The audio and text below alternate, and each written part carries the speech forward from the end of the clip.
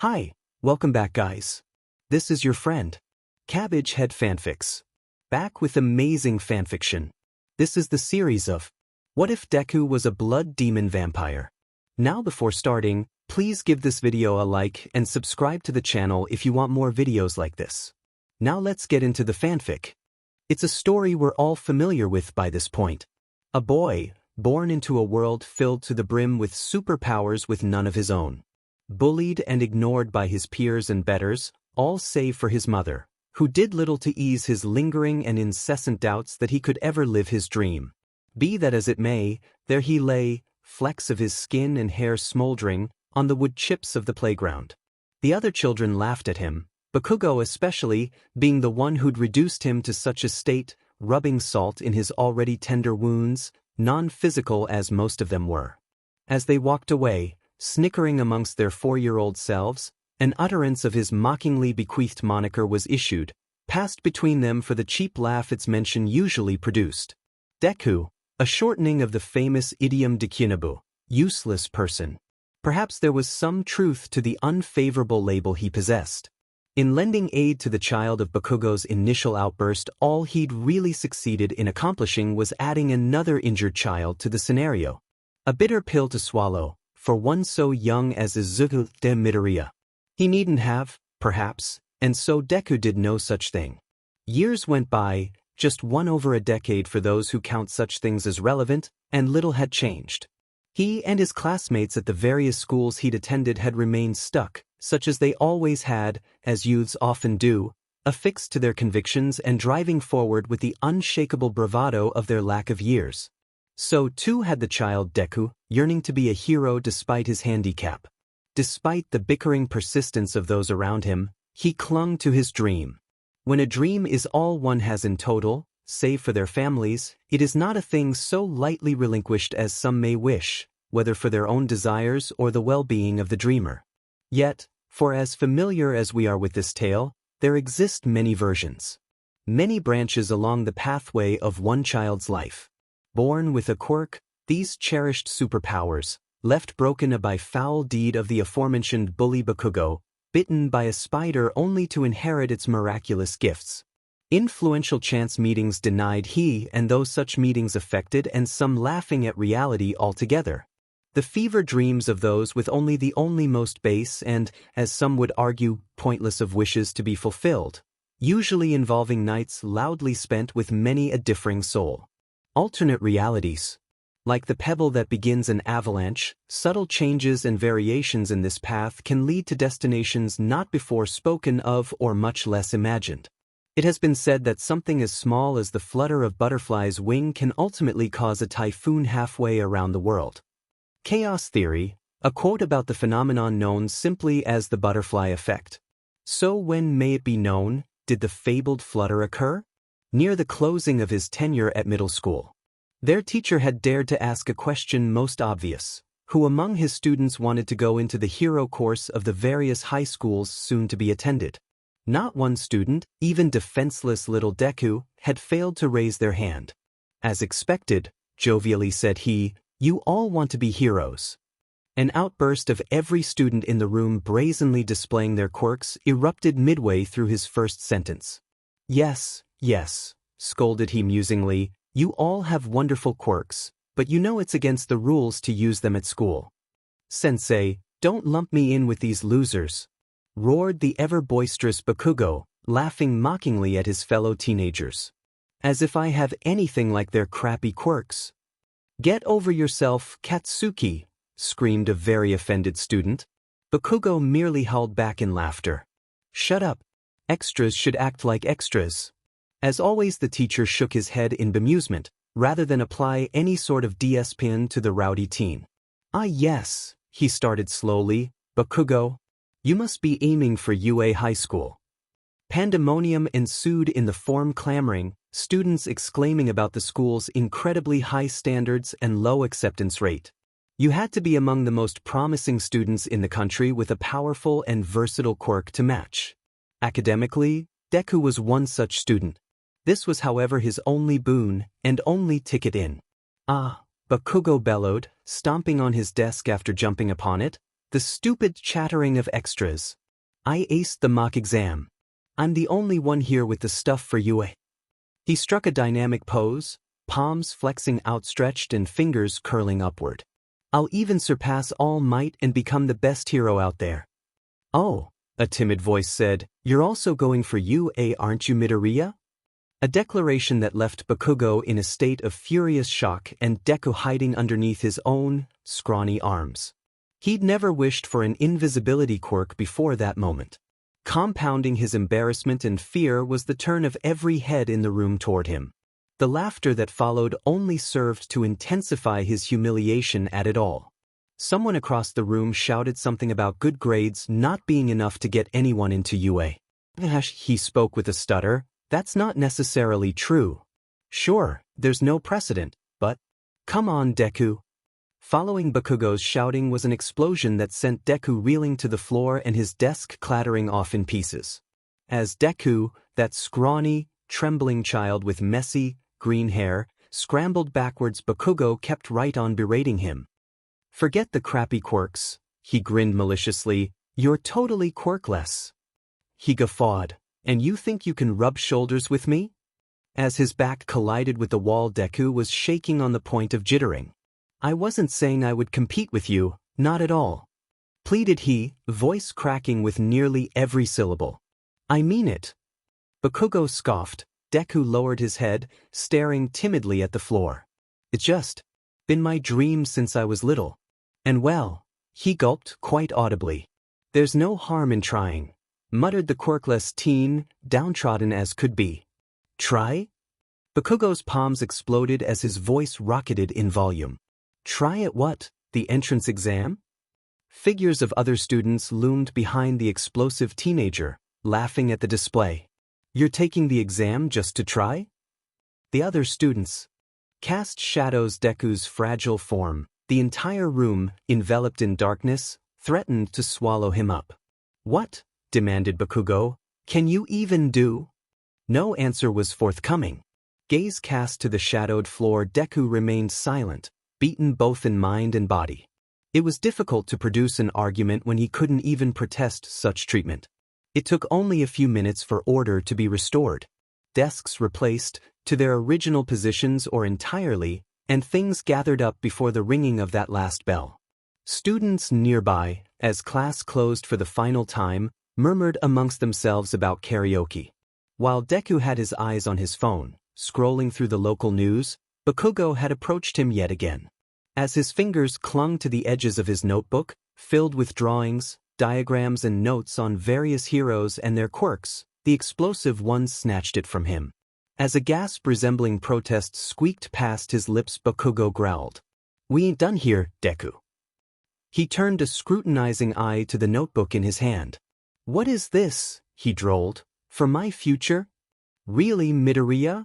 His smirk lined with contempt, an eyebrow raised. Come on, Deku pleaded. Give it back. Bakugo's smile disappeared completely, replaced with a disdainful scowl. Clapping his hands together, notebook sandwiched between them, he unleashed a focused blast from his palms, nearly incinerating the volume betwixt his palms. While Deku looked on in helplessness, hopes crushed as he squawked out one word, begging the question why Bakugo would do such a thing. The other teen merely scoffed. The best heroes out there, well. And he flung the book out the classroom window. They showed signs of greatness even as students. Hand reaching for the singed book even as it fell, Deku could only watch as it plummeted. I'll be the first and only hero to come out of this crappy public middle school. Bakugo snapped, grabbing Deku by the shoulder and pulling him close. His breath reeked of his lunch, blowing over Deku's freckled face in a cold wave. A sadistic smile bared his teeth as his voice dripped with venom. In other words, don't you dare get into, nerd. Even as he spewed such bile, terrorizing the smaller teen, he unleashed his quirk just enough to singe the joint in his vice-like grip. With a harsh shove, Bakugo had moved him aside and joined his friends as they left the building, leaving Deku to try in vain to hold back tears. You want to be a hero so bad? Here's some advice, berated he over his shoulder. Take a swan dive off the roof. Maybe you'll have a quirk in your next life. The words bit into Deku's fragile ego more than he could take. That was saying something after over a decade of such treatment. He spun on his heels, glaring with wide eyes even as he trembled with tears threatening to burst forth. Bakugo met that look with one of cold confidence, daring him to attack with a raised hand popping with small explosions. Yeah? What? Reduced to nothing but the lone figure left in the classroom, he stood there shaking with fear and numerous other feelings, as they all abandoned him there with his wounded heart. Standing up to one bully was a task akin to climbing a mountain for the green-haired, freckled boy. What hope did one such as he hold to become something so towering and strong as All Might? His greatest aspiration, forever out of his reach. Idiot, he thought, saying that kind of thing without thinking. If he'd said that to someone else and they had jumped, what would he do then? He'd made his way outside, eyes tracing the ground ahead of him. Eventually he found the spot where his notebook had landed, in the school's koi fish pond. To make matters worse for the piece of driftwood, the fish were nibbling on it. It seemed the groundskeepers had neglected to feed the captive animals yet again. Hey, thought he, that's not fish food, give it back. His fingers found the edges of the book, plucking it from the water. From the feather-light touch of his digits, the fish barely noticed until the book was removed entirely and ripples were sent across the surface of the water. With the edge of his shirt he dried the battered container of his thoughts. The vessel of his dream and repository of all knowledge he'd no doubt need going up against quirks like Bakugo's. Idle fingers gripped at his notebook as he walked, sullen and eyes downcast. He seemed to shrink into the crowds, among the more fortunate members of his species, as he made way to his home. Perhaps that dream being so unattainable was what made it so appealing. If one were to live such a thing in their waking moments, could it truly be called a dream? Deluding himself may have been his only solace, growing up friendless as he had, afraid of human contact even at his best. Without his dream, begged an unspoken question, what had he? An anxiety disorder, no friends, an extra joint in his little toe, and, naturally, no quirk. The new minority, such as it was. Shuffling, dragging footsteps kicked up stray pebbles and trace amounts of concrete dust. What of a pep talk he managed to give himself did remarkably little to bolster his spirits. But it was enough for the end of the day before turning in. It is here, as one might note, that the flutter of the butterfly's wings may be observed. For in his distraught, though climbing, state of mind, Deku had failed to take his usual route home, avoiding walking beneath a certain cobbled bridge with a manhole cover laid beneath it. As he shuffled along, some distance from the local, his idol All Might did battle with a being made of slime. The Herculean figure of a man lost track of the thing, leaving it to escape him in the sewer system. When it reached the exit by the bridge, it found itself alone. Oozing its way back into the more crowded streets of the city, Mizurufu. Whispers of a breeze, carrying into the wind, rolling in tune with other small breaths along a shared path, this is one such beginning for a hurricane. Where the storm truly began was in a crowded street. 3 now graduated students from Deku's school had been wandering in an alley when the slime man had happened upon them. Several professional heroes had gathered, attempting fruitlessly to approach and rescue someone held captive within it. Even from the distance he was presently at, the commotion roused his attention. Curiously, he crept toward the source of the disturbance. Watching him from shadows were a pair of glowing, blue eyes. Hungrily, the owner thereof stalked behind him, looming just beyond the periphery of his awareness. While Deku drew closer to the violent spectacle, a long tongue slithered across ruby-colored lips adorned on a slender face of pale skin, flashing glistening white teeth peeking from within the maw of this predator. It had been so long. Control was a concept nearly beyond what it now knew. It was by chance that the hunter's senses were returned and her hand stayed. When the boy reached the source, the slime thing struggling to control another teen, enveloped at its core, while buildings burned around it and the one trapped within. Curious, she thought as the green-haired child wandered forward. Fingers snaked into the pocket of her long, black dress, earning a few jealous stares from women with time enough to notice, and produced a pair of sunglasses that soon perched on her nose. Drawn in by the chaos? She quirked an eyebrow, tossing her flowing dark hair over her shoulder as the wind picked it up, watching the teenager with now rapt attention. What manner of child would willingly approach such danger? Standing on tiptoes, trying to get a glimpse of what was going on, Deku readied his battered notebook. For now, this was all he could do. Take notes, learn, strategize, and who was he kidding? Shoulders shrinking down toward the ground, the pages of the notebook fluttered to a close, soon followed by the cover. Corners of his mouth lowering as his eyelids drooped and gaze dipped to the ground. Reluctantly, he had to concede to Bakugo's point made earlier that day. Without a quirk, what chance did someone like him stand against a man like, "Hey, I can see who's in there. It looks like a middle school student." Huh? Deku returned his eyes to the spectacle of chaos unfolding before he and the crowd. As had been pointed out earlier, there was indeed someone at the center of the oozing mass. Someone with red eyes, a uniform matching that of his middle school, a piercingly gravelly voice, spiky, ash-blonde hair, notebook dropped, flapping like a wounded bird as it hit the street. His feet hit the pavement rapidly as his form sprinted toward the mass of slime. A pair of glowing blue eyes crept wide open as the quirkless teenager charged at the villain. Backpack dropping from his shoulder, strap in hand, he hurled it at the face of the thing, spilling its contents across the burning alley. Smoke bit at his lungs and eyes as his breath became quick and sharp, the heat scalding at his skin like the quirk of the one within this slime thing had so many times. His body had moved of its own accord, and even still did it move so. Fingers clawing at the teeming mass of sludge, Deku dug desperately, trying to free his classmate from this thing even as it taunted him. Bakugo's eyes flashed, a question screaming behind those red mirrors of his. A question left unspoken as his next barrage of explosions reduced more of the alleyway to rubble. Ringing in Deku's ears clouded his hearing as the flashing of the explosions put white spots in his vision, blinding and disorienting him.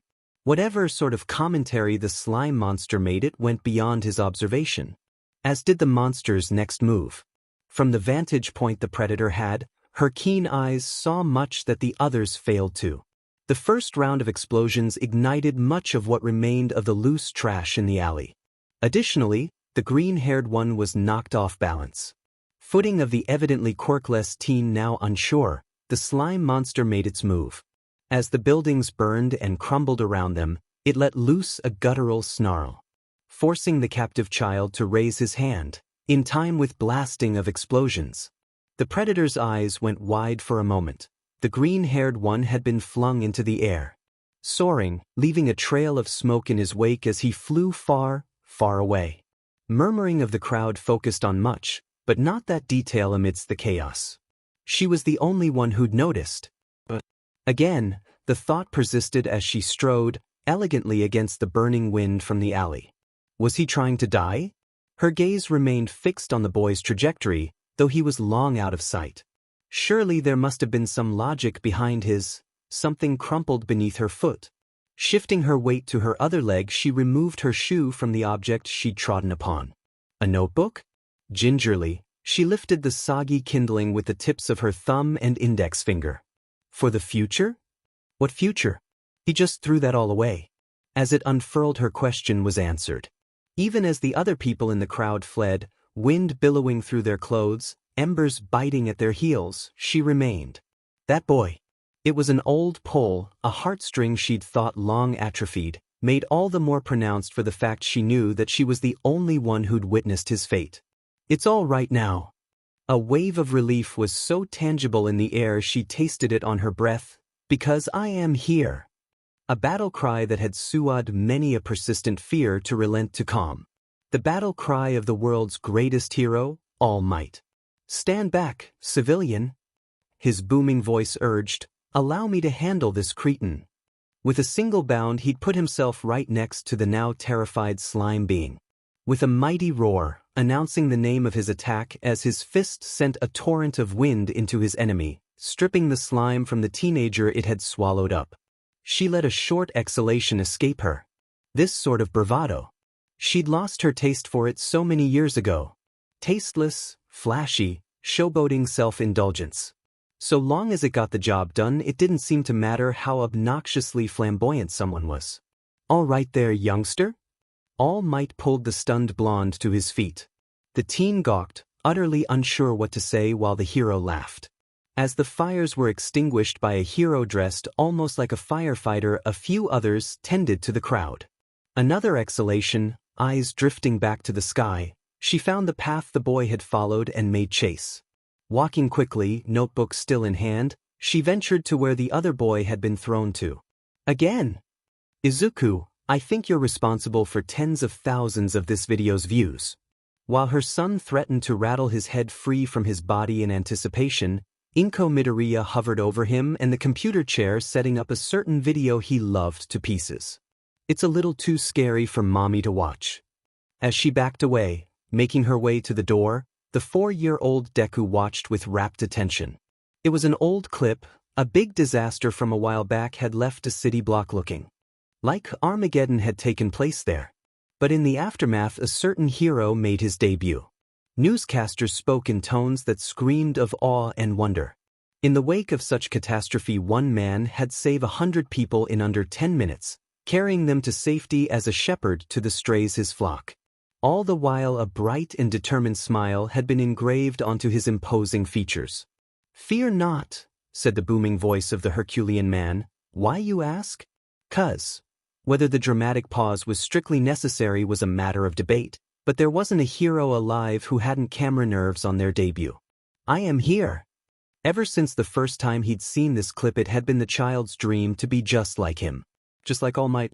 Longing for the day his surely amazing quirk would surface and his ascension would begin. That was until one day when he'd been taken to the doctor's office. "It's not gonna happen," the pediatrician had stated clear as day. While his mother had gone on, discussing the how and why with the man, Deku sat there, expression frozen, unable to do anything but sit there lifelessly. At such a simple phrase, so thoroughly had his spirit been shattered that he failed to recognize the world around him. Amplified, was this, by the ensuing foul treatment of his peers and the invisibility he seemed to possess to all adults in the world but his own mother. So it was in such a state that he watched the video again, late at night, trying desperately to feel as though his dream were not doomed to forever linger beyond his waking hours. Sniffling, watching with but embers of his resolve remaining. "Mom." Deku let the tears run down his cheeks as the video played. "No matter what kind of trouble you're in," murmured the wavering voice of the child, "he'll save you with a smile." The chair swiveled round at a crawl, tears overflowing in his eyes and a smile born of quivering lips. A sight too pitiful not to cry at the sight of, and so Ms. Midoriya did. "Do you think," strained the voice of this near-sobbing child, "I could be a hero like that?" Her arms were around him in seconds, cradling her child closely as her own tears ran into his hair. "I'm sorry, Izuku," sobbed she in utter hysterics. "I'm so sorry." Blaming herself for everything her son was sure to endure from the nature of his birth. What else was a mother to do with a child so inherently disadvantaged? "No, Mom. Back then, that was the exact opposite of what I needed you to say." A faint beeping tickled at his ears, probing into his skull with throbbing pain. Never had he known the feeling of a migraine before this moment. With a sedated flutter, his eyes peeled open. Where? Deku's senses took what felt like a millennium to crawl back to a state of functioning. He was still alive? In a hospital, warm and safe. No shortage of pain in his chest, but he felt almost normal. What happened? Vague images of an abandoned house, broken legs and some grievous injury to his chest plagued his mind. But it was all so hazy, so unfocused he may as well have forgotten it entirely. Musing of that sort held at the forefront of his mind as his strength seeped back to him. With a numb hand he tossed the blankets off himself. Legs in the correct shape, no sign they were ever damaged. Pulling his hospital gown up, he saw bandages on his chest. Though there was an ore in his arm, blood trailing into the vein. As he'd lost enough blood to need a transfusion, he was otherwise intact. "I guess it wasn't as bad as it feels like," smirked he. "I almost feel fine, actually." And he sighed in relief. Still alive, his scrawny, quirkless self. Speaking of such miracles, his movements as he recovered himself, had roused a certain woman by his bed.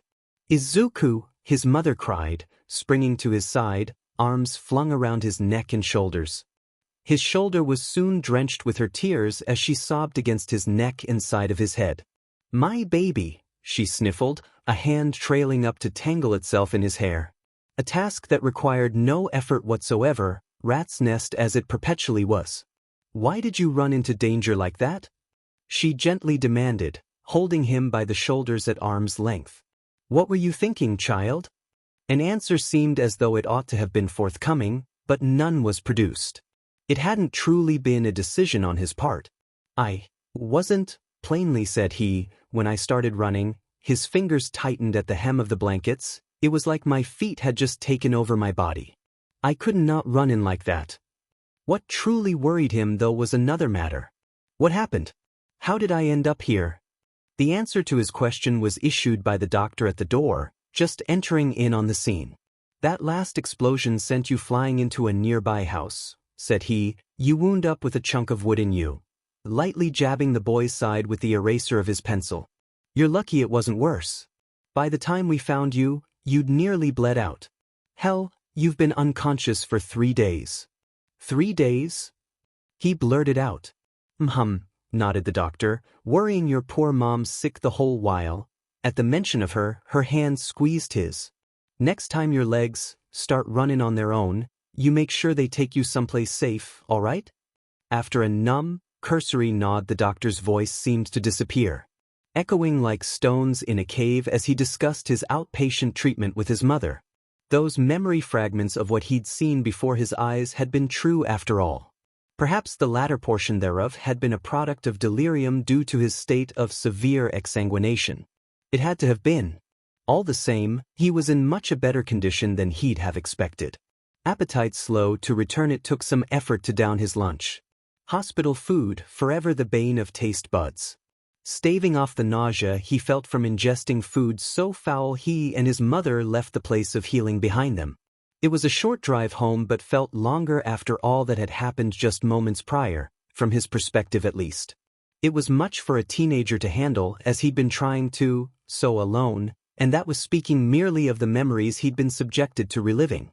Coupling that with some hint of a near-death experience in his memory left the young one feeling hazy in the subsidence of such a high.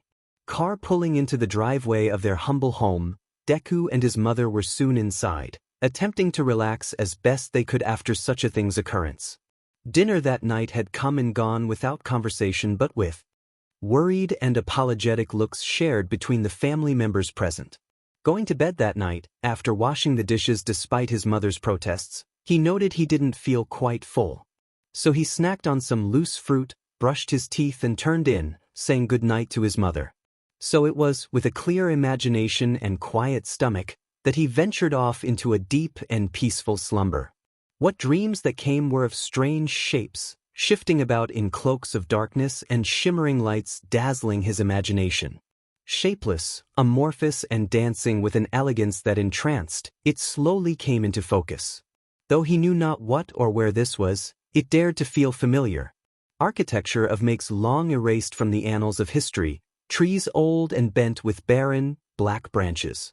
Howling of wolves coloring his ears, but they produced not fear in him. Their distance was great enough that it was but foolishness to be thusly apprehensive at their song.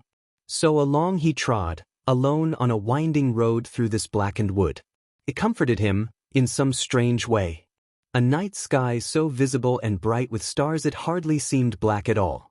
A moon so bright and full it lit the heavens blue around it. Subtly did a smirk make purchase upon one corner of his lips. Hands to his pockets, humming as he strode, it was indeed a peaceful night, a peaceful dream. Such a strange place he had never visited in hours waking, but now that such a thought occurred, he supposed he wouldn't mind one day finding such a place. Provided the wolves kept to themselves, of course. It rather brought out the poet in him, not that he'd ever dabbled with such musings. It was only as he reached his destination, an old, oaken door with iron hinges on a shadowed dwelling, and his knuckles rapped upon the door, that he felt the world fading again. Daylight tickling his eyes had roused him from that realm.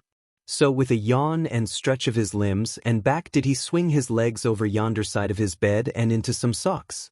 The day passed uneventfully, without anything said of real note. His announcement to participate in the UA entrance exams was met with a nervous nod from his mother. While she knew talking him out of it was pointless, the thought remained, as always, that she should. Some days passed in the interim between his hospitalization and the start of the next school year. It would only be just a short weeks until the entrance exams began in earnest. All the while Deku felt himself growing uneasy. Studying for the written test was a full-time endeavor all its own, and his nerves were thus adversely affected. With the prolonged time spent on his studies, cooped inside for days at a time, tension rose in his core as surely as his appetite. It was on the 4th day of his studies that he could take it no more. With gusto he rose to his feet, grabbed his notebook and ventured out for a walk. Grabbing a few granola bars on his way out, he winced at the scant sunlight encroaching on his retinas. For his isolation, the sensitivity of his eyes greatly increased, having spent so long away from the touch of the yellow star. For all his time indoors he felt none the worse for it, his joints as free as though freshly stretched. Brisk was his pace even as he was forced to squint in the brightening light. Perhaps he'd spent a bit too long inside, staring at those books? Around the neighborhood and back again in time for lunch with his mother. Out for a walk? She asked in a chipper tone. His reply was a subtle nod, rubbing at weary eyes. It was a bit bright out, he confessed. Thought I'd try again later if it gets a little darker outside. Eyebrows raised, expression mildly curious, Ms. Midoriya chanced to look out the window, up at the sky. It doesn't seem that sunny out, commented she in an offhand sort of way. You might need to spend some more time outside to readjust your eyes.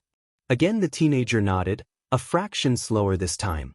I have been inside for a while. She gave him an encouraging smile. Tell you what, if you don't get up to it today, I might have an errand you can run in town. He gave her a questioning glance as he took a bite of food. It's just some shopping, 1 or 2 things we're almost out of. It's really just an excuse to get you out of the house if you need one. Figuring he'd crossed that bridge when he reached it, Deku acknowledged the suggestion silently. After lunch it was straight back to his books, poring over them as diligently as he could. Even one so used to social isolation as he was prone to go stir-crazy reading through books so bland as those he'd been. In time the fall of the sun had declared his studies done. After dinner he gathered the dishes and started the water, preparing to scrub them clean, when he yelped in pain. Sweetie! His mother's ears perked up. What's wrong? Her head poked around the corner. Shaking the offending water from his hand, I just burned my hand in the water, Deku explained. It's fine, Mom, nothing to worry about. An eyebrow quirked as she stepped toward the sink. Strange, she said, running the water over her finger with no adverse reaction. The water doesn't usually run hot enough for that. Deku shrugged, unsure precisely what had happened. Well, it's fine now. He stepped back over, grabbing the sponge and pouring some dish soap onto it. I've got it, Mom. Nodding, she walked back to where she had been, relaxing with a book. The faucet cautiously. Deku started running the water again. After scrubbing a plate and sudsing it up, he put it under the running water and winced, yanking his hand back and clutching it as he hissed in pain. When it finally subsided, as it took its sweet time to do, he glared at the faucet with an angry pout. Not wanting to repeat the experience, he filled the sinks with water, one with soap and one without, washing them in one and then rinsing them off in the next. At least it hadn't hurt to wash them in this way. He rolled his eyes. Moody plumbing, as problematic as the day they'd moved into this house. Not worth much though. If it happened again, he had a solution at least. Dishes cleaned, he walked to couch, toweling off his hands and clicked the remote. There was a nature documentary on, featuring his least favorite creature in the animal kingdom, spiders. Shuddering at the sight of the things, his hand went for the remote to change the channel when a realization stayed it still. Facing things far more deadly than arachnids was required for those in the profession he sought after. So with a gulp he pulled back his hand and hugged his knees to his chin, watching the documentary with wide, fearful eyes.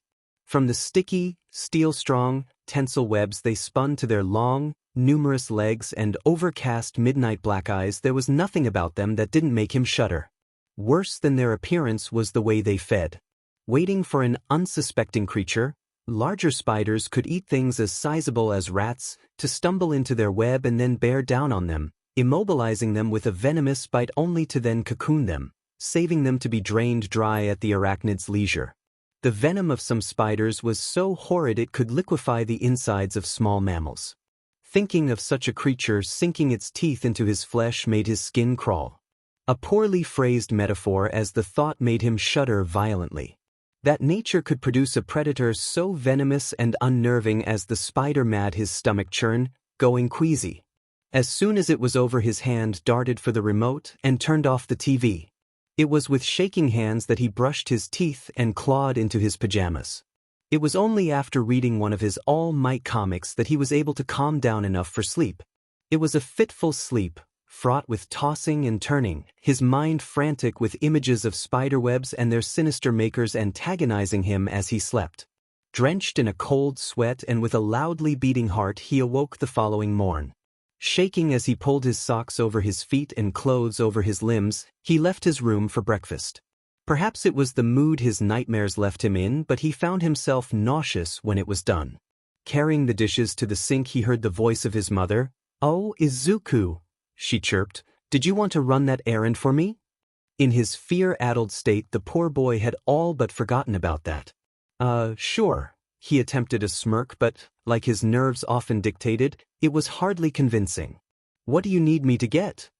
Reaching for a pen and a scrap of paper, she wrote down a small list. It was only 3 things, some toothpaste and such. "Don't stay out too late, okay?" She smirked. Nodding quickly, he took the list and put on his silly, square, red shoes. As he opened the door, and the light of the rising sun found his eyes, Deku winced with sharp pain. It took several moments for him to get used to how bright it was. Maybe it was something wrong with his eyes. A concussion might have gone unnoticed by the doctors, leaving his eyes unable to dilate properly, thus making them so painfully sensitive. It was no matter, as soon he'd gotten used enough to it that he was able to proceed. It was no small walk to his destination, but he found himself arrived with energy to spare. A quick jaunt to the convenience store and to the grocer from there, and he'd collected the items of his quest. As he was about to venture outward, his eyes all but screamed at the light contacting them. With another pained yelp, he stumbled back from the door, recoiling into a backpedal. "You all right, kid?" He couldn't see the source of the voice. His eyes refused to open as tears streamed out of them. "My eyes hurt," he admitted. "Well, that won't do," said the gruff-sounding woman. "Let me see." A hand on his chin perked up his face as his eyes strained to open. "Oh," she said, "those look painful all right." Looking over to a nearby display stand, she grabbed a pair of sunglasses. "Here, you might want to use these." As he took hold of them, uncertainly, he noticed she had glasses and long purple hair. "Don't worry about buying them." She placed a bill in the shopkeeper's hand. "You just take care of your eyes. Can't have your senses not working on you, right?" She offered him a friendly smile. Smiling appreciatively, Deku nodded. "Thank you, ma'am."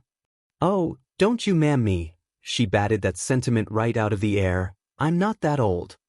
Sorry," he stammered, waving timidly. "Thanks again." At her farewell, he ventured out into the afternoon sun. From behind the tinted lenses of his newly gifted sunglasses, the sun didn't gnaw quite so sharply on his retinas. After a few minutes' time, he didn't even need them anymore. Removing them tentatively, he pocketed the darkened frames as he boarded a train.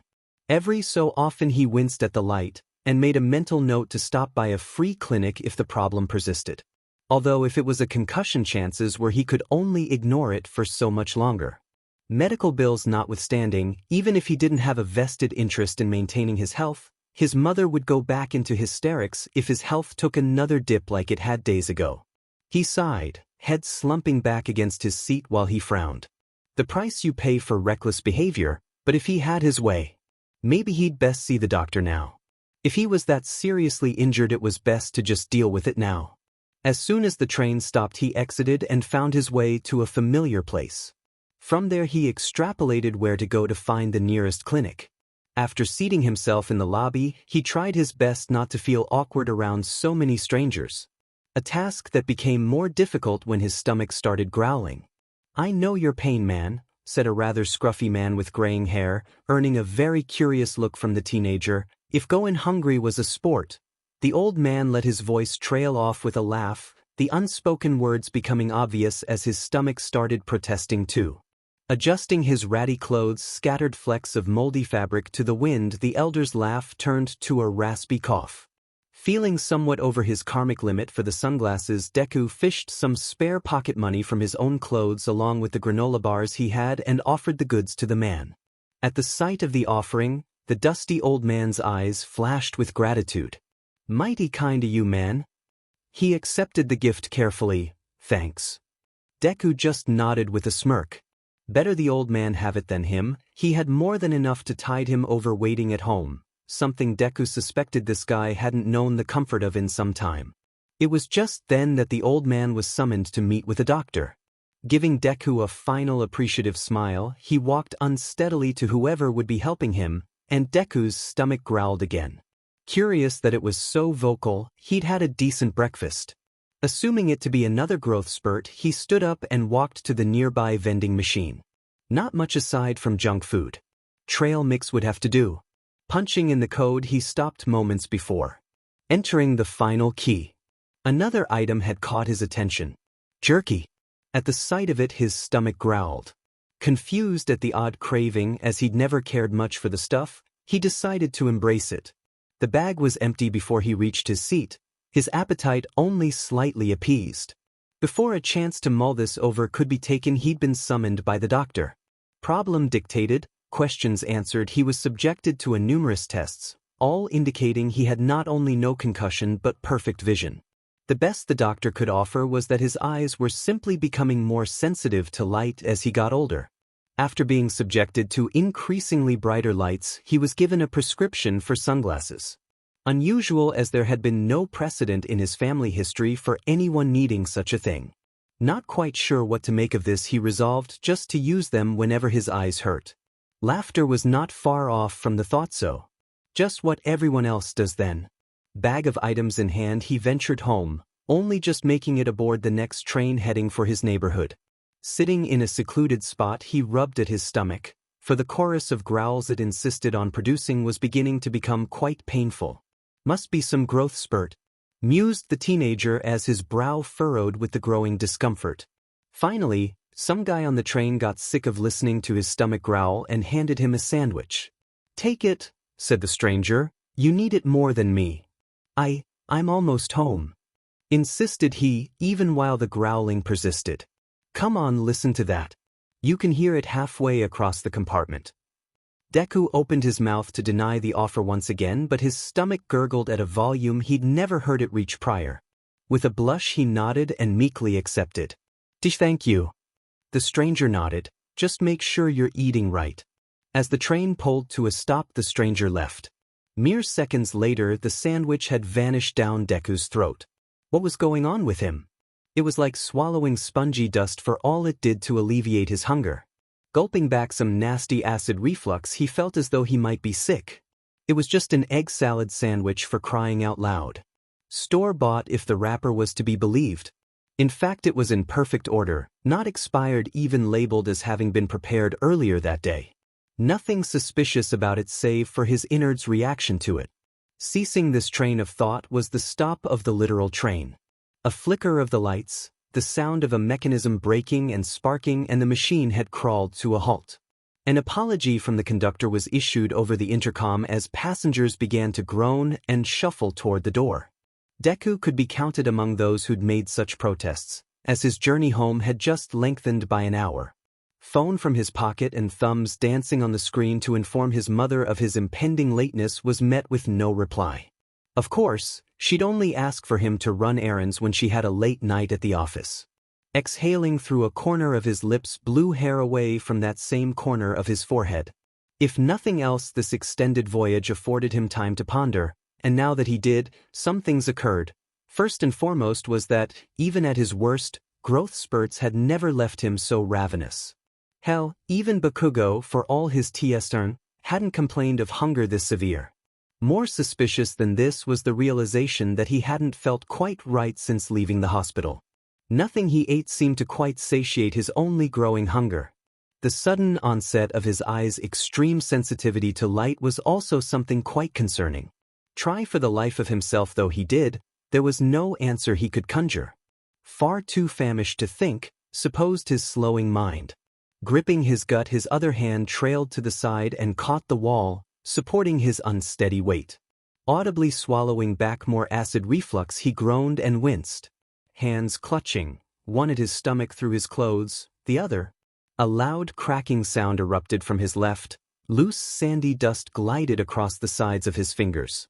Slowly, he turned to see what some part of him already knew had transpired.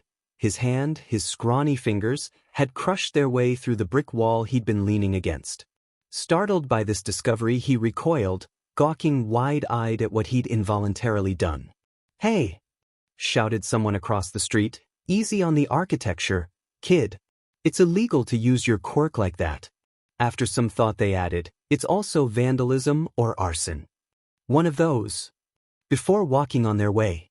But his mind stammered as he felt a cold sweat coming on. "But I don't have a quirk." Catching his attention was a faint sound. Instinctively focusing on it, he soon found his legs scurrying toward the source. Wind ripped through his hair, clothes, dragging at his eyes. Someone was screaming. Screaming about someone trying to kill them. "What am I doing?" Something illegal, was the guess of the piece of his mind, yet rational. The reason no one but heroes used their quirks to fight criminals or defend themselves was because it was illegal to do so. A loophole for Deku was that he didn't have a quirk, but that didn't make fighting crime in place of the police any less an act of vigilantism. Before he could think better of this decision, he'd arrived at the source, skidding to a stop, near the wall to his right, as the plastic bag swayed on his wrist. The sight befalling his eyes was that of a woman beaten unconscious by a man in black. Blades protruding from his forearms pointed back toward his elbows. Not something the teenager was prepared to handle. "Who the hell are doesn't matter." And the thug ran right for him. "You've already seen too much." A bladed arm swung for Deku's jaw. Leaning to the side, his feet pedaling in the same direction, he soon came crashing, unharmed, against the opposite wall.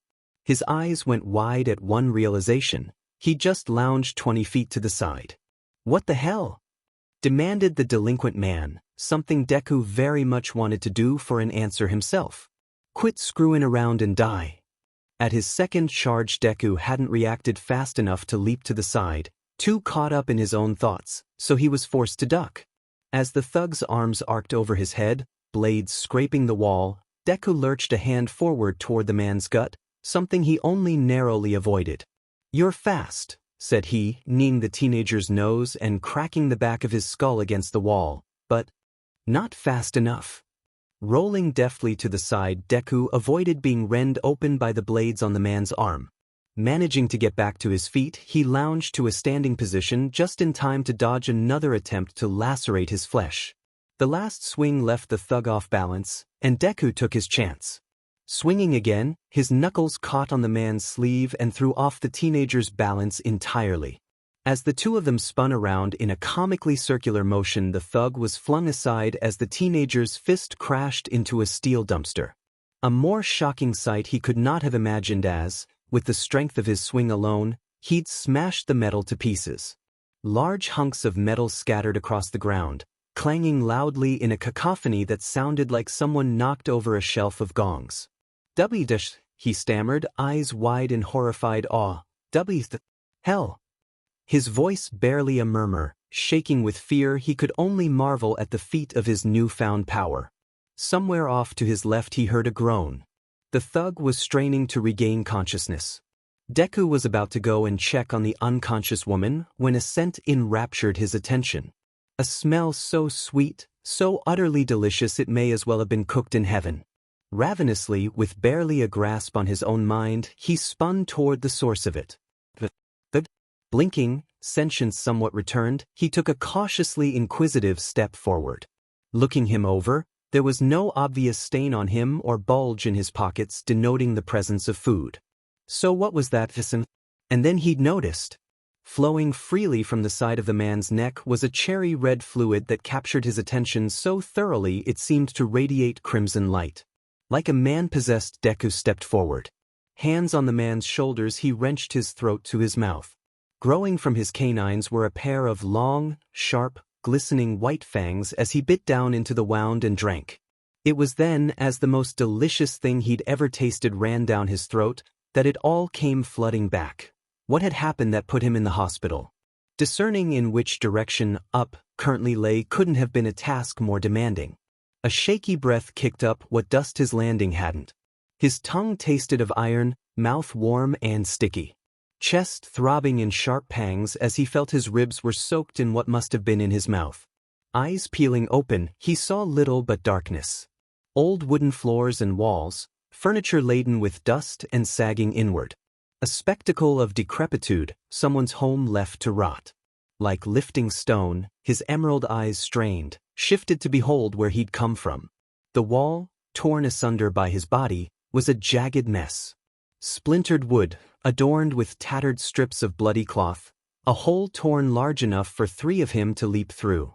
With great exertion he pulled his arms to his front and pushed against the ground, trying to raise himself from where he lay. A strangled yelp sounded from his throat and he went crashing back to the rotting floor.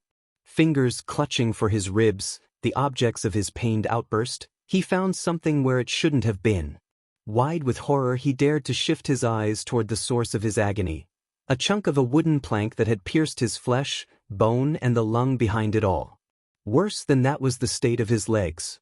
Twisted and mangled like the necks of mice caught in traps. Tears blurred his vision. Reality made a home in his mind. He, Izuku Midoriya, was no one knew where, bleeding out and broken. He was dying cold and alone in an abandoned house.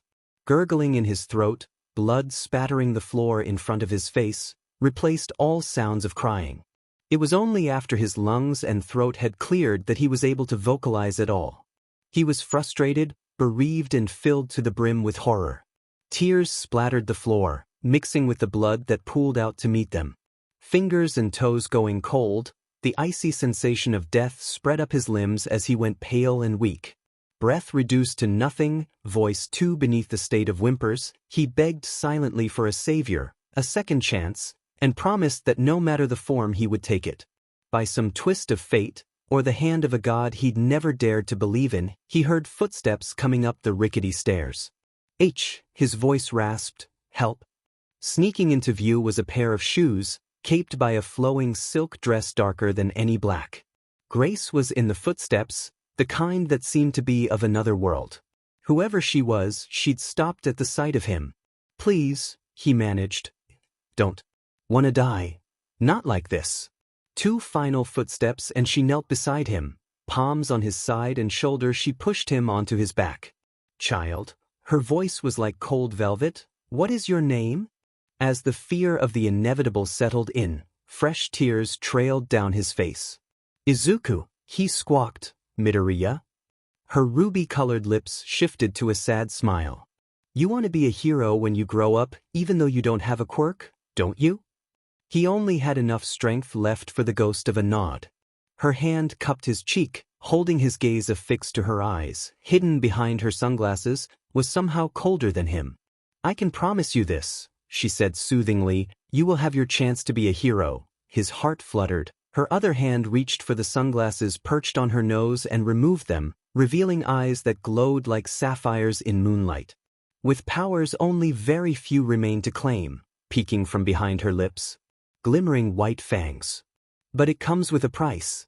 Edges of his vision stated, fading closer to the center as she kept whispering. It comes with a hunger unlike any you've ever known. He'd made a promise. A life devoid of companionship. No matter what the form. And most harrowing of all, child, that his salvation took.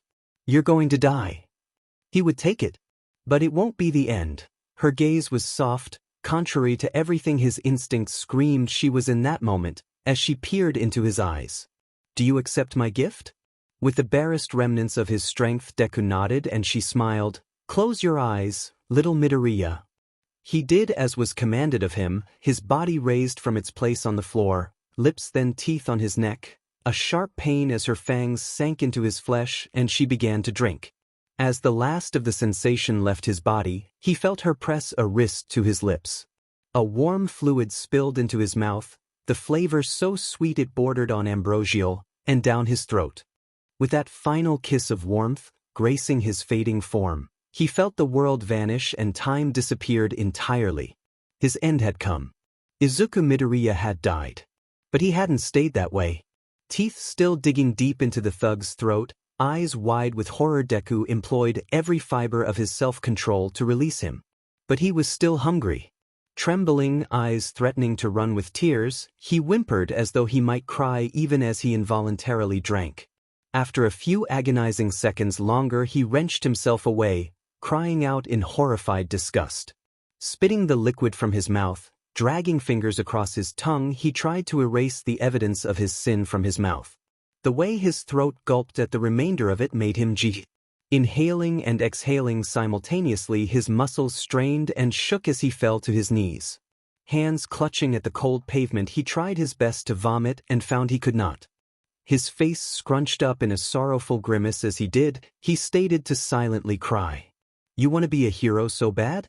The words of Bakugo echoed in his mind. "Here's some advice. Take a swan dive off the roof. Maybe you'll have a quirk in your next life." Arching his back, arms half-curled and hands clutching at nothing, Deku faced the heavens and let loose an agonized, frustrated and helpless screaming wail. Those words had essentially come true. He'd died and come back as this hideous thing he now was. If the change in Izuku's path home that day, which had placed him in such a position to meet the woman who'd graced him with this gift, was the flutter of the butterfly's wings, then all that would follow in its wake was a hurricane beyond anything he could have predicted. Seijatachi. When the door to the house swung inward, it was a miracle that it didn't leave cracks in the wall. Stumbling in, out of his shoes, he practically tripped over the silly red high tops as he fumbled into the bathroom. Running the water in the sink into his mouth soon reduced him to a screaming, blubbering mess. Hands over his boiling maw, he slammed into the wall behind himself, crumpling to the floor like an old paper bag under a stone. Shoulders shaking with each sob that racked his scrawny frame, Deku held his palms tight against his eyes. His vain hope that pushing hard enough would hold back the already flowing waterworks was proved thusly so. It was with shaking limbs and unsteady feet that he rose and put his toothbrush under the water. Scrubbing his teeth so hard they bled did not make him hungry again, at the very least. By filling a plastic cup with water, he rinsed the toothpaste from his mouth. Trembling, he moved to start the shower but thought it best not to have his entire body burned, just to alleviate himself of this emotional burden. So he filled the tub instead. Surprisingly, even though he'd gone quite overboard with the temperature, climbing in didn't hurt him at all. It was only running water that affected him, so, an important thing to note. Judging by the steam, he could likely immerse his hand into boiling water and not be the slightest bit uncomfortable. Yet he was still shaking. No amount of therapy or hot baths was going to erase what he'd done from his memories. While the decision hadn't been voluntary, Deku had sunk his teeth into the throat of another human being. To make the matter all the more scarring, and cemented in his mind, he'd gulped down entire pints of the man's blood. Even as horrified as he'd been of the sin he'd just committed, the teenager had possessed enough of his wits to check him for a pulse before the sirens had drawn close. The thug's pulse was thready, faint and holding as it was. With shakier hands than he'd checked the criminal, Deku made sure the woman he'd beaten unconscious was still alive before he fled the scene. Fled it so fast he left skid marks on the pavement where he'd alter course along the way. It was a minor miracle he hadn't completely scraped the bottoms of his shoes off. Now here he was, cradling himself, hugging his knees to his chin and shaking with the weight of his feelings in water that would have scalded the skin off virtually anyone else. Wiping the tears from his face and under his nose with his wrist, Deku dunked his head under the water. Still not even a hint of discomfort, but that was hardly shocking. Exhaling under the water, bubbles drifted up his skin and popped on the surface, the sound almost too clear to him. So his ears were more sensitive too, which begged the question his other senses had sharpened as well. Sharpened. A poorer word choice one could not have made. After scrubbing his skin raw, like he were covered in filth that had seeped into his every pore, he pulled himself from the confines of the tub. Toweling himself off, the poor teenager found he'd not stopped shaking even then. Grimacing at himself as he pulled his clothes back on, Deku trudged to the kitchen and left a note for his mother. Feeling ill, went to bed. He'd have stopped right then and gone to bed if he hadn't thought better to add another few words to the message. I love you. Crawling into bed and curling up under the covers, he clung to his pillow so tight it might have burst if sleep hadn't overtaken him. Dreams riddled with bodies, spiderwebs and monsters with glassy, black eyes plagued his rest. Whether he was one of them or a victim wasn't clear, but the way he ran from it all bothered him most of all. Shouldn't he be the sort to run toward danger? To protect people from this kind of thing? Questions that followed him into the morning and beyond. When he adjourned to the kitchen, he found a note waiting for him on the table. Had to leave early, leftovers in the fridge. I love you too. Mom. In as dismal a mood as he was, even then a small smile spread across his lips. Short-lived as it was. Sitting down with his textbooks found him quite unable to study. It was just as well, for all the time he'd spent glued to those old pages. Slowly closing the book, he stood and stuffed his hands into his pockets and retreated back to his room. He would not leave the dwelling until his hunger became too strong to ignore. Of course, even then, had he any sort of plan? Aside from tracking down criminals or assorted scum of the earth, he had no food source readily available. Eating what his mother had cooked or even most food around the house made him physically ill. But for her, so long as she was present, he stomached it and dealt with the nausea as needed. Are you all right? She put a hand over his forehead. You look sick. So she'd noticed, the teenager. Noted with dismay. In reply, he nodded slowly and finished off what was on his plate. Thanks for the food, Mom.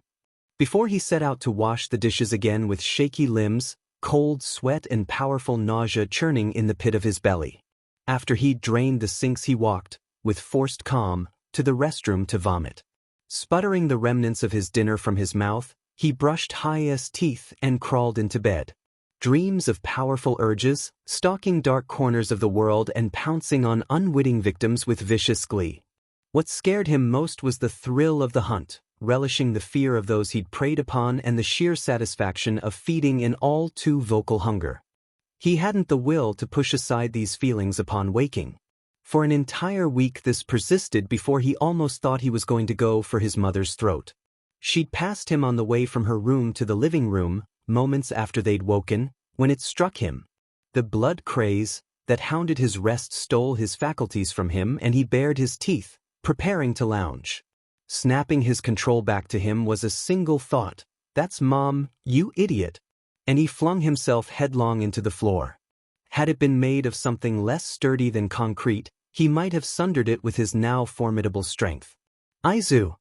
His mother shrieked. Are you okay? Muttering quiet curses under his breath, he nodded. Yeah, just a muscle spasm. I'm fine. So long as he lived and bore residence over his own will, that was not something he would ever again allow. His mother was not to be harmed. After breakfast, not easily consumed, he resigned himself to his studies. It was close to impossible to concentrate, but he took a few, scant notes where his focus allowed. At night, before dinner, he grabbed his hoodie and his shoes and stalked off with not insignificant trepidation. It was time to find a solution that would keep his mother safe from his ravenousness. How precisely he was to accomplish this without taking it too far, whatever that might constitute, he was sure he wanted nothing to do with, hounded him as surely as his appetite. What eluded him was any realistic plan. The idea of rutting around in the dumpster of a blood bank crossed his mind. However, this was unfeasible for a few reasons. Chief among those reasons was the fact that blood, if unused, is considered biohazardous material and thus not disposed of like common trash. Besides, this entire endeavor made him want to vomit enough as it was. Attacking other human beings seemed to be his only reliable course of action. He'd almost resigned to turning himself into the police when the now familiar, entrancing smell snared control of him. It took a literal punch to his own face to regain some semblance of his consciousness. Luckily, no one had noticed that particular outburst. Luckier still was the source of the smell, a butcher's shop. With an audible gulp, an effort to avoid profuse drooling, he stepped beyond the threshold of the door and said, I need blood. The butcher, large and imposing as one of his trade would be, eyed him suspiciously. What for? He stammered, struggling to invent some reason for it. For cooking? Slowly, the butcher blinked. Arms splayed out, he shrugged slower than he'd previously moved his eyelids. Okay. Turning around, he limped to the back of the shop. A few minutes, or one eternity to Deku's stomach, later, and he'd returned with several gallons of the red fluid. Here's what I got. 4 in total, and they all were deposited on the counter before him. How much you want? Without thinking, his lips spoke for him, all of them. And the butcher's eyebrows climbed as high as could be. Thinking quickly, Deku added, It's for a special event. A fundraiser at my mom's dash. The butcher raised a silencing hand. Don't need to know. Bagging it up, he handed the bags to the much smaller person. All yours, kid.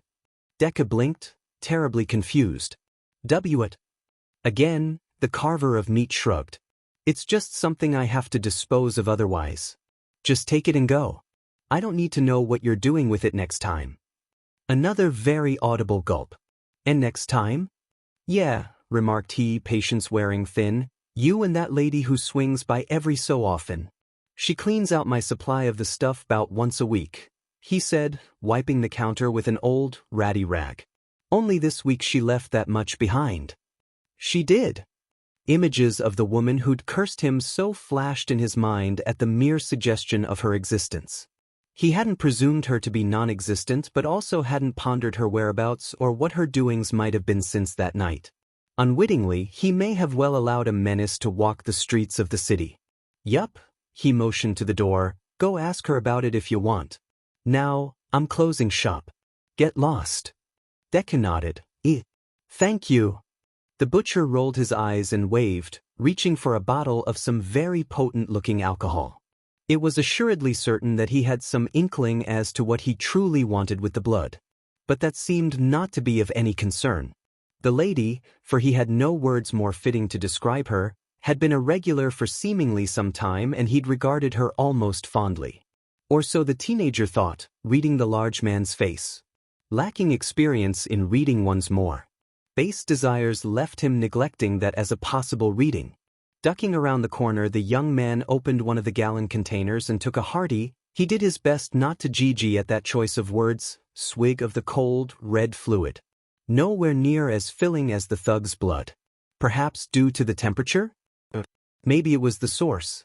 Animals likely didn't satisfy this hunger as efficiently as beings higher on the food chain. He avoided the word humans in this context. That admission was cripplingly uncomfortable. After he'd quieted his hunger, he liked his lips free of the excess before capping the remainder of the gallon. Half drained. Not a promising amount left over. Simple arithmetic told him that at his current rate of consumption 4 gallons would last him 2 months. Granted, the butcher, not that there was only one from whom to procure blood, would certainly produce significantly more than he'd need, but were he and the lady the only ones like them? Were there more creatures lurking in the night with senses and attributes so enhanced?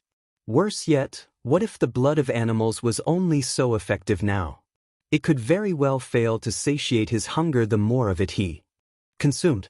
These thoughts unsettled him greatly, more so than the fact that he knew not any longer his own limits. With naught but his curiosity at his disposal, he resolved to answer what he could the following night.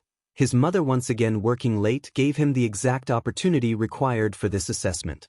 With an old, tattered mask from Halloween over a decade ago, from a costume his father had worn, and some gloves along with his hoodie again, Deku took to the streets in the dead of night.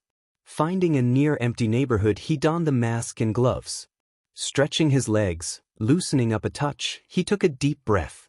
Crouching low, muscles tense, he eyed the edge of the roof above, calculating. Springing off the ground, he shot into the air with a burst of air. He'd leapt considerably past the point of his intention and landed near the middle of the building's roof. Knees buckling from the force of his landing, and no small degree of surprise, he crashed onto the surface rolling like a tumbleweed. Groaning with discomfort, he rubbed at the sore spot on his head. A lot stronger than I thought, mused he, remembering the dumpster he'd laid waste to the other week. Even if that was the absolute limitation he had to work with, he no longer felt so nervous about the upcoming practical exam he'd long been dreading. Strength enough to smash solid steel to pieces and leap considerable distances, well over the height of a 5-story building into the air, he hadn't even tested his long jump yet. Pulling the mask from his face, regretting his choice to obscure his vision, Deku walked to the edge of the building. Gaining the distance between him and the next rooftop made his stomach somersault. With a shaky breath and hefty gulp, he stepped back and stretched his legs again. Knowing his limits was essential to the task ahead of him. While other prospective students had their entire lives to master their powers, Deku had but a week and some change. Chances were he was going to injure himself, but worrying about such details as that would have to come later. Every advantage he could attain was not something that could be afforded to become lost to him. A spring forward and he dashed toward the edge in a blur, feet threatening to trip over themselves as he shot onwards. His next bound took him soaring, bounding through the air, a powerful wind howling around him as he sped. When he expected his flight to end, his feet to come skidding to a halt on the roof he'd aimed for, his stomach sank. Once again he'd overshot his target and missed. Soles of his shoes barely scraped against the edge of the roof, sending him into a spin. His head hit the railing of a fire escape, arms snagged on a clothesline, and then he slammed, face first, into the puddled street of the alley. Sputtering out water tasting of asphalt, he peeled himself from the street while the stars voided his vision. He tried not to think about what else might have been in that water. With a few pops and cracks of his pained joints, Deku slumped himself up against the nearby brick wall. That was about as graceful as a rhino trying to do a loop-de-loop. Wincing at the spinning, throbbing pain in his skull, Deku was all but convinced his eyes were spinning like spirals. He tried to remember a point in time, before the slime monster, when his life is worse than this, but recalled nothing. Given powers he had no control over, a near insatiable thirst for blood, and now spending much of the day being flung about like a rag doll, he was half convinced he'd been born under a cursed star. Which perhaps he was, considering his quirkless state upon birth and much of his life thereafter. Upon trying to stand, he found his world still spinning and crashed back down into the watery street. "Hello," said a woman's voice, either one unknown or too muddled by his bleary senses to recognize. "Are you okay over there?" She was getting closer, and with each loudening footstep came a strengthening of the rhythm of his own heart. "The hell did you fall from?" Her voice trailed off, gaze averted, though he knew not how he possessed this knowledge, and searching for a sign of his error accompanied a rise of panic within him. A hand ghosted over his shoulder, offering assistance in his efforts to stand. "Here, let me help you." It was at that exact moment, her hand under his arm and pulling him up, that he lost control. Horrified, even as he lurched forward, Deku's fangs extended and he sank his teeth into her throat. What the F dash? Fighting to haul himself away from her, he found he couldn't release her. Blood gushing down his throat, found a feeling of euphoria welling within his core. Before his mind could even begin to regain control of itself, he felt something jab his face, and his body erupted with pain. It was like he was being electrocuted. His body vibrated down to his bones with such intensity his nervous system threatened to shut down. Muscles going limp, jaw releasing her throat, he was shoved bodily away from her and his head cracked against the brick wall. While she muttered curses, clutching at her bleeding throat, stars exploded in his eyes. Unable to do much more than wait for his senses to recompose, Deku simply watched as his world spun about. "What the hell was that for?" demanded she, grabbing him by the collar and holding him against the wall. "Do you have anything to say for yourself? Anything at all?" She was furious, and rightly so. He'd no right to do such a thing to her. As he racked his brain for any semblance of a coherent reply, he became dimly aware of another presence. Someone had followed her into the alley. Someone with a knife and an expression that communicated nothing seemly. Fingers curling around the elbow of the girl, he hailed her aside and lounged at the ill-intentioned one. While she cursed in shock, preparing to defend herself from him, Deku disarmed their would-be assailant by slapping the knife away. Before he could vocalize much of anything, he'd hit the man in the sternum, feeling something crunch under his knuckles. The man flew and skidded across the alley like a rag doll, landing in a limp, miming heap. Panting for breath, exhausted from multiple forms of exertion, Deku clutched at his forehead to try and center his brain. After a few moments he had regained something close to composure. Turning around, hesitantly, he saw the girl staring at him with frightened, tanzanite eyes. Mortified that anyone could look at him in such a way, it was another moment still before he could think of what to do or. Stepping far from her, against the opposite wall, he bowed his head and answered her question prior. "Forgive me." For a time, the sounds of the city around them were all that could be heard. She had room aplenty to flee, but he suspected that she wouldn't so long as he was within what she judged to be his reach. Just when he was about to leave he heard her speak, though were it not for his enhanced senses he could not have heard her. "Why'd you bite me?" Her tone was strong, angry, almost demanding, and rightly so. "I was just trying to help you." Fists clenched, he answered with the only reasonable reply he had. "I won't make excuses." His head inclined further still. Sorry." It wasn't his place to cry, so he bit back the tears that accompanied his guilt. As he spoke she noted a certain tremor from him. A trembling, strain of voice and body she'd seen only a handful of times. Junkies, strung out on whatever substances have you, jonesing for a fix had a way of looking almost just like that. It was astounding, a thought bordering on unnaturally alien to her, but she voiced it nonetheless. "Couldn't help it." He grimaced, a feeling of disgust washing over him. "Don't say that." Images of his mother, his teeth sinking into her flesh, plagued his mind. Not for me. Not for anyone who. He had to gulp back his nausea, not that his body would allow him to vomit. "Does anything like what I did to you. The second you excuse their behavior for them is the second you allow it to go on forever." He was trembling so much he felt his tightened hands knocking into the sides of his legs. Resisting his tear ducts he manged a final phrase. "You should go. It's not safe around someone like me." The girl said nothing, not moving or giving any indication that she intended to do so. Deku remained bowed, eyes closed and holding himself as far from her as he could. This was just what he was now, a monster, preying upon his own species. As that thought crossed his mind, he heard her stand and begin to walk. These sounds were soon replaced by their absence and an outstretched wrist lurking just before his nose. "Prove it," dared the girl, determined as could be even as his maw opened. "If you're really so vile you shouldn't be able to resist biting me again." It took another punch to his own face to move himself away from her. Shaking, his breath bordering on hyperventilation, he forced himself to remain fixed where he was, away from the girl. "What are you playing at?" He breathed once air had returned to his lungs. "Risking yourself like that for someone you don't even know, someone who hurt you." He couldn't bear to look at her. She replied almost nonchalantly, with his ears being as sensitive as they now were. He could hear her shrug. "It's what heroes do." A simple, earnest reply. "If I want to be one, then I'd better get used to it." She regarded this scrawny boy almost pitifully. He looked positively gaunt, malnourished as could be. His skin looked as though it was stretched over what scant muscle and bone lurked beneath. And how pale he was, practically reflecting moonlight. She'd known some people who avoided sunlight like the plague, but even they weren't so white as he. In those brief moments where his eyes opened, his emerald eyes, she noticed a faint glow highlighting skin stretched over his cheekbones that seemed just a hair too high for his face.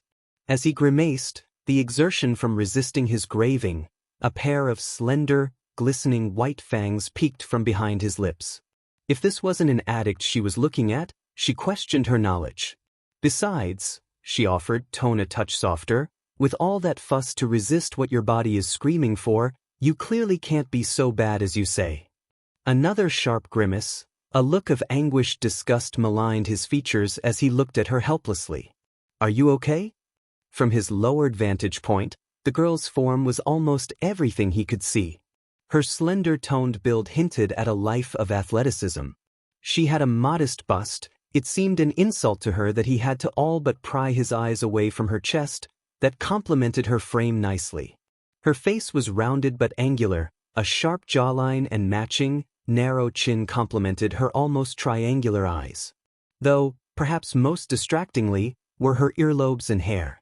Actually, compared to the earlobes, her asymmetrical, purple hair seemed normal. A product of her quirk, her earlobes were long protrusions not unlike the cords of audio output connection cables. He surmised those were what she'd electrocuted him with. Great," stammered the unwilling predator. "Please, don't stay near me." He closed his eyes, forcing his attention anywhere but her or the scent of her blood. "You're not safe." She remained quiet for a moment, considering that sentiment for a long while before she spoke. "If that's true," she began, "then your loved ones can't be much better off, can they?" Her words stung like sparrow bee stings for the truth they bore. She sighed bitterly. "Fine. Just make sure you get home." Her footsteps leaving the scene afforded him some semblance of relief. "So you and everyone else stays safe." Perhaps it was fitting that her words bit him so sharply as they had. As she disappeared from the alley, back into the streets, he felt a sort of calm wash over him. Shakily, he stumbled to the man he'd beaten to a pulp and checked his pulse. Another wave of relief washed over him as he discovered the man was still alive. Jumping back to the rooftops, he bounded away, with only a handful more crash landings to the street, to a payphone, and told the authorities where the unconscious goon lay. After that, it was a simple matter to get home and clamber inside through his window. Walking to his closet, he opened mini fridge he'd hidden away inside. The other night, after procuring the blood now stored within, he'd fished it off a beach whose name implied a green muppet with an odd dialect lived there. A dumping ground of those who littered, and the ocean itself. Currents washed garbage from all over the world to that beach. At the thought of it, his plans for tomorrow cemented themselves soundly in his mind. It was as good a place as any to see what he was capable of. No one in their right mind would be there, unless they too were planning on doing something similar to he. Capping the gallon, he'd taken a few meager sips from. He closed the fridge and his closet. Opening the door to his room, he vacated it, lights off, and looked about for his mother. At the sight of him, her expression brightened considerably. "Hey sweetie, I thought you were asleep." She was on the couch, watching some sort of, oh good lord. His stomach did a pirouette at the revelation of what she was watching. With clenched teeth he stiffly shook his head. "Nope." A sentiment spoken for multiple reasons. "Not anymore." She made room on the couch, patting the cushion beside her. "It's another documentary about those spiders, the one you watched a while ago." She gave him an encouraging smile. "Wanna watch it with your old mom?" The phrase moved his fear aside as another heartstring was pulled. "You're not old, Mom." She giggled. "Such a gentleman, but that's my son." Her expression suggested an urge to pinch his freckled cheeks. Suppressing a pronounced sigh, Deku relented and sat beside her, arms stiff as he held his knees to stop his legs from shaking. Another night of spine-tingling terror at the unsympathetic hands of nature and far too dedicated cameramen. Occasionally his mom would gasp in something resembling shock or disgust, and he would reach over and squeeze her shoulder, gently as he could. Why, oh why did this documentary have to be so different from the last one? As if his nightmares about their everyday behavior weren't traumatizing enough, this one focused on their reproductive habits. Self-genital mutilation, cannibalistic rituals of both the smaller male of the species and then the young, oh dear God, eating their mother alive upon hatching. He gulped, trying desperately to force away the association his mind had just made, inching away from his mother as he did. He thanked his cursed stars when she didn't seem to notice his discomfort. Worse than anything was the way the narrator tried to paint this cycle of cannibalism and birth as beautiful. It couldn't have been more horrifying, more wretched if it was humans doing such things. Throat going tight, stomach in queasy knots, his grip on his knees would have broken the bones of a more fragile being. He wanted to throw up. Vomiting at such a realization was only natural for a member of his species, and even that dignity was denied him. Eyes wide, a cold sweat started at the crown of his hairline. With the ending of the documentary came not any sign of relaxation from him. He only faintly regarded his mother's words of concern before stumbling in a haze to the bathroom. A vigorous scrubbing of his teeth later and he'd curled into a ball in his bed, quietly crying himself to sleep. That night his dreams of arachnids, preying upon frightened women with oddly colored hair, took a sharp turn, as now he wasn't observing them. He was one of them. Following a fitful slumber, waking drenched with sweat, Deku rose and trudged to the bathroom. His hand stayed itself upon reaching for the faucet, realizing a shower would only mangle his skin. Switching it to the other setting, he filled the tub, disrobed and climbed in. Sighing at the soothing feeling the heat brought to his muscles, he let a fraction of his accumulated stress drift away. Though that was as much as he could rid himself of. It seemed his psyche was intent on hanging on to most of his distress for the time being. After scrubbing himself down with soap and shampoo, he pulled the plug and dragged himself free of the water. Then it was a short walk, after drying and redressing himself, back to his room and the hidden mini-fridge to down what now passed for breakfast. A short trip back to the bathroom to thoroughly brush his teeth, and he was ready to face the day. Sunglasses and shoes on, he wandered out into the mid-morning sun. As soon as the light hit him, he felt his body go almost sluggish. An odd feeling as that hadn't happened previously. It's progressing as time goes on. Wincing at the thought, he broke into a run and sped like a runaway motorcycle toward Dagoba Beach. It was with a sour disposition that he admitted he was weaker in sunlight. Panting and wiping sweat from his brow, he set down his backpack and took a seat. He'd made it to the beach in what had to be a new world record for the distance he'd just sprinted. A swig from his canteen and he was back on his feet. Trudging across the deserted parking lot, he could smell the garbage piled in the sand before he saw it looming over the rise before the sprawling sandy plain. Such a smell. Only the sight of it was even close to as rotten. Filth of every kind was strewn about this once glorious work of nature. Bandana procured from his pocket and tied round his face to mask the stench, he made his way forward. Hands gripping one of the larger metallic hunks of refuse, he hoisted it above his head. Were it not for some quick footwork, he'd have toppled backward and crashed to the ground, garbage in tow. From the size of the thing, it had to weigh more than an industrial steamroller. That's a lot more than I expected. But that was hardly the real test.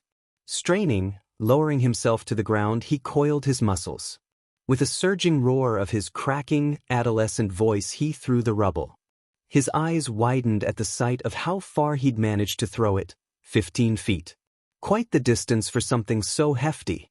Almost can't believe it, he thought in awe, taking a weary step forward. It'd be more impressive if it didn't come with such a heavy price. Trading his humanity for such power was a thought that had never once crossed his mind. But in that moment where he'd had to choose between retaining that piece of his identity or his life, well, not many could have refused. Though he was hardly one to make such a statement any longer. Sighing, wiping some drool away from his mouth, he murmured, "Well, someone's gotta clean this up." So long as no one came around to watch, it was a safe enough method to temper his new abilities. It would be another week before the beach was cleaned, and he would then run off to UA for the entrance exams. A burst of wind and sand punctuated the fall of a final piece of litter, perhaps inaptly named for its sheer bulk. Drawing in slow, labored breaths was one Izuku Midoriya, standing triumphant yet exhausted. An entire week of his life had been spent on this beach, hauling garbage, studying whenever his mind was clear, or running home just long enough to make sure his mother wasn't worried. Now, he was falling on his back and panting, getting some rest before he had to get going. The promised day of the entrance exams had come. Sitting up with a groan, he lurched to his feet and trudged to his backpack. With a swig of his canteen and a strong urge to, he wiped his mouth and grabbed his things. Ducking into a nearby changing room, he switched to his gym clothes and started toward the school. Somehow, despite his speed and inexhaustible supply of energy these days, it seemed to take an eon to reach the place. And what a place, an enormous complex large enough to hold a sizable city, most of it undeveloped. Nature left to color the landscape with its natural hues. The grounds were littered with grand old trees. The main campus of the building constituted of 4 towering, interconnected, glass high-rises. It was daunting, imposing as the reputation the place of learning garnered. Gulping down his nerves, he prepared to stave off his urge to feed as he approached the crowd. Animal's blood was only so effective, after all. He'd bitten that girl almost entirely unprovoked just 1 week ago. Approached the mass of prospective heroes, he felt his fear and hunger peak. Lips trembling, threatening to expose his fangs, Deku did everything he could to keep his mouth shut. Adjusting his sunglasses, Deku was about to cross the final stretch when he heard a familiar voice. "Move aside, Deku." The snarling of his former classmate Bakugo. "Get out of my way or you're dead." It was at that moment that Deku noted a particular change in himself. Rather than remaining silent out of fear of his old bully, his compliance was prompted by a practiced reflex not to simply attack those around him. It hadn't been an act of self-preservation but one of self-control. His fear of others was beginning to change into a fear of hurting others. As Bakugo stomped along, various murmurs about him being that kind from the slime villain incident worked their way through the crowd. A few might have laughed at him. Losing focus, having aimed it toward other things, his footing went beyond his notice as he resumed course. With a heart-stopping drop, he saw the pavement rapidly approaching his face. Eyes flinching shut, he braced for his inevitable reunion with concrete. Only it hadn't happened. Somehow he just stopped falling altogether. As he flailed about in a panic, floating in mid-air, a chipper voice caught his ears. "Are you okay?" He felt absolutely ridiculous. Losing his footing and tripping like that, now this display of anything but grace while suspended. What a first impression. Just like that, with his savior pressing her fingertips together, he fell back on his feet. She smiled. "Don't worry, that was just my quirk was all." Cheeks tinted with a hint of red. "Sorry for using it on you without asking, but, well, it'd a bad omen if you fell." He just gawked at her, unable to talk for a number of reasons. First was that his mind was being forced to focus on other things. Second was that this girl was just too dmed cute. Her checkered scarf, jacket and leggings all complemented each other, and her legs, quite well. And if her rounded face wasn't the textbook definition of adorable, with a head of brown hair that framed it perfectly, he didn't know what was. "This sure is nerve-wracking," she laughed nervously. Turning to leave, she waved at him over her shoulder, still smiling. "Good luck to both of us."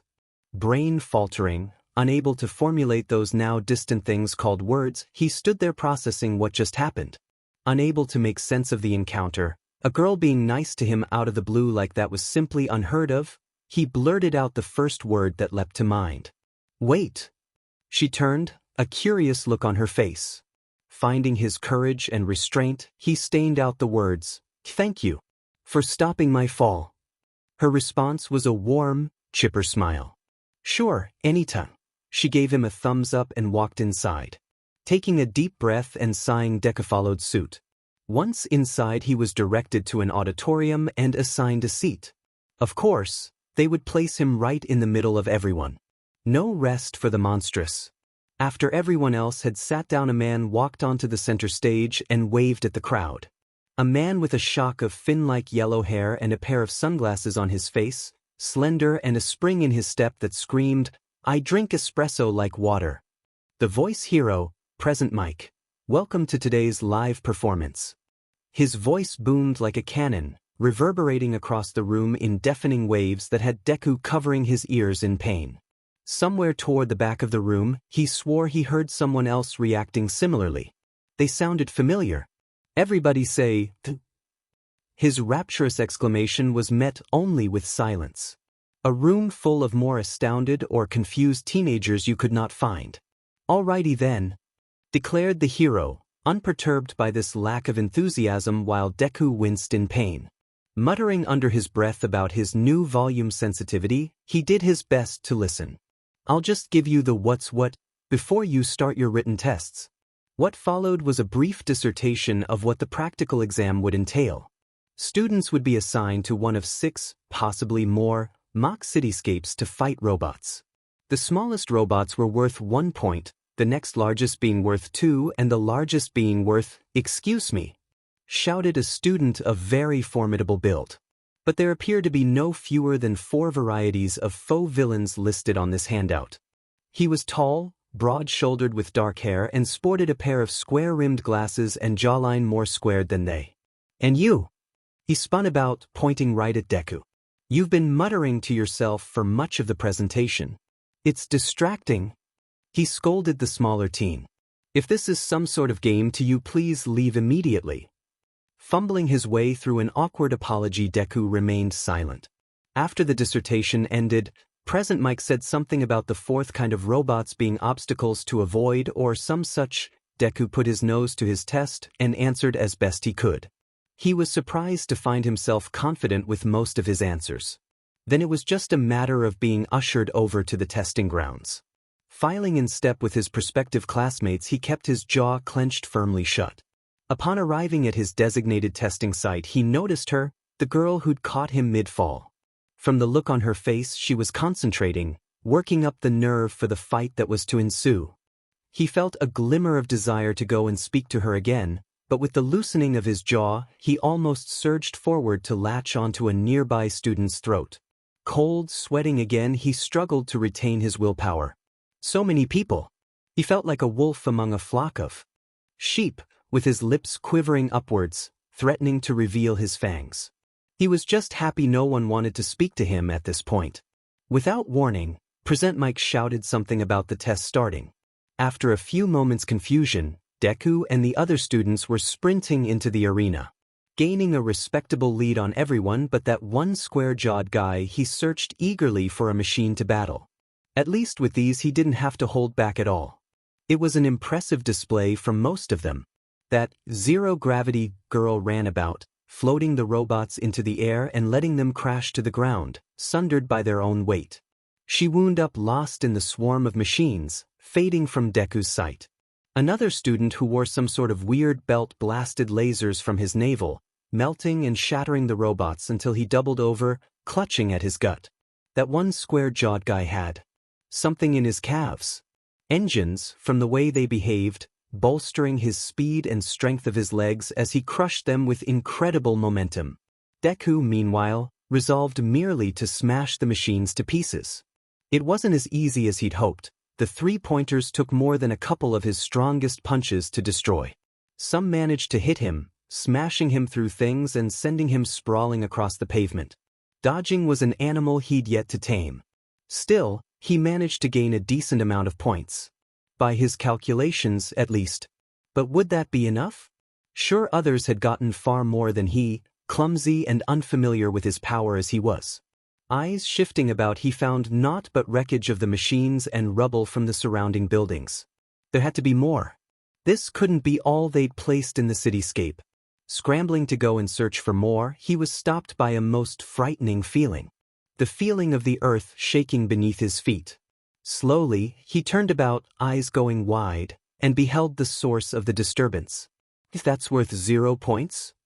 If nothing else, the behemoth of a machine was an impressive feat of modern engineering. It stood at a height of 80 feet, a Goliath, a veritable war machine meant to decimate cities. The other students ran. He ran, trying to think of where else he could go to get just a few more points. He'd almost thought an idea had come to him when he heard a cry for help. Slowly, against the tide of running teenagers, he spun around. Lying in the middle of the street was a certain brown-haired girl, her leg trapped under a hunk of concrete, the zero-pointer lumbering toward her. She's gonna die. Again, like it had been on the day of the slime villain's attack, his feet ran of their own volition. It'd be a bad omen if you fell. Sprinting forward, he leapt into the sky with a rush of air. Instinct having taken over, he curled back his hand, fingers extended, and let his body dictate what happened next.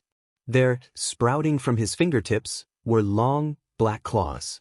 Flying toward the thing's face, he let out a savage scream and swung his arm in an arc, claws rending through metal and wide. He severed what would have been the thing's carotid artery as sparks flew from its twitching neck. It let out a metallic growl, spinning around as he fell to the street on a heap. He'd only just made it to his feet when its fist came smashing down into the pavement, sending him skidding away. "I'm over here," he screamed at it in spite of his nerves, leaping to his feet. "Come get me." It lumbered toward him, bringing another arm down to crush him. Or so he thought. Instead, it swiped him off his feet, its metal knuckles cracking against his bones and smashing him into a concrete wall. Blood spattered everywhere as his body was torn, skin and clothing smeared across the surface he'd been pressed into like a bug. As the machine pulled back, he staggered forward, limbs straining to hold him up. The world might as well have been in an ocean of red, for the blood coloring his vision. Claws still extended, he took a shaky step forward, a determined, defiant look of resolution on his face, and he leapt at the thing's knee. This time, his claws tore through the entire limb, unbalancing the machine completely. As he landed a promising distance away, it crashed to the ground after him. There he stood, staring down the metal menace and wiping his own blood from his face. "If it's any consolation," he managed, though barely, "you probably cost me my passing grade." He smirked bitterly as it prepared to take another swing. He moved to dodge, but his body wasn't having it. He crumpled to the ground like a pile of stones as its hand came to bear down on him, and he was crushed against the pavement. As it pulled its hand back, its metal knuckles dripping with his blood, he lay there, waiting. Unable to much else, he closed his eyes. It was a strange feeling, almost like floating weight. Opening his eyes, he found he'd been moved. As the robot's fist pummeled the section of street where he'd been, he saw it getting further and further away. Confused, he turned and saw that brown-haired girl, gripping him by his shirt, carrying him away as they floated. "Our dash," she turned green in the cheeks as she pressed her fingers together. "Release." As they landed in a heap, she vomited something that looked like rainbow glitter. Somewhere, off in the distance, he heard students screaming, "We can't just leave them." As a laser hit the zero-pointer in its eyes and a boy with glasses and engines in his legs smashed his feet into its head. Some girl with pink hair and skin leapt onto its back and began spraying some strange, clear, sizzling fluid from her hands all over the robot's back. A kid with yellow hair ran up to the thing and grabbed its face, his body erupting into a light show of dancing electricity. A series of small, sparking explosions resonated within the machine. Between the group of them, the zero-pointer had been vanquished. Eyes closing, finally succumbing to his wounds, Deku let unconsciousness take him. His last, fading thought was only that he was glad he hadn't bitten anyone that day. Vague recollections drifted across what of his consciousness remained. Images of a rosy-cheeked girl staring down at him, worry shining in her eyes. The square-jawed boy with the glasses shouting for a medic, waving his arms about in manner not dissimilar to the way the machines had been moving. A pink-haired and skinned girl with white horns protruding from her curly locks, peering curiously at him. Her golden irises surrounded by black sclera were wide. As she fidgeted nervously. Elsewhere, in the distance, a yellow-haired boy stumbled about like a buffoon. His hands giving thumbs up as he murmured nonsense with a very stupid grin. Trying to corral him was another blonde, the kid with that weird belt, clutching his gut and complaining of a tummy ache. Then, an old lady hobbling on an equally ancient walking stick had approached with two robots, carrying a stretcher between them. "No, get away." Something was said about an infirmary. His hand reached up to warn them away but was sternly and gently lowered by the brown-haired girl. "Just rest, okay?" The only words yet to actually reached his mind, and they prompted a sluggish nod as he fell back into darkness. "Thank you." A whisper following him into that abyss called sleep. "For saving me." Whatever happened next went beyond his perceptions. All he knew was that, when he awoke, he was in what looked like a nurse's office. White, tiled ceiling, similar enough walls, shelves lined with medical texts and equipment. From the feeling of much of his skin he'd been thoroughly bandaged, he probably looked like an ancient pharaoh laid to rest. Raising his hands found that observation to be correct. When his bleary eyes reached the 4 in his arm, he just about panicked. Someone had the brilliant idea of giving him a transfusion. A slight twinge in his head gave way to a trace inkling on the matter, but of only voices. "He's lost too much blood," a gruff, tired voice echoed in his memories as he looked at the 4 bag. "Using your quirk on him will only kill him." "We can't just do nothing, Aizawa," said the voice of an elderly woman. "Do you have a suggestion, or are you just here to prevent me from treating patients?" "Give him a transfusion first," was the reply of this Aizawa character. "Give him some strength back before jump-starting his body's recovery." Or was that what had happened? A glance around the room afforded no possible source for an answer. Laying back against his pillow, he closed his eyes, giving in to his fatigue once again. At the realization that he wasn't hungry, he gave a bitter laugh and had to ponder whether his appetite had been curbed those weeks ago at the beginning with that first transfusion at the hospital. If it hadn't, what manner of dire turn might his recovery have taken? Such thoughts made him shiver, despite his present warmth, cocooned in blankets. He eyed the transfusion bag sourly, accusingly. Were it that he hadn't needed such a diet to survive? Not that there was much to be done about it now, nor that there ever would be. For the next few hours he lay there in silence, unable to contemplate much else but the ticking of the clock. At the sun falling to the horizon's crest, he heard the door to the room open. Who would it be but the nurse of the school, the healing hero, recovery girl? Deku had to wonder if all the staff were professional heroes at one point or another. "Well," said she, "you look like you've got some color back." Approaching the bed, she put a hand on his forehead. "Some temperature too." Brushing some of his hair aside, she leaned toward his forehead and pressed her lips flush against it. Before Deku could question just what the hell she was doing, a fit of fatigue blindsided him. It was a feeling similar to that of stretching a long and used muscle first thing in the morning. Rejuvenating, liberating, and mildly tiring. Only in this instance it was outright exhausting. Had he not been in bed already, he might have fallen over. Wah-dashed. Darkness encroached on his vision again, threatening another lapse of consciousness. "What did you do?" "Oh, just patching up your injuries." Recovery girl laughed. "You don't think my name was chosen at random, do you?" He shook his head sheepishly after a moment, then she ruffled his already terribly fluffy, cowlick-ridden hair. "Well, give it a little while longer to rest. You'll be back on your feet in no time." Laying back, head slumping back into his pillow, Deku tried his best to relax. As recovery girl left the room, his gaze turned to the bag. Really, it was lucky that he'd been given a transfusion, but it left him wondering. Just why was he given that instead of intravenous nutrient therapy? Considering his blood loss, it wasn't altogether unorthodox, but perhaps he was overthinking it. What did he really know about medicine anyways? Another bitter smile crossed his lips as a thought did much the same to his mind. More than I know about my powers. Just as the healing hero had said, he was ready to leave less than an hour later. Removing his bandages, miraculously he found a complete absence of scar tissue, and changing into the spare outfit in his backpack, he pulled the from his arm and headed for the door.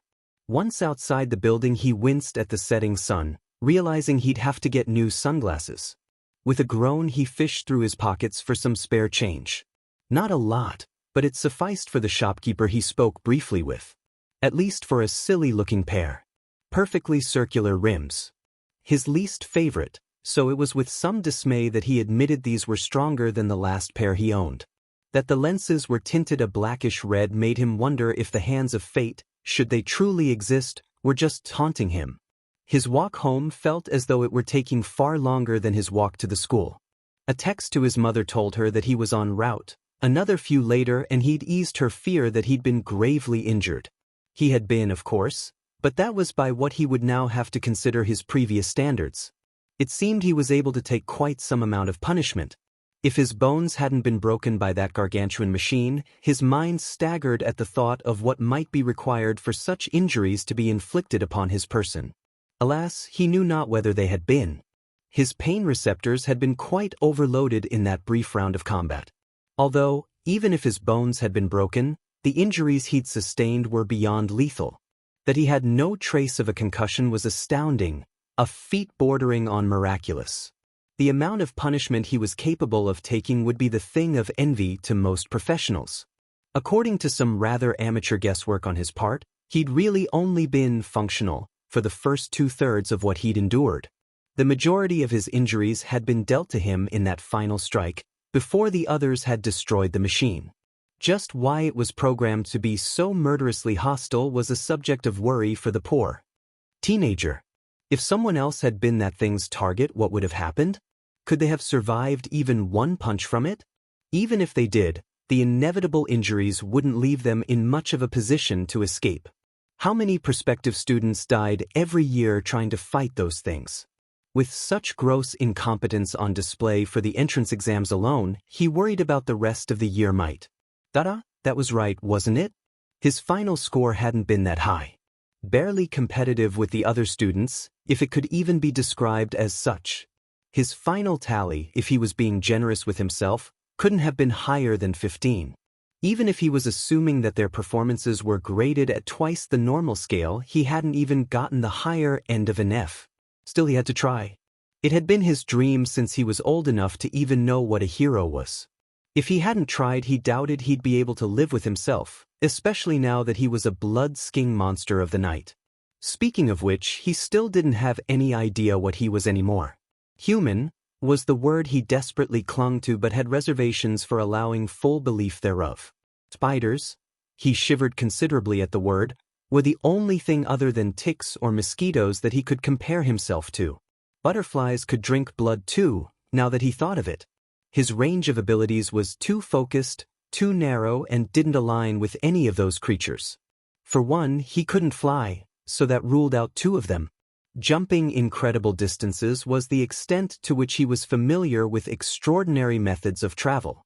He had fangs, his claws being the most recent development, now fed only on blood, enhanced strength and senses. Evidently he also possessed astounding durability, or at least a hefty capacity to ignore his injuries well past the point of most people, let alone heroes. A lack of spinnerets, for which he was exceedingly grateful, ruled out the most unsavory option. So that left ticks and fleas.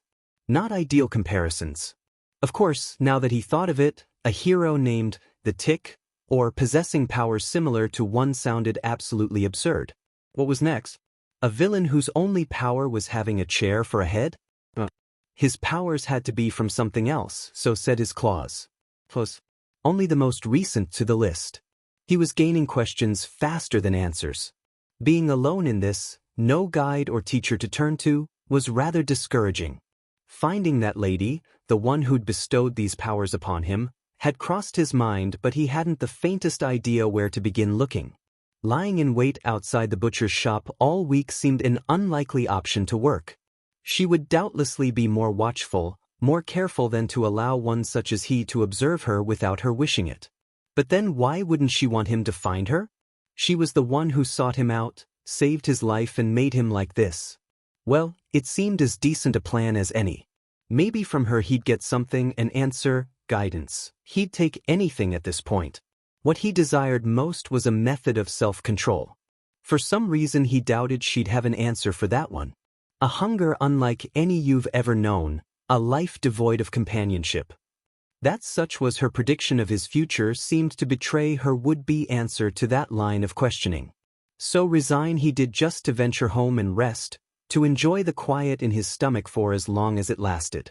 By the time he fumbled inside his home, Deku had no energy left to work with. So off he stumbled to his bed, not bothering to do much more than strip before falling onto the sheets and wrapping himself up in them.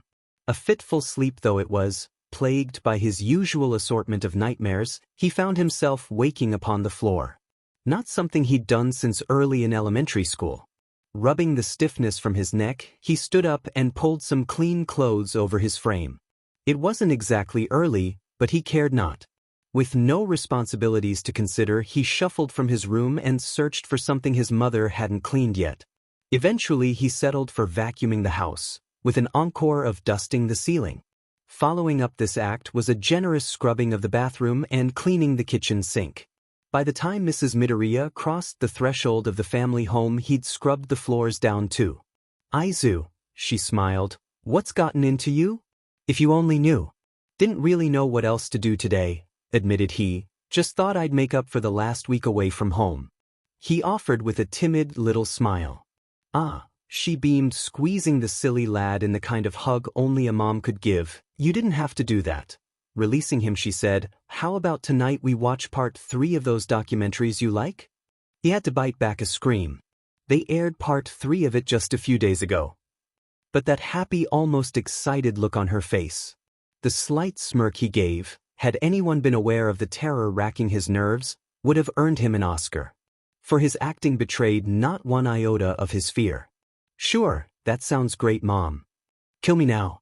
So it was grim reluctance that he settled in with his mom for another night of spine-tingling horror at the hands of nature. He half suspected the cameramen rather enjoyed their work on this production a bit too much. Eventually, with knuckles gone white from the grip on his knees and color drained partially from his face, he sighed in relief as the documentary ended. To his surprise, Mrs. Midoriya only yawned, stretching her limbs a bit before standing up. And so the trilogy ends, she mused, almost sighing a little. All Deku could do was thank his non-existent gods that it was over. Ruffling his hair, Mrs. Midoriya kissed his forehead. Thanks for cleaning up, my little hero. He couldn't help the smirk that followed. Worth it. With another yawn, she bid him good night and wandered off after he returned the sentiment. So there he was, in no mood to sleep, huddled up on the couch and fidgeting with the hem of his pant legs. With nothing better to do other than sit and try to erase what he'd just seen from his mind, he did precisely that. Given his doubtless failure to enter UA, he began fishing through his brain for other possibilities, other schools with hero courses he could still test into. After a few moments, he grabbed a notebook from his room and began jotting down notes, looking up various things on his phone and coming up with a schedule for all the entrance exams he'd be taking. Deku's ears perked up at the sound of his phone going off. His hand drifted to the outdated device and swiped the notification open. Eyes fluttering, surprised not at the message but at the name of the sender. Aizawa. He'd heard that name before he'd woken in Recovery Girl's office. It was an address followed by a short bit of instruction. Come alone, meet me in the alley. A chill ran over his skin, sending ripples of goosebumps in its path. To say this was unexpected was a drastic understatement. What business did a teacher at UA have with him? Not wanting to waste time, Deku stood up and slipped into his shoes. Sunglasses secured in his pocket, he broke into a jog.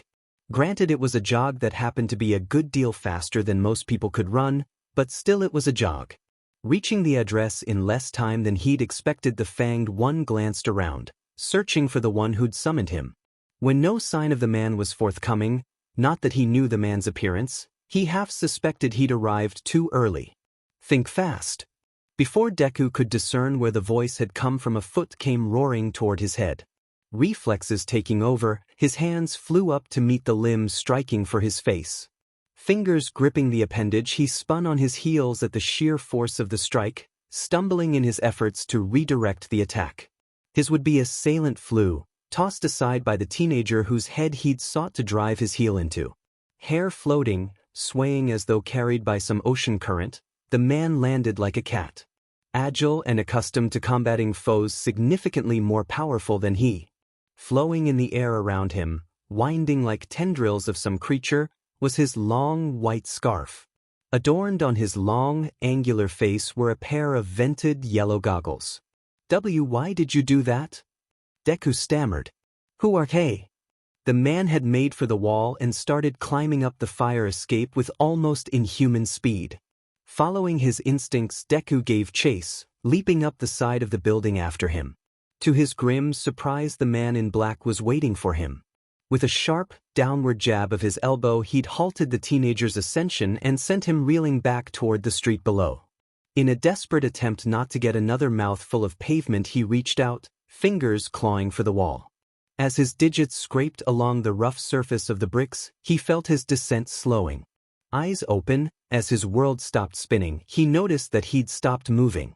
Which was odd, due to the fact that his claws were sheathed and his fingers hadn't penetrated the surface. Yet his descent had halted altogether and his feet had never reached the ground. It was with increasingly widening eyes that reality dawned on him. He was clinging to the wall. As I thought. When Deku worked up the nerve to look up at his assailant, he saw him glaring down at him through his goggles. Hair still swaying as though underwater, his scarf lashed out like a mass of flailing tendrils and snared him. What followed was a rather undignified removal from the wall, a somersault over the man's head, and a rather painful deposit upon the surface of the roof, all the doing of the man's scarf. Lips curled in something of a sneering snarl, the scraggly man advanced. You're one of them. Standing quickly, but keeping his distance, Deku eyed the man cautiously. You know. Answers though he wanted, He wasn't itching to get into another fight. Least of all with someone who was only after him. This man clearly knew how to fight, and without an innocent bystander to leap in and defend, Deku found himself wanting to avoid confrontation. But his aggressor had other ideas. Stepping forward every time the Fang teenager backpedaled, he watched the younger one like a crazed hawk. "You're not very good at hiding," stated he, removing his goggles and revealing his narrow, bloodshot eyes. As if hunting at a hero school wasn't brazen enough, you displayed multiple powers over the course of that exam. One finger raised, heightened strength, another followed, agility, claws and incredible durability. Now either that was all you thought you'd need to survive the exam, or you're not aware of your entire repertoire yet. The thought of yet more powers had Deku's head spinning, as did the prospect of his hunger growing with each power, something that had only just occurred to him as a possibility. Granted, he hadn't noticed any such thing happening, but that butcher had said the lady cleaned out his supply of blood once a week while his own appetite remained at an even 2 gallons per month. At least so far. Cracking of the man's knuckles snapped his focus away from his thoughts. "Either way, I won't allow you to harm anyone else." He made a motion with his wrist, almost like he was drawing a dagger from his sleeve when a cackle split the night. Interrupting this bout, a laugh cackled over them. "Oh," and the voice attached to the laugh made Deku's spine tingle, "you won't have to worry about that." Turning around, he saw the lady peering down at them from a nearby rooftop. She had a strangely bemused expression on her face, and he couldn't believe what she was holding. "He wants to be like you when he grows up." And with a flick of her wrist, she threw the tattered notebook right into his grasp. After a few moments of flipping through it, the hero's expression lost a hint of its severity. "Don't you think that's sweet, Aizawa?" While it wasn't much of a revelation, it did surprise the greenhead to learn this was the man who'd summoned him here. What had his focus, however, was the notebook in the professional's hand. "For the future," Aizawa murmured, glancing up at Deku, letting his scrutinizing gaze speak for him. After a few moments, Aizawa looked back at the lady. "So, you're the one who turned him then?" As if it could have been anyone else. The sound of boots clattering onto the roof told him that she'd leapt down beside him. It was a minor miracle he hadn't leapt aside in fright, but for some reason his instincts told him he had nothing to fear from her. Although that was somehow unsettling in and of itself. Holding up the notebook, Aizawa added, "What makes you think he can even do this?" Deku's eyes flashed between the two adults. "Not even you have ever managed to completely gain control of yourself. He's only a child. What can you possibly say to justify turning him into that?" It was the most outlandish thing, where the hero made him feel afraid, threatened, the being he knew to be. Predator actually comforted him with her presence. Even her clawed hand resting lightly on his shoulder only served to put him at ease. While Aizawa had hidden none of the venom, the sizzling rage in his voice, the lady hadn't cared. Reacting only with apparent amusement, she lilted her head to one side with a casual little smirk. "I was no different when I was turned, my old friend." The hero seemed conflicted by being addressed with such a label, so said the subtle flinch of his tired features and momentary shifting of his eyes. "This little one," her hand patted almost affectionately at the younger man's shoulder, "he was there at that slime villain's little rampage." The confused expression Aizawa gave her prompted further explanation. "You had to have noticed," drawled she, "with those sharp eyes of yours, this little one running into the fray?" A slight widening of his eyes, sinking, lowering of his other facial features. "Didn't you notice that someone, had been tossed from the chaos?" Her smile widened, almost unnoticeably. Quirkless, young Midoriya here did what so many heroes already present hadn't dared, and it cost him his life. Slowly, the teenager in question turned to look at the woman speaking. When his eyes found her, she almost seemed like she was looking fondly at him. Wouldn't it have been a waste to let that be the end of him? Aizawa remained silent, contemplating her words while looking Deku up and down. It was true that he seemed harmless enough. That he hadn't retaliated for any of the attempts made to harm him was certainly a point in his favor. But the man sighed, hands sliding into his pockets. "Does he even know what he is?" His tone had lost its edge, now denoting genuine concern. What you are? At the lady's questioning glance, Deku shook his head and Aizawa sighed, pinching the bridge of his nose between his thumb and index finger. It's been almost a month since he turned, grumbled he, pulling a hip flask from his pocket and taking a long sip. You really haven't told him anything? Another smile, this one bearing a sardonic tint. I wanted to see what he would do. Explained she. If he would live up to my initial expectations. She released his shoulder after a gentle squeeze. And he did. At every opportunity to give in, to let his hunger drive him, he resisted and prevailed. With a slight shrug she added, there might have been some slip-ups here and there, but aren't there always with ones so young? And she looked Aizawa right in the eye. His only reply was to narrow his own as he gazed back. Most other teenagers don't have to fight urges that could kill people. And the lady laughed. We live in a world where people are born with the ability to decimate cities, and you think he is the only one living as a possible liability? A threat? She shook her head, only a trace of her little smirk remaining. Tell me, what do you think would happen if a man such as All Might lost his temper? What do you think the fallout would be from that? And the last traces of bemusement disappeared. Can you imagine it? I don't have to, was Aizawa's simple reply. Then we understand each other?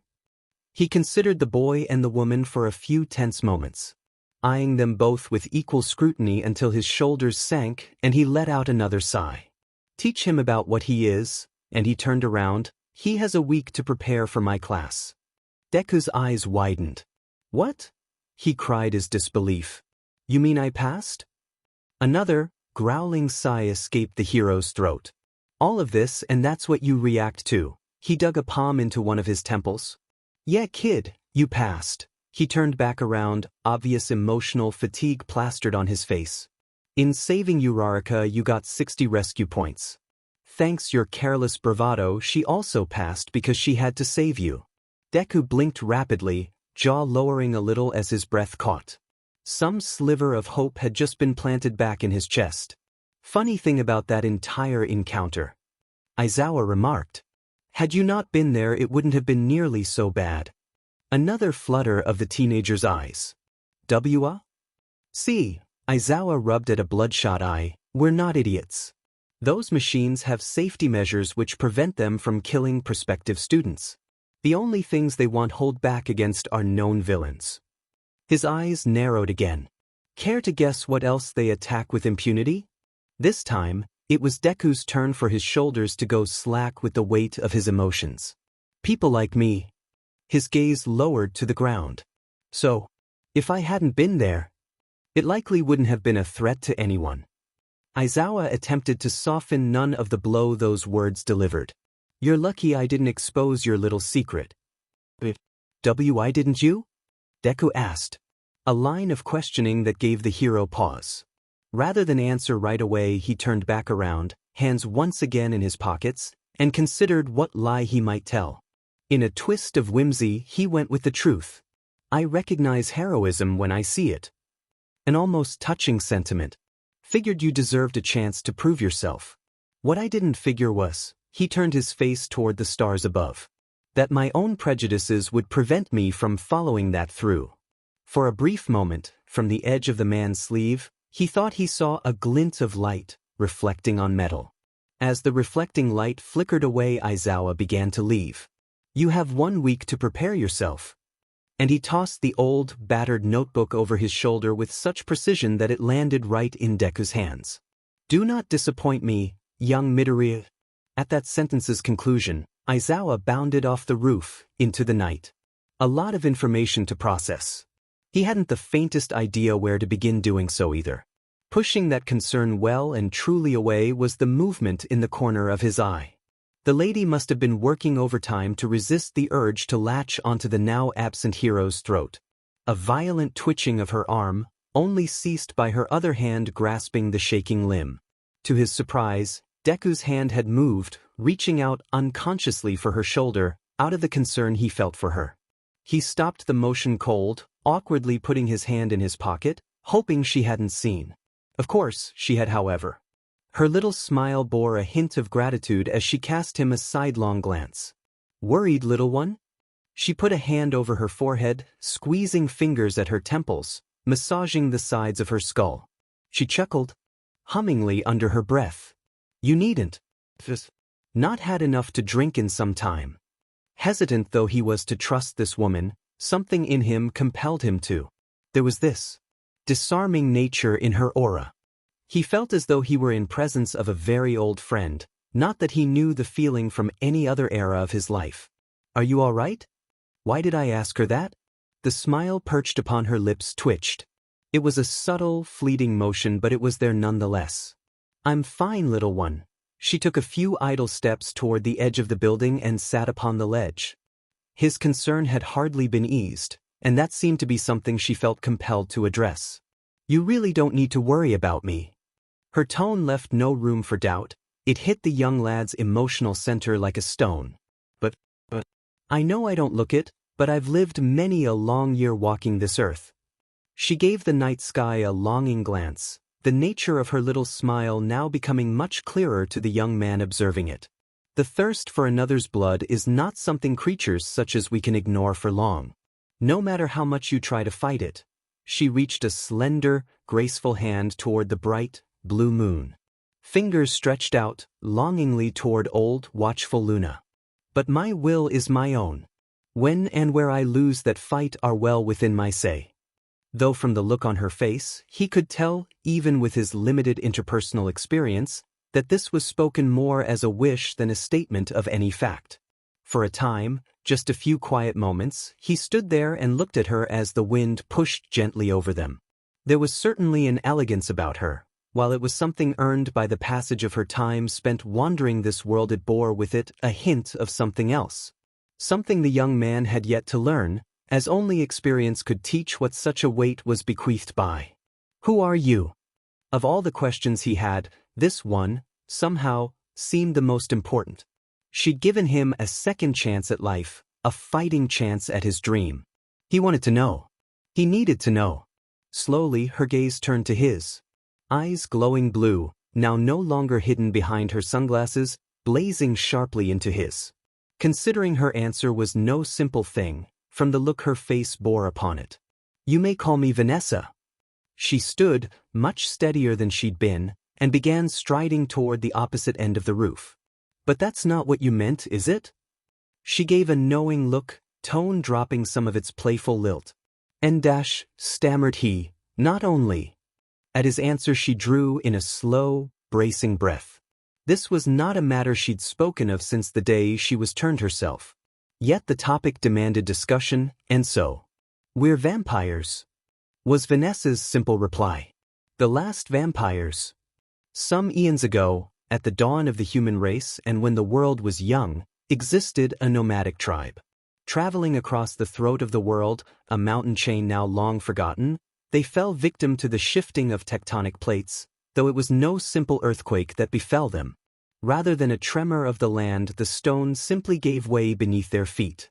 Thousands of humans fell into the abyss, screaming as the world swallowed them up. Many did not survive the descent, many more were devoured by the beasts that dwelled beneath the earth. When the dust settled, and the survivors found refuge in the underground caverns, it became clear that the dead were the lucky ones. No light with which to cook, or see by. No tools with which to hunt. In the barren land, so close to the center of the world, humanity carved a concept for itself in the stone that would reverberate forward, into the eons of the species and all that would be done to flee this one word, hell. But humanity, as it was trapped in the underworld, survived. Several groups of them, 3 in total, splintered off from each other. Those without conscience or perhaps sanity were particularly adapted to this strange world. So it was with such an advantage that 2 of the groups managed to endure. Beneath the surface of world, one tribe became 2. One resorting to a mix of cannibalism and near-suicidal hunting tactics, taking on even the nastiest of predators roaming the underworld. Devolving to a prehistorically primitive state, the members of this portion of the tribe forgot all that made them human over time. Names, language, music, art, all forgotten in the madness that came from their need to live. The second portion of the tribe held onto their culture, their humanity in as many ways as they could. But the underworld is a place most unforgiving. Their reluctance to change, to adapt to their new environment cost them dearly.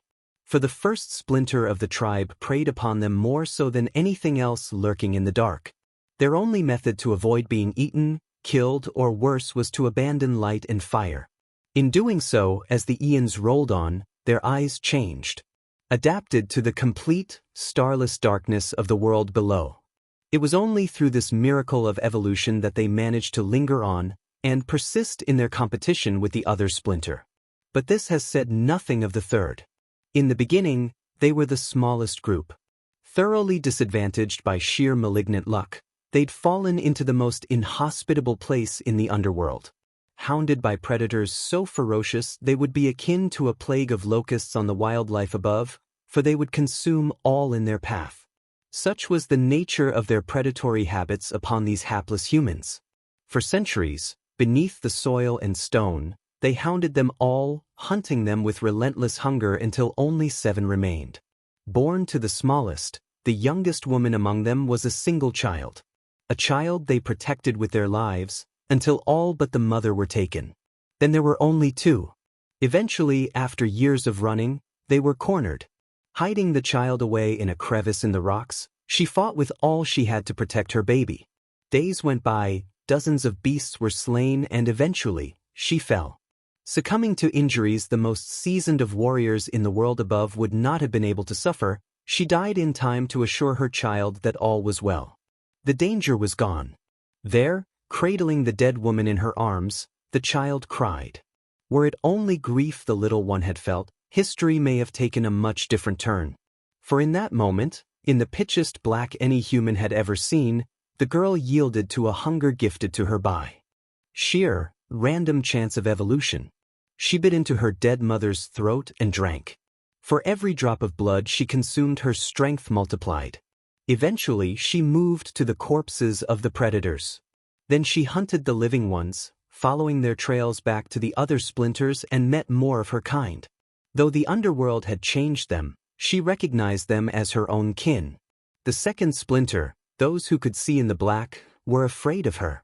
She was a goddess among insects, one with extraordinary power in a world where so few had the strength to cling to life's barest embers.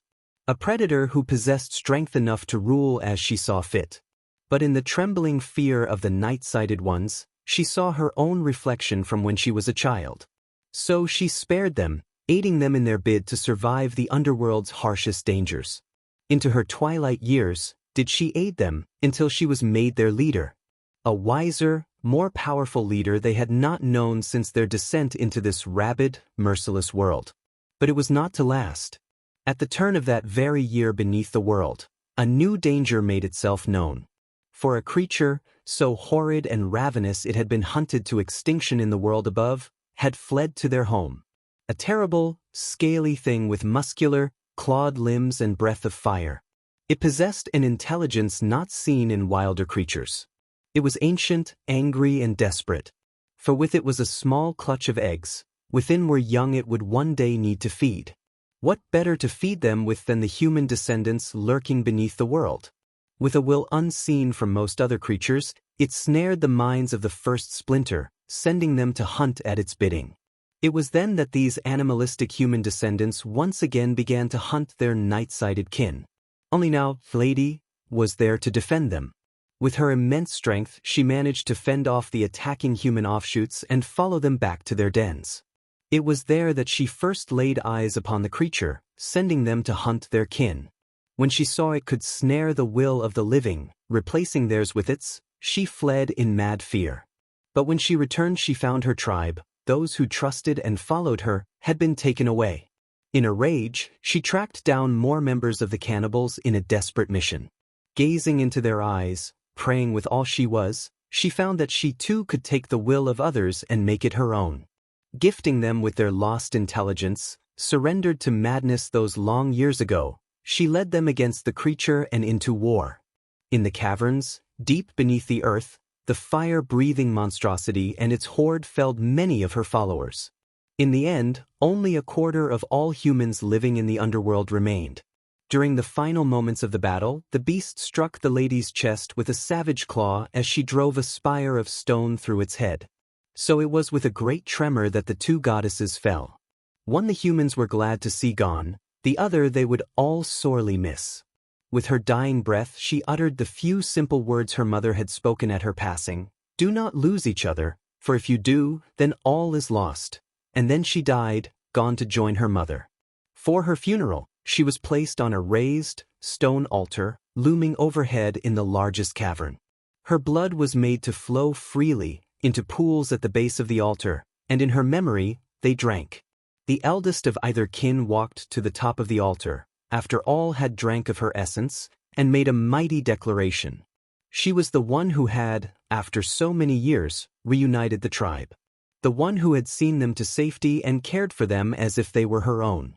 In honoring the memory of her mother, of her family, she had become a mother to them all. She was the Night Mother, their guide in the dark and their savior. Over time, further centuries and millennia, the humans lost their differences to breeding together. From the first splinter, they gained retractable claws, the ability to cling to surfaces like spiders, and great endurance. From the second, a great intellect and eyes of the night, along with all other senses greatly enhanced. From the blood of the Night Mother, they gained strength and a thirst for blood which compelled them to leave the underworld, for they could not bear to harm each other any more. Not after her sacrifice for them all. So it was that their dwindled numbers headed for the surface in droves. To each corner of the world, exiting to find that much had changed, they joined the humans and started anew. This, and only this, is the true origin of the vampire species. A gentle breeze wafted through an open window. Threadbare curtains, wisping in the wind like cobwebs, clung to what little remained of their anchor points. Moonlight shone into a dusty, bare apartment, afforded only a cursory amount of electricity, enough only for the fridge filled with blood. This was the place to which Deku had been led, and had been related the history of who were now his kin. "And now," murmured Vanessa, a sad glint in her eye, "once again we're only two." Her fingers fidgeted at the edge of her chair's armrest, picking bits of string and fluff from the fraying stitches. "Hunted by humanity until they thought us all extinct." With her other hand she raised a glass and half-drained its crimson contents into her gullet. That is, until one hunter took pity on one in particular. From his spot on the floor, Deku could see a hint of tears at the corner of her eyes. At least, they might have been tears, were they not clearly so red. She reached up, and with her thumb and index finger, wiped the corners of her eyes. "You mean Aizawa?" She nodded at the mumbled question. "Why?" All hints of joviality vanished from her face. "When," she searched for a place to begin, "I was initially turned, I wasn't alone. It was me and my older sister." Her eyes seemed to go dull, losing their color and glow as she spoke. "For a long time it was just the three of us and our teacher, until he succumbed to Father Time." Pausing, she let out a long, slow breath. "Then Aizawa hunted us and our coven down." She was almost totally still, save for the movements of her lips and chest as she spoke. "He killed all but me and my sister. In a move I didn't predict, he threw a dagger at my heart. My sister, her hand gripped the couch, face scrunching to hold in her tears. "Well, she's not around anymore." And she relaxed, having avoided the statement altogether, but it was obvious what had happened. "But he spared you," Deku mumbled. "Why did he do that?" She looked him in the eye. "Rather than flee after she died, I flung him aside and cradled her." The wounded, broken look in her eyes told all. "In that moment, as I cried over her without a thought to escape, I think he realized we were people." Her eyes shifted to the moon, Deku's to the floor in horrified contemplation. Shota Aizawa, Eraserhead. He recognized the name now.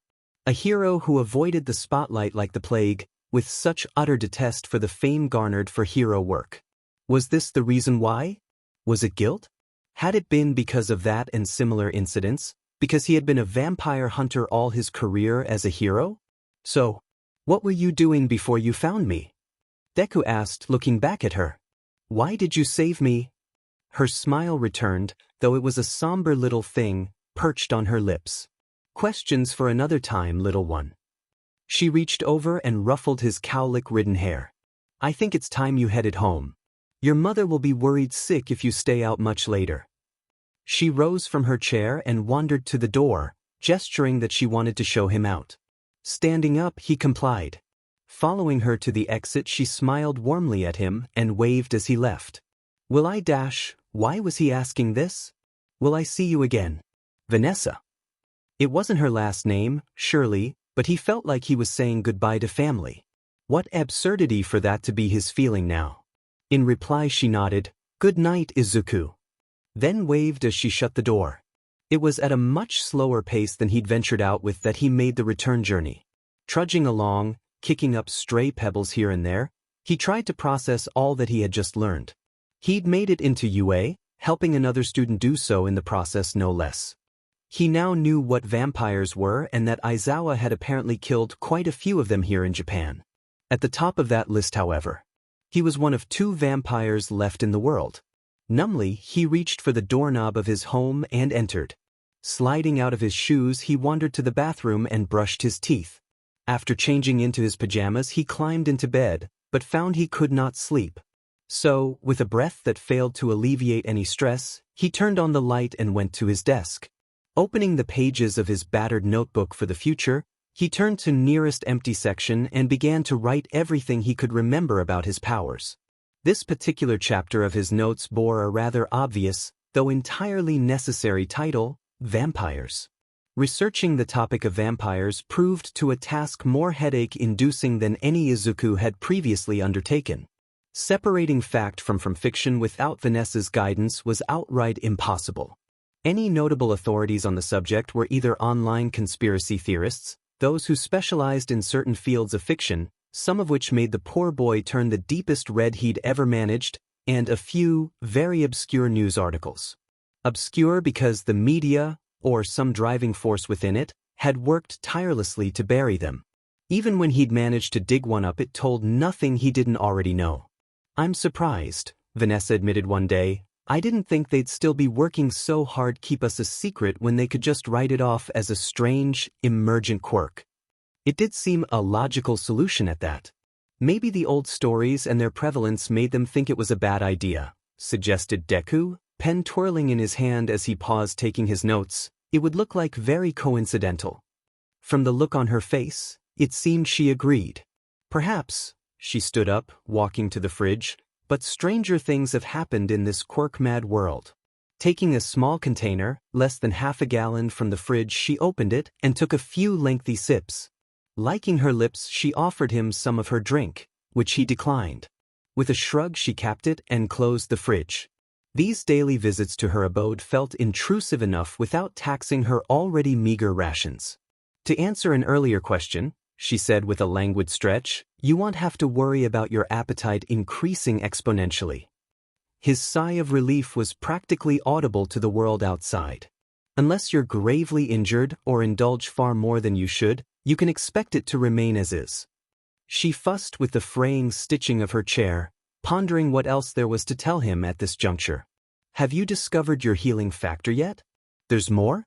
As if his list wasn't already extensive enough. No, not yet. I thought not, said she, those don't usually emerge without. Well, letting her voice trail off, she reached up and fiddled with a strand of her hair, hopefully that will never awaken. If he was being honest, he'd have voiced his agreement with that sentiment. There was a hesitance he'd noticed in her voice that made him wary of what might unlock that particular gift. Seems a little excessive, Deku commented. How did that power come about anyway? Vanessa seemed to think about this. Maybe it was someone's quirk a long time ago. Those who are turned, if they turn anyone else, do pass on their gifts to future vampires one way or another. Their visits usually consisted of little more than this. Speaking at length of what the young man could expect, that he should be ready to be overwhelmed with thirst while crammed in a classroom for hours at a time. The heat of battle, real or otherwise, would offer him no escape or outlet for this thirst. If anything, such extraneous exertions would only make things more difficult. Occasionally she would speak of her past, Stories of long nights under the moon, hunting with her sister. Reckless abandonment of youth, she called it. A longing in her voice, glistening in her eyes, spoke to how much she longed for those days returned to her. Or perhaps it was merely for those she'd shared such times with. Regardless, in no time flat, it was time for his first day of classes at UA. Somehow he'd imagined his return journey being far less nerve-wracking. Reality had decided this to be quite the opposite of what transpired. First real steps. He attempted a smile to reassure himself, but ultimately found it a fruitless gesture. No amount of smiling or sedatives were going to calm his nerves with anything less than it would take to render him unconscious. With this in mind, he cautiously ventured into the school. Glancing at his student pamphlet, somehow surprisingly easy to read even through his silly, round-rimmed sunglasses, he saw that he was assigned to Class 1A. True to the hero's word, Shota Aizawa was listed as his teacher. Wonder if that was his doing, and if so, why? From their early and only interaction, it was very obvious that his teacher did not care for him. Bracing for his eventual confrontation with that reality, he wandered up the steps of the main building toward his classroom. Until that moment, he hadn't thought it possible to be more jittery than he had been.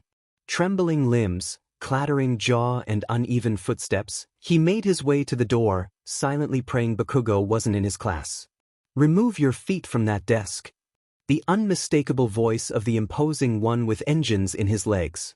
Such an action is insulting to those who came to UA before us, and the craftsman who made the desk. Of course, he found upon opening the door that the student who he was scolding happened to be none other than the one person he was hoping to avoid. "Like I care." Bakugo's smile obnoxiously smug and echoed of his sadistic tendencies. "What middle school are you from, extra?" It figured passing the entrance exams would only return his overflowing ego. I am from semi-private academy." He seemed taken aback. "My name is Tenya Ida." He extended a hand toward the other student, an olive branch, hoping to end their bickering before it had the chance to continue. An olive branch Bakugo was only all too excited to literally swat aside. Laughed he. "A stuck-up elitist then?" His smile shifted, a menacing shadow falling over his face. "I should blow you to bits." Taken aback by this, Ida recoiled a step from the smaller team. "Blow me to bits?" He parroted in mortified disbelief. "You're awful. Do you really wish to become a hero?" It was a fair question, when considering Bakugo's rather rancid personality. In the act of recoiling, Ida caught a glimpse of a mess of green hair hiding behind the classroom door. "You," he breathed under his breath, beginning to approach his newly arrived classmate. "You're the one who dashed on." The recognition on both their faces would have been impossible for a literal vegetable to miss. Extending a hand to his new classmate, he said, "My name is Dash." "I Dash," Deku stammered. "I heard you." He had to clench his jaw. The all-too-familiar urge had made itself known once again. There was another matter that demanded his attention at that time, however. Sitting in the seat immediately to Bakugo's left was another student who clearly recognized from the look on her face. For the second time, a look of recognition flashed across his features. If he'd tried his damnedest for 100 years, he'd never forget the face looking at him underneath that purple haircut or those ears of hers. The girl he'd bitten in the alley, his first innocent victim. Her surprise at his attendance to the class was only briefly shown, but he definitely saw it. Gulping, finding his nerves, he addressed the student in front of him. "My name is Izuku Midoriya." Despite his better manners, he avoided offering a handshake. "Pleased to meet you, Ida," he said through a tightly clenched jaw. Noticing his discomfort, Ida smirked and stepped back a pace. "There's no need to be anxious," said he. "I merely wanted to congratulate you for passing the entrance exams and for seeing through to its true nature." Bowing, perhaps exaggeratedly, he said, "You were truly the superior candidate." I didn't see through to anything." At the sight of him, his eyes went wide with murderous fury. "Deku, what Dash?" Bakugo managed to growl in shock, completely displeased to see him joining the class. He had a look on his face that screamed, "Extra killing time." "Oh yeah," said the kid with the yellow hair, decorated with that odd, jagged black stripe. I recognize you now. He stood up, followed by the students nearest to him. That kid with the belt and the pink girl, who was smiling excitedly as they trotted over. Denki Kaminari, nice to meet ya. His attitude was rather laid back. Almost too much, Deku felt, as he hesitantly shook his hand, jaw clenching so tight he thought his teeth might crack. You were crazy to go up against that thing. The pink girl exclaimed, radiating energy and an infectious level of joy. Still pretty awesome though. With a wink she gave him a thumbs up, grinning like an idiot. You can call me Mina Ishido, she shrugged. I'm not too picky about which name you use. With an odd twirl, almost like a ballerina, the blonde with the belt flourished his hand in such a way that he flicked at his own hair. Had he put just a sliver more motion into that, it might have looked as though he were blowing a kiss. And you can call me Yuga Aoyama, he said with a wink. You were quite the inspiring one during that entrance exam, weren't you? For the life of him, or unlife, as the case may be, Deku couldn't tell if this kid was flirting with him. Maybe he was just like this? Either way, he and the others seemed nice enough. Thank you for stepping in, he managed through his simultaneously frozen and burning nerves during the entrance exams. Kaminari shrugged very nonchalantly. It's what we're here to do, right? With another energetic thumbs up, Ishido exclaimed, right? Today's heroes of tomorrow. Ida blinked. Is that how that's said? From behind him was an outcry that nearly jolted Deku's skeleton out of his body. That curly hair. Oh, he recognized that voice. The plain-looking kid, said that brown-haired girl who'd saved him from becoming a smear on the pavement. He noticed with some surprise that she was surprisingly cute in the school uniform. Not that her radiant smile wouldn't have completely decided that one. You got in, she exclaimed, clearly quite happy with this turn of events. Just like Present Mike said. She raked her hand through the hair in a repetitive motion, almost like she were imitating an animal clawing at something. Not that I'm surprised, mind you, the way you sliced off that thing's leg was amazing. To us. A conflicting mix of emotions he felt. On one hand, he was incredibly flustered simply having this girl talk to him, causing him to shrink away and hide under his arms like a shrinking violet. On the other was his constant urge that become nigh irresistible around other people. She wasn't aware of any of this, however, and just kept merrily prattling on. You just clawed through it and shouted, hey, pick on someone your own size. Well, not literally, obviously, but then you just completely toppled it. And she was still doing that clawing motion. I'm really surprised you weren't more seriously hurt by that thing, to be honest. In any other scenario, involving different participants than their positions would have been entirely reversed. Croaked his straining voice, for multiple reasons. Should probably thank you for saving me from getting crushed while we're at it. Dear Lord alive, how was it possible to be so overwhelmed? To make matters more confusing for his flummoxed little mind, he wasn't even certain he didn't like it. Oh, you don't have to worry about that, she giggled. I was just returning the favor at that point. My God, she's like a puppy. How is anyone this cheerful? Come to think of it, there seemed to be 2 of them in this class alone. Wait, why was Ishido winking at Kaminari and laughing mischievously like that? So what do you think we're doing besides orientation today? She was almost bouncing up and down with excitement. I wonder what our teachers are like. I can't wait to meet everybody. Even as flustered as he was, Deku was certain that should have been more than one sentence. But his brain was presently unable to communicate this information to itself. A prolonged growl resonated menacingly from somewhere beneath the teacher's desk. For God's sakes, quiet down. That could only be Aizawa. You're liable to wake the dead with this much racket. Rubbing a very sleepy eye was their scruffy, disheveled teacher, glaring at the lot of them like they were trespassing with the intent of vandalizing the school. If you're just here to socialize, then go home. This isn't the school for you. Sheepishly, the 6 of them retreated to their seats. Deku was not pleased to discover he'd been assigned a seat immediately adjacent to the window. That one girl with the purple hair watched him closely as he sat down. He was 1 row back and 1 seat to the left of her, directly in front of one of the tallest, lankiest students he'd ever seen. He had a mess of black, disastrously unkempt hair hanging over his very long face. His features were like some cross between Ida's and Aizawa's, lengthy and very square. His eyes were narrow, sporting both irises and pupils of pure white. A long nose sat between his eyes, ending in a slight hook that gave him an almost crow-like appearance. He seemed to watch Deku carefully, a dim look of recognition hinted in his eyes. To make matters more uncomfortable, he could practically feel the burning rage blazing around Bakugo from the seat in front of him. Gulping quietly to himself, he tried his best to keep still, jaw clenched shut, and focus on the teacher rather than his urge to feed. "It took you all of 8 seconds to quiet down," scolded the teacher. "From here on out, every second counts if you want to be heroes." Reaching into his desk, he procured a sizable bag. "I'm your homeroom teacher, Shota Aizawa. Pleased to meet you." Not that his tone of voice at all agreed with that sentiment. At that sentence's conclusion, he yanked what looked like the school's gym clothes. "Get changed into these, then head to the school grounds." Despite the initial surprise, it didn't take them long to file to the head of the class and collect their gym clothes.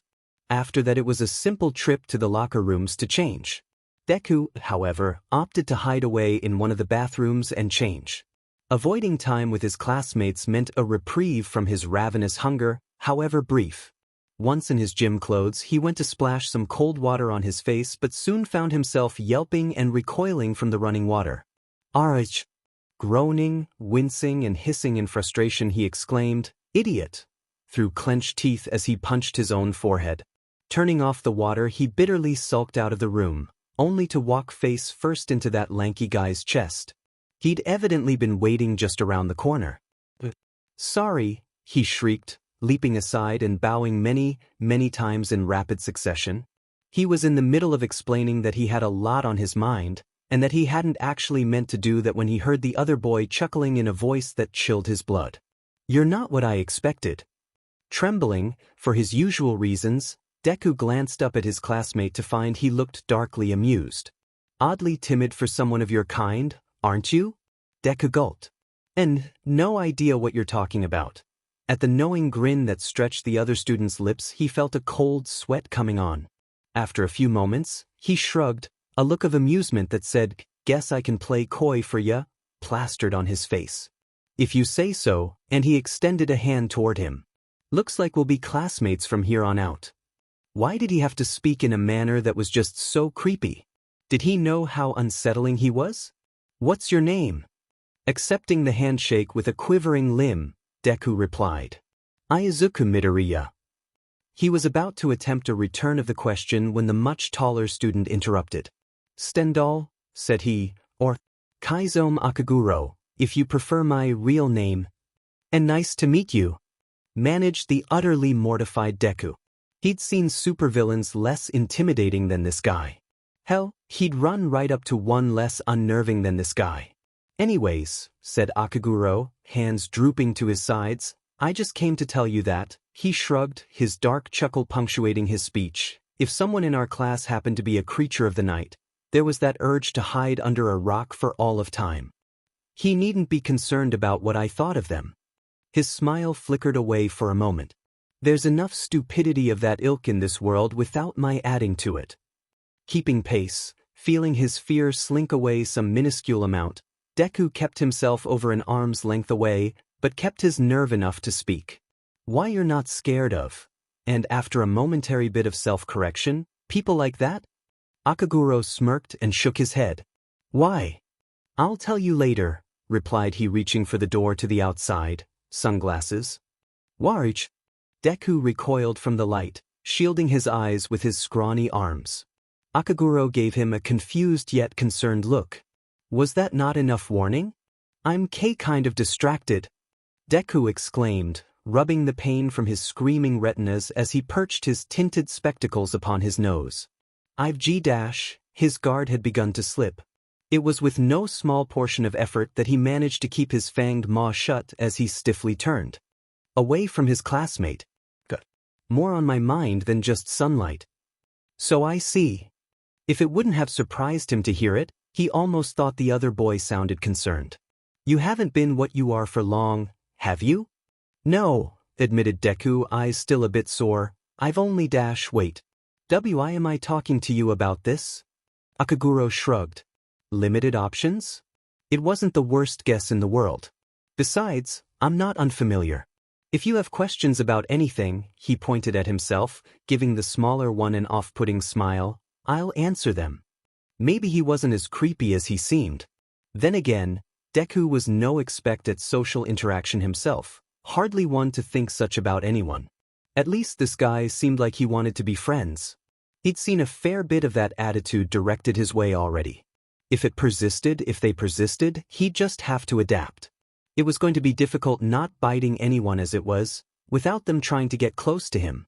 It only took them a minute or so to reach the grounds where the others had gathered. Upon their arrival, Aizawa gave them the description of their lesson, a test of their quirks. What about the entrance ceremony?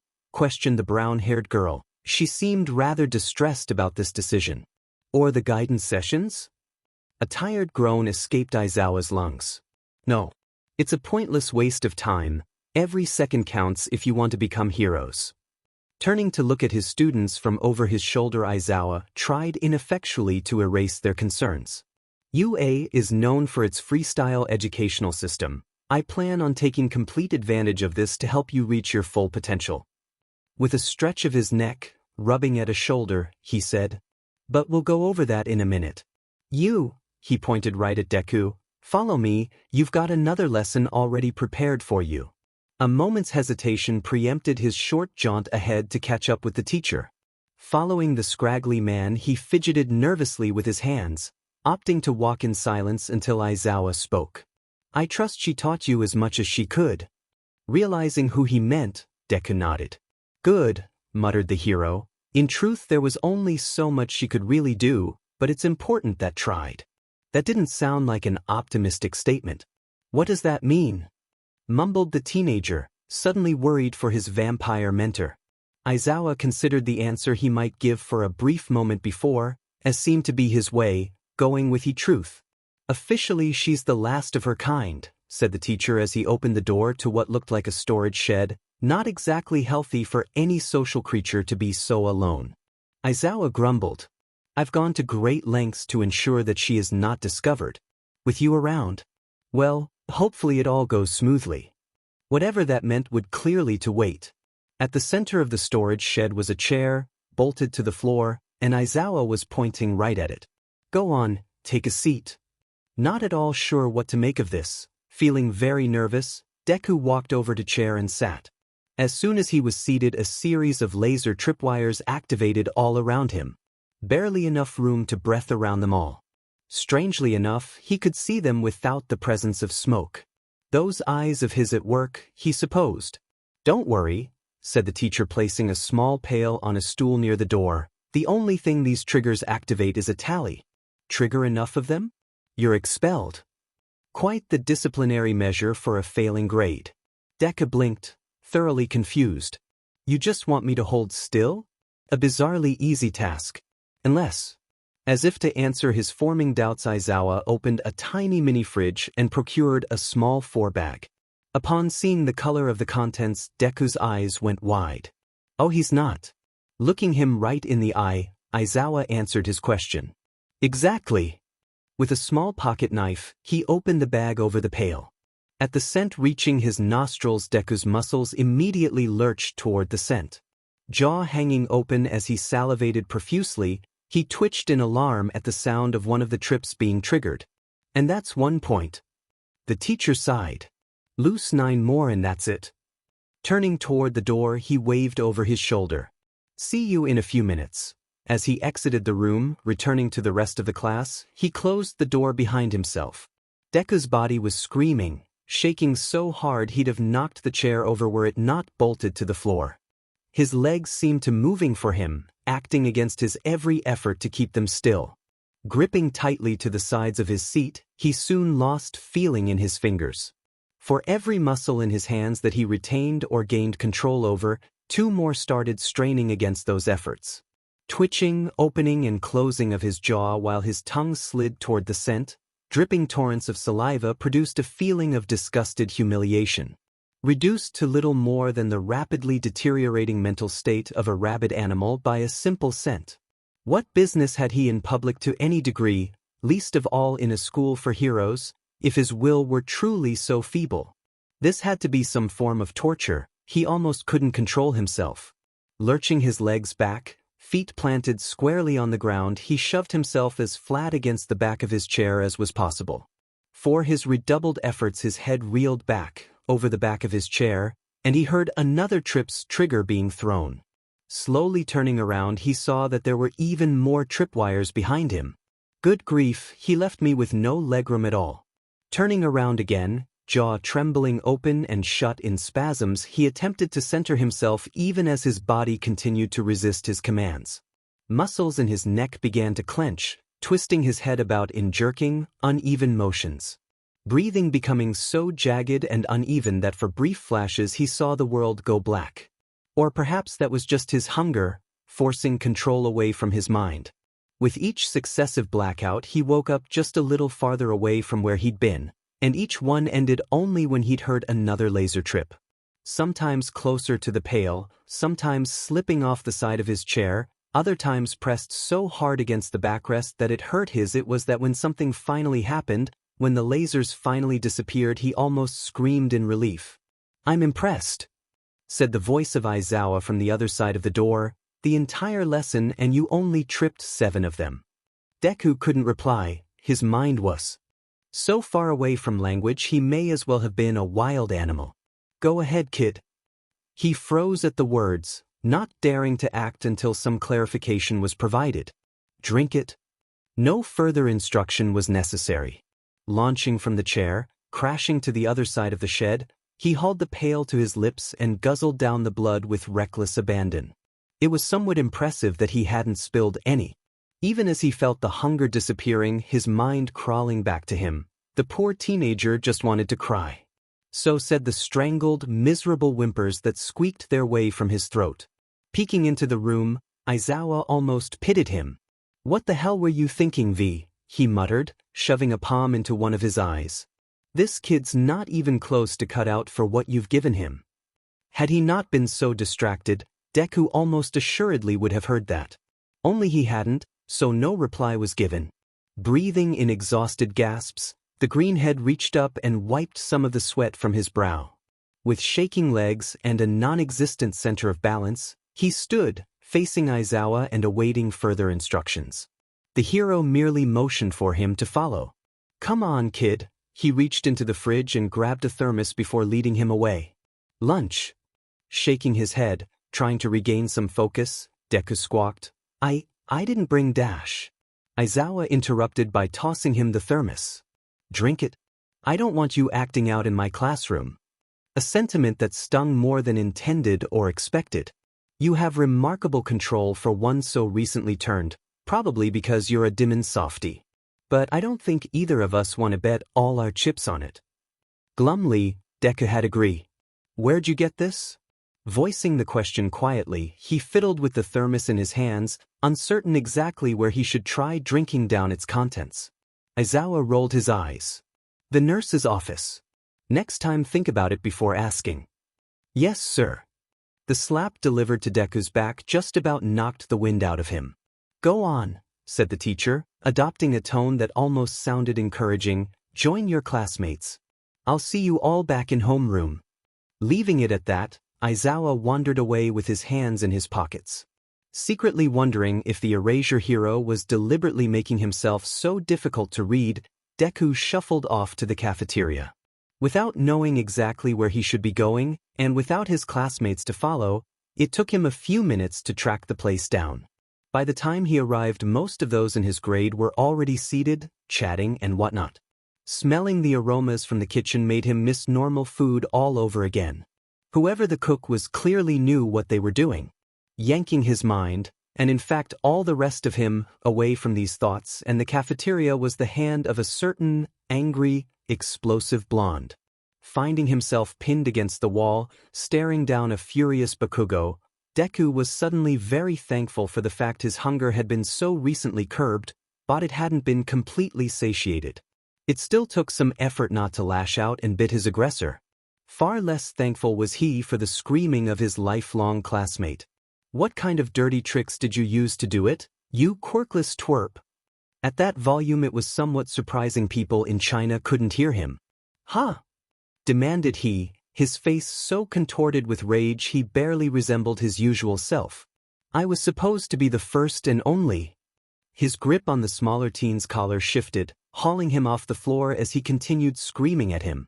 Deku could only flinch his eyes shut, trying desperately to keep his still-burning hunger in check. "You tore my plans to shreds, you quirkless sheet. I told you to go somewhere." Deku opened his eyes, only to feel completely confused as he was dropped, unceremoniously, to the floor. It was hardly a shock that someone had managed to sneak up behind Bakugo for all the commotion he was producing. Contrarily so, was it surprising to find it was none other than the purple-haired girl with audio jack earlobes. Earlobes she was still jabbing into Bakugo's side. "Talk about garbage first impressions," she muttered as she finally halted her assault on the living bazooka, threatening Ida back in the classroom, flaunting an ego the size of Dmed Monolith, calling him and the rest of us extras while you were at it. The exchange had rendered Deku speechless. He'd never seen anyone get away with talking to Bakugo like this, although that was largely because he couldn't reply. The girl had rattled him soundly with her quirk just then. It was a testament to his constitution that he was even standing. The girl, however, was unimpressed. "Now you're outright assaulting someone?" The look in her eyes screamed of contempt. It was the way in which most people looked at insects. An expression the green-haired boy had been on the receiving end of for much of his life. Seeing someone direct it toward the one responsible for his familiarity with the expression wasn't something he could process. "Tell ya what," said she, arms crossed in front of her chest, staring down the now recuperated Bakugo defiantly, "I think you might be my least favorite person here, and one of the most annoying people I ever went to school with is here with us." Bakugo's lips twisted in a snarl. "What the F is your problem?" he bellowed. "This had nothing to do with you, you Dmed idiot extra." At being called an extra again, her eyes narrowed and earlobes twitched. It was almost as if she had to resist the urge to jab at him again. "Good point," she quipped in a very nonchalant tone. "Maybe I should get someone it does have something to do with then." Her expression shifted, matching the anger radiating off of Bakugo. "Like a teacher. Bet they'd love to see this on your first day." Silence hung over them, colored only by the din from the cafeteria. Never in his life had Deku seen him so mad with rage, and he'd been pushing the envelope on that one each time they'd rendezvoused in recent times. Which was what made all the more jaw-dropping when Bakugo, without so much as a word, stomped back into the cafeteria. Not that he witnessed it transpire, but every student he walked past on his return to his seat moved clear away from the blonde. The girl, on the other hand, had. "Wow," she exhaled the word like a stale breath, shaking her head. "He's like a living landmine. Approach him wrong and you get blown to bits." Looking back at the continuingly stunned Deku, she asked, "You're okay, right?" Numbly he nodded. Why, yeah," he chuckled breathlessly from his nerves, completely unsure how to feel about this. "Thanks for that." She shrugged. He was being in butt. Like that was all the answer required. "I'd do it again in a heartbeat." "You might have to," Deku replied nervously. "Kaken's not someone to forget something like that. He's going to be holding a grudge because you helped me." Scoffing, she rolled her eyes. "Bring it. JRKS like that don't deserve their enemies' fear." So they were enemies. Once again, his problems were troubling other people. Worst of all, it would be her, his aforementioned first ever innocent victim. "Wait a minute. Why did you help me?" Deku murmured, prompting her to raise an eyebrow at him. "You remember me, right?" He rubbed at the back of his neck, fraught with nerves and self-consciousness. "What I dashed up that I dash." She held up a hand, effectively silencing him. "One," she began, "letting him get away with that would have gone against everything I was ever taught about human decency." The fair answer, to be sure. "Why do you think I was so surprised to see you here?" She looked at him in a way that genuinely confounded him. Whether she was amused, surprised, confused, thinking him a fool, concernedly interested or some combination thereof, he knew not. But her following words gave him a small clue as to the answer. Didn't think someone with your problems would even think about going for something like this. Believe me, said Deku, making sure he had the thermos right where he could get to it, it's not something I'm thrilled about. Fidgeting awkwardly with his hands, he thought of something. Can't imagine you would be, said she, hands in the pockets of her jacket as she shifted her weight to one leg. So, what happened? What do you mean? Inquired he, trying to ignore the growling of his stomach. She rolled her eyes. You know what I mean. Why do you drink blood? Deku looked about nervously, hoping no one was around to hear that. It's a long story. This time she was the one who shrugged. I'll ask after class then.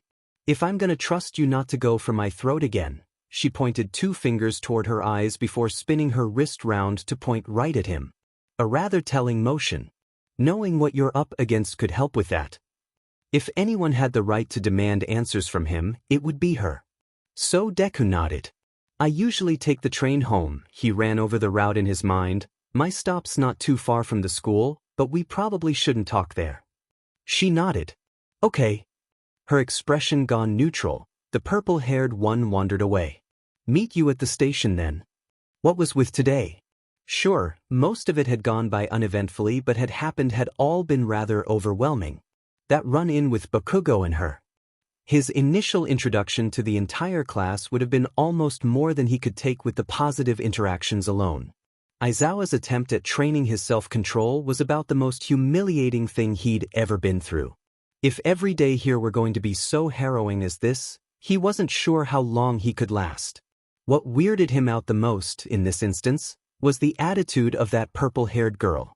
She had every reason to be afraid of him, to hate him, yet she didn't.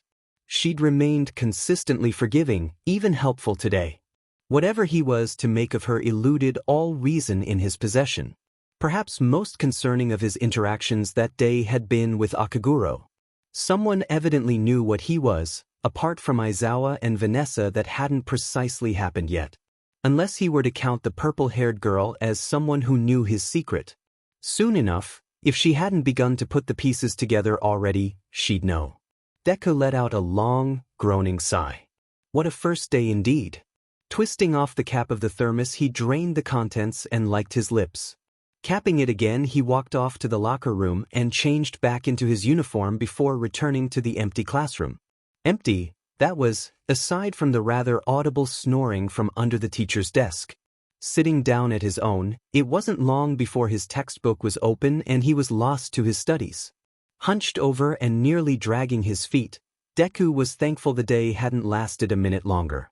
Exhaustion didn't even begin to describe his current state of fatigue. Even with what Aizawa had given him, resisting the urge to feed was a constant struggle. So many people at all times. Afforded not even one moment of sweet isolation, he'd been forced to power through the day with his jaw clamped. Rubbing at his jaw produced some degree of pain, enough that he considered going to the dentist. He'd briefly considered the idea of running it by his mother when a hand on his shoulder made him leap out of his own skin. Midoriya. Ida, apparently having run to catch up with him, wanted to talk. What was that lesson Aizawa had you doing while he tested our quirks? Nothing. Blurted the smaller of the two. Just some endurance exercises for my quirk. Technically, that wasn't a lie. Really, pondered Ida, rubbing at his chin ponderously. Curious that he'd single you out. Unless he's already familiar with your abilities.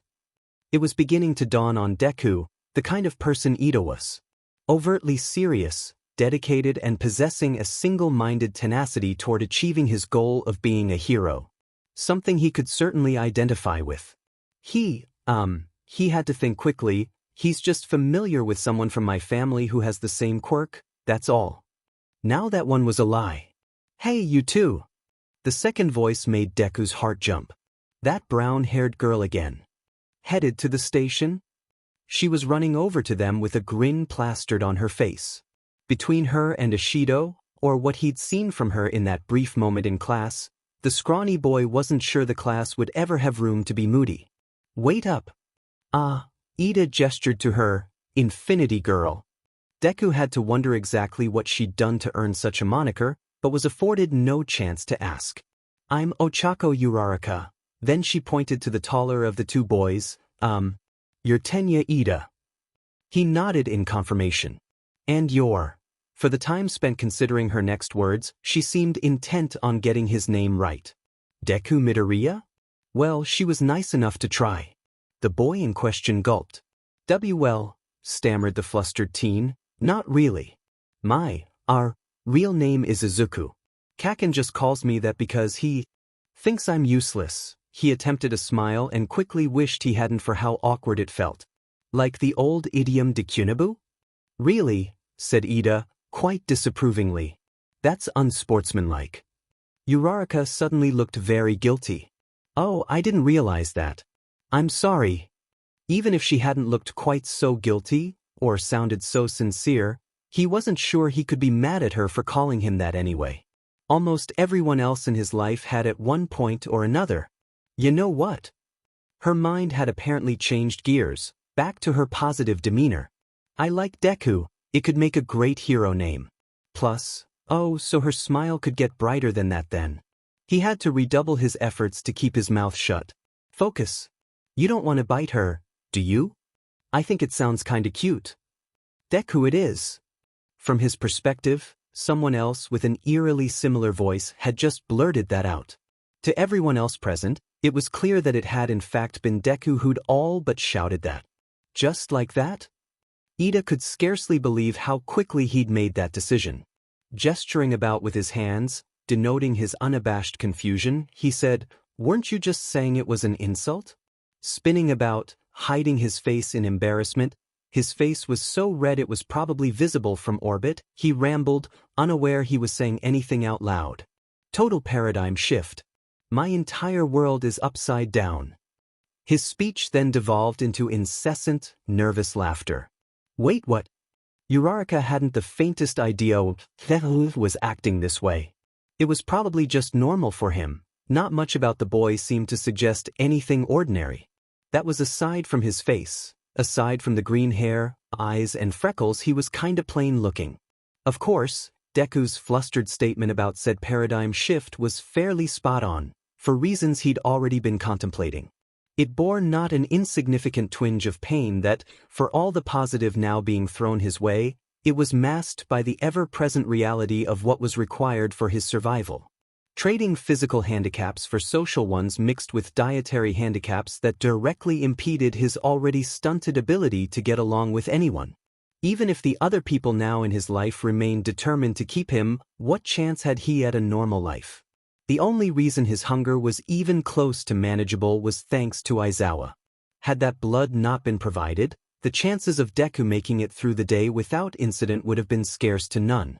An unpleasant topic to ponder, yet one that must be duly so. A lax attitude ran the risk of harming more than he, after all. Eventually, he and the other two reached the train station in question. Rather than bored as intended, Deku was reminded of a previous engagement upon seeing a familiar face. Hey. Timid as he was, it was only polite to tell them. I'm not getting on this one. See you guys tomorrow? Uraraka nodded, smiling brightly. Alrighty. See ya then, Deku. Until tomorrow, Midoriya. Ida saluted him, boarding the train with the other in their company before Deku wandered over to the purple-haired girl. She hadn't heard him coming, but that was merely due to the MP3 player she'd been listening to. Upon seeing him wave, she promptly put it in her pocket. You actually showed up. Why, you almost sound surprised. Speaking of surprises, he was feeling a bit of that himself. Sitting not terribly far away on the same bench was Akaguro. He had a large, oblong object, wrapped in cloth, slung over his shoulder. It wasn't thick enough at any point to be an instrument, and it was over 3 feet long. What on earth? What's dash? Shaking his head, Deku addressed him directly. Why are you here? The hooked-nosed teen shrugged. Should I not be? Yeah, still unnerving. Oh, it's fine. Sheepish as his reply was, it sufficed. Or so he thought. The purple-haired girl raised an eyebrow at him, waiting expectantly for an answer. Yeah. He knows, explained the boy in the sunglasses. She shrugged, not giving any indication that she cared particularly. If you say so, collecting her school bag, she stood up. Come on, she motioned for them to follow. I know someplace we can talk. Following her closely, the other two boys exchanged a look. Akaguro with a question in his eyes, Deku without an answer. Not minding one way or the other, the taller, hunched teen put his hands in his pockets and begun to hum to himself as they walked. Of all the people he'd met and who'd known his secret, this Kaizome Akaguro was the first non-vampire who hadn't been bothered by it in the least. In fact, he was completely cavalier about it. So, what's the story? Mumbled Deku. Akaguro's brow raised. Earlier, stammered the smaller of the two, when I asked you why weren't scared of me, you said you'd tell me later. Hoping that would jog his memory, Deku resumed, keeping his jaw clenched shut. Couldn't let his guard down, not for 1 second. Pondering this, the taller of the two drew in a long breath before slowly releasing it.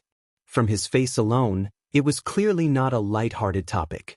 My mother, began he, rubbing at the back of his head, brow furrowed downward slightly in an apparent wince of sorts. She married someone like you. Tongue sticking from his mouth, Akaguro's story paused long enough for Deku to get a good look at it. Sure enough, it was disturbingly long and snake-like, just like his own was now. Where I got this silly thing from, said he, before drawing the thing back within his maw. For a time, I grew up around people like you. For a time. Deku's thoughts echoed of the words, wondering whether it had been Aizawa's doing that such times had ended for he. But that's all over now, sighed the white-eyed boy, shaking his head. Like I said, if you have questions, you can ask me. For a brief moment, Deku actually smiled, grateful without conflicting fear for the first time that day. Noticing this, Akaguro nudged him fondly. Stick with me, Midoriya. We'll go places. Creepy or not, he really wasn't such a bad guy. Just a few steps ahead of the purple-haired girl turned to the side and spotted what she'd been searching for. We're here. It was an abandoned parking garage, left in ruin after a particularly nasty battle between a hero and some villain. The building had been condemned, deemed unfit for anyone to enter, much less demolish safely. Having frequented the place for years, and being intimately familiar with its safe and unsafe areas thanks to her quirk, she knew exactly where to lead them, the roof. Once upon that familiar surface, her little hideaway, she walked over to the ledge and stretched. Taking in a deep breath, she sighed and relaxed, letting her arms drop back to her sides. Turning around, poker-faced as they come, she took a seat on the ledge. You should probably start at the beginning, said she, while Deku collected his nerves, Akaguro leaning against a nearby wall, hands in his pockets. Why do you need to drink blood? Finding his nerve was surprisingly easy, telling the story oddly refreshing. It was the first time he'd been allowed to really talk about it with anyone since any of it had started. As he went on, it was almost a relief. He hadn't been alone in this for over a week now, but was this what having friends around to help felt like? When his story reached the night he'd met her in the alley, she held up a silencing hand and nodded. So, she began slowly, it's not an addiction, but a biological imperative? She gave him an almost sympathetic look. You need it to live? Slowly, hesitantly, he nodded. Sheet, she chuckled darkly, that's a lot worse than what I figured. You've got it rough, Green. Rubbing at the back of her neck, smirking guiltily, she said, sorry I stuck my wrist in your face the way I did. Kinda feel like a JRK now. Blinking in surprise, his brain worked quickly to formulate some kind of reply. It's not like that. You didn't know what was going on and I had just bitten you. He fidgeted with his hands, trying not to mumble but utterly failing in his efforts. Luckily, she had hearing very few possessed. Still. She stood up, carefree nature showing in the slowed motion of her limbs during and after her ascent. Don't expect me to do something like that again, okay? She kicked a pebble, watching it skip across the dusty, concrete roof. Why yeah, managed he, unsure what else to even say. I wasn't going to. Not after the way you defended me from Kakin like that. He managed a shy little smile. Thanks. Again, I mean. She gave him curious, searching look. You know, there's something, decided she as she looked at those glowing, timid eyes of his, hiding behind those perfectly circular sunglasses. Different about this guy.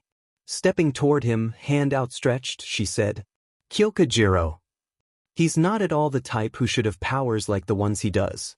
Accepting the handshake, he gave his meek reply. Izuku Midoriya, but Deku works too. She quirked an eyebrow at him, clear skepticism on her face. Like Dekunabu? Why would you want me to call you that? The nature of the comment sailed right over his head. It's just what I'm used to, he shrugged. Is that okay? She shook her head, hands up like she were surrendering. You're the one choosing the name. She turned to the other in their company, waiting for him to speak up. The tallest of them shrugged. Kaizome Akaguro, answered he, but I prefer Stendoth. Oh yeah, he did say that, didn't he? Why? Asked the green-haired boy. Does it have a special meaning? He shrugged. It's the name I chose, patting his stomach. Stendoth smirked. Anyone else hungry? Yes, said the other two in perfect synchronization. Akaguro laughed. All right, follow me this time. I know a place that'll serve you too. He pointed right at Deku that time, leading the way. As they proceeded down the street, off to a diner he'd not soon forget, Deku couldn't help but feel just a sliver more optimistic about his situation. He had friends who knew what he was, and weren't scared of him because of it. Taking that for what it was, something he wanted to keep, he vowed not to make them regret that decision.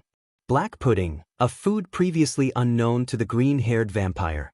That it tasted so sweet on his tongue was a welcome change of pace. Whether it was due to his preferences or the blood now flowing through his veins, he cared not. It was solid food he could actually enjoy. Doesn't actual food make you nauseous? Jiro commented, chopsticks stirring in her noodles, letting some of the excess steam billow out. Akaguro smirked. Well, that shouldn't. Anything so saturated with. His eyes shifted about, giving their surroundings a quick scan. Blood will be fine for him. In confirmation, the vampire nodded. So far so good. Though it makes me wonder what else is safe for me to eat. His fingers started idly strumming against his chopsticks, his other hand on his chin as he contemplated. Answering and interrupting these thoughts was the further musing of Akaguro. Raw meat, but that will only get you so far. And he took a rather large bite of his sandwich, incidentally packed full of the stuff. Aside from that, animal blood is your best bet. Deku nodded. Yeah, kinda figured that one out on my own. When Jiro gave him a curiously cautious look, he added, I get it from a butcher. This answer seemed to put her at ease, even if her eyes did linger suspiciously on him for another second. Feeling a bit self-conscious, he shrunk a few inches into his seat, taking another bite. The other two, being more at ease in their present situation, didn't seem to notice. Finding no end of distraction in their own dinners, the conversation ended. All common ground and shared topics of interest exhausted, they sat in relative silence. It took Deku some time to adjust, to realize this was, in fact, perfectly fine. Even still, the words potentially left unspoken kept running through his head. Notions of offense, creepy or unsettling behaviors displayed, or murmurings he might have let drift between them had him fidgeting as he ate. Occasionally Akaguro would mutter something under his breath, some scornful remark directed at the news being broadcast from the television just above the bar of the diner. At one point Jiro actually tried to pass him the soy sauce, but she quickly realized her error and set it aside, rolling her eyes at herself. Deku tried to reassure her it was fine, but she ignored him.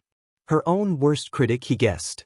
Eventually, after bill was paid and food eaten, the trio wandered outside. Checking her phone, Jiro noticed the time and flinched. I gotta go, Mom's gonna be worried if I'm not home soon. Giving a slight smirk, she added, this was fun. Akaguro nodded, returning the warm expression. Surprisingly, considering the reason you two were originally heading out together. Not something Deku was eager to revisit. Why, mumbled he, we'll, have to do this again at some point.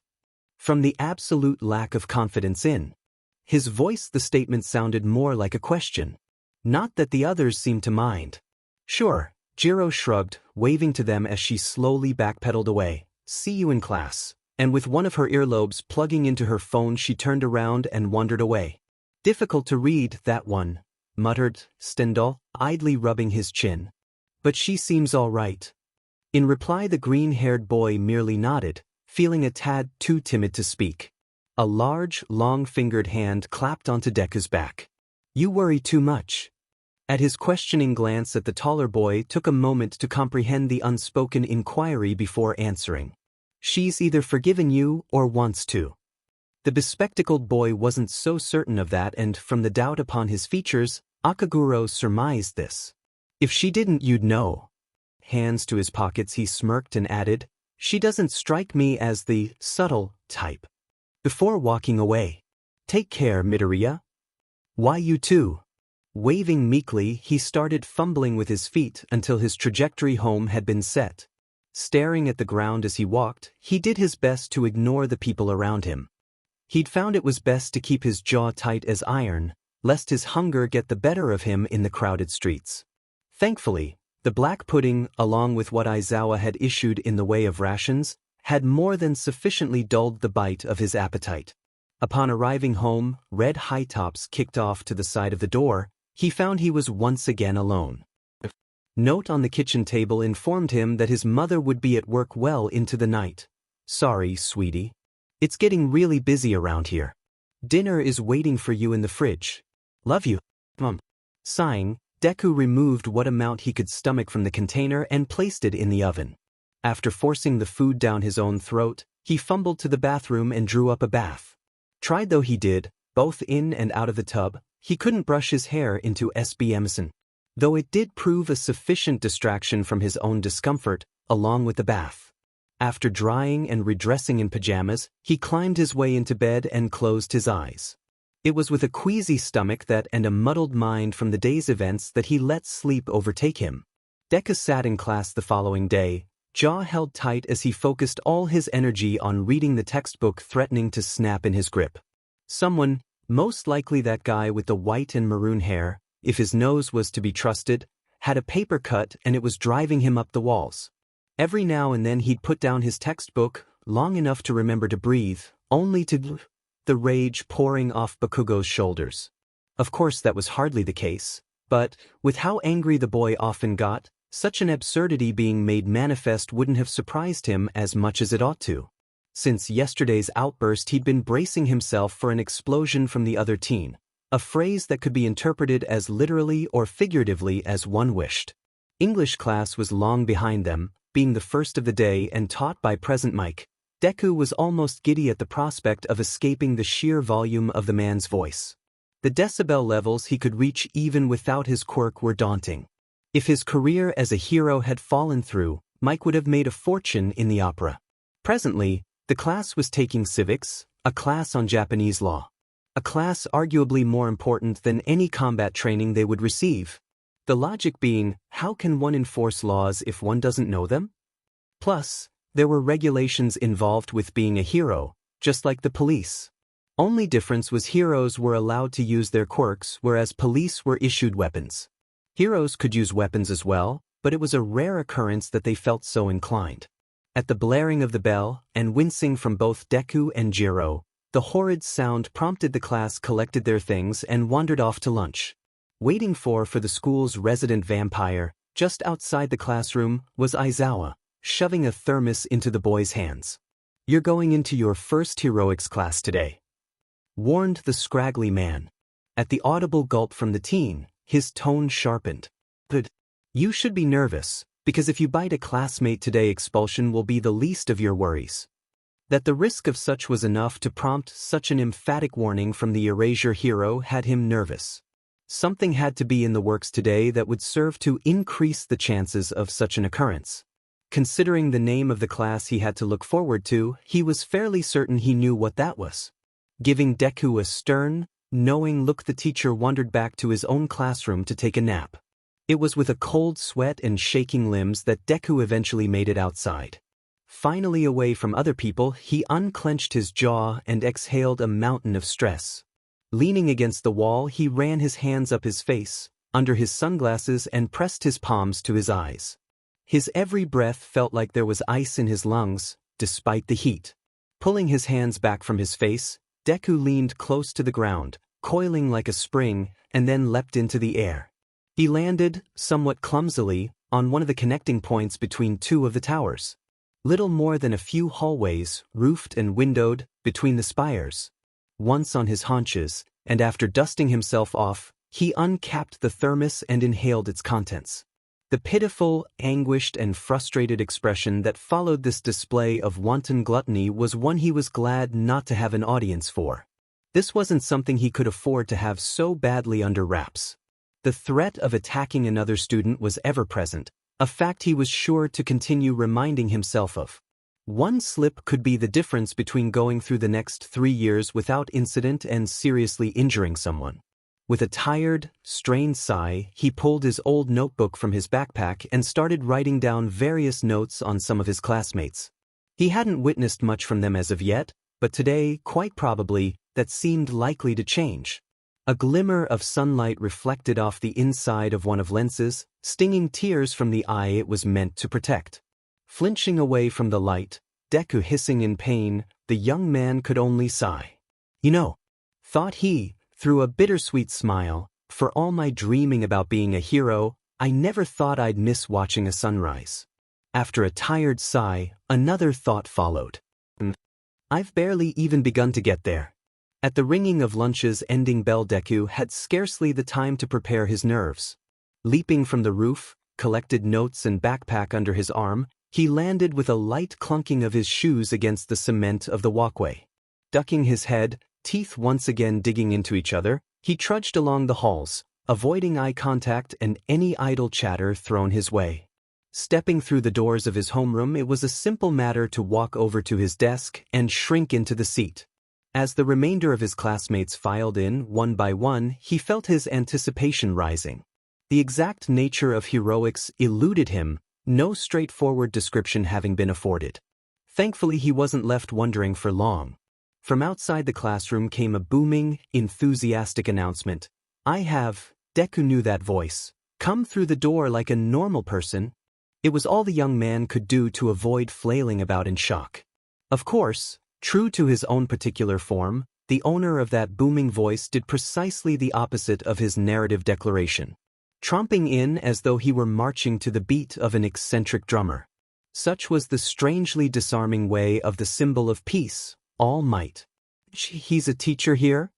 Deku shrieked under his breath, earning a very curious look from Jiro.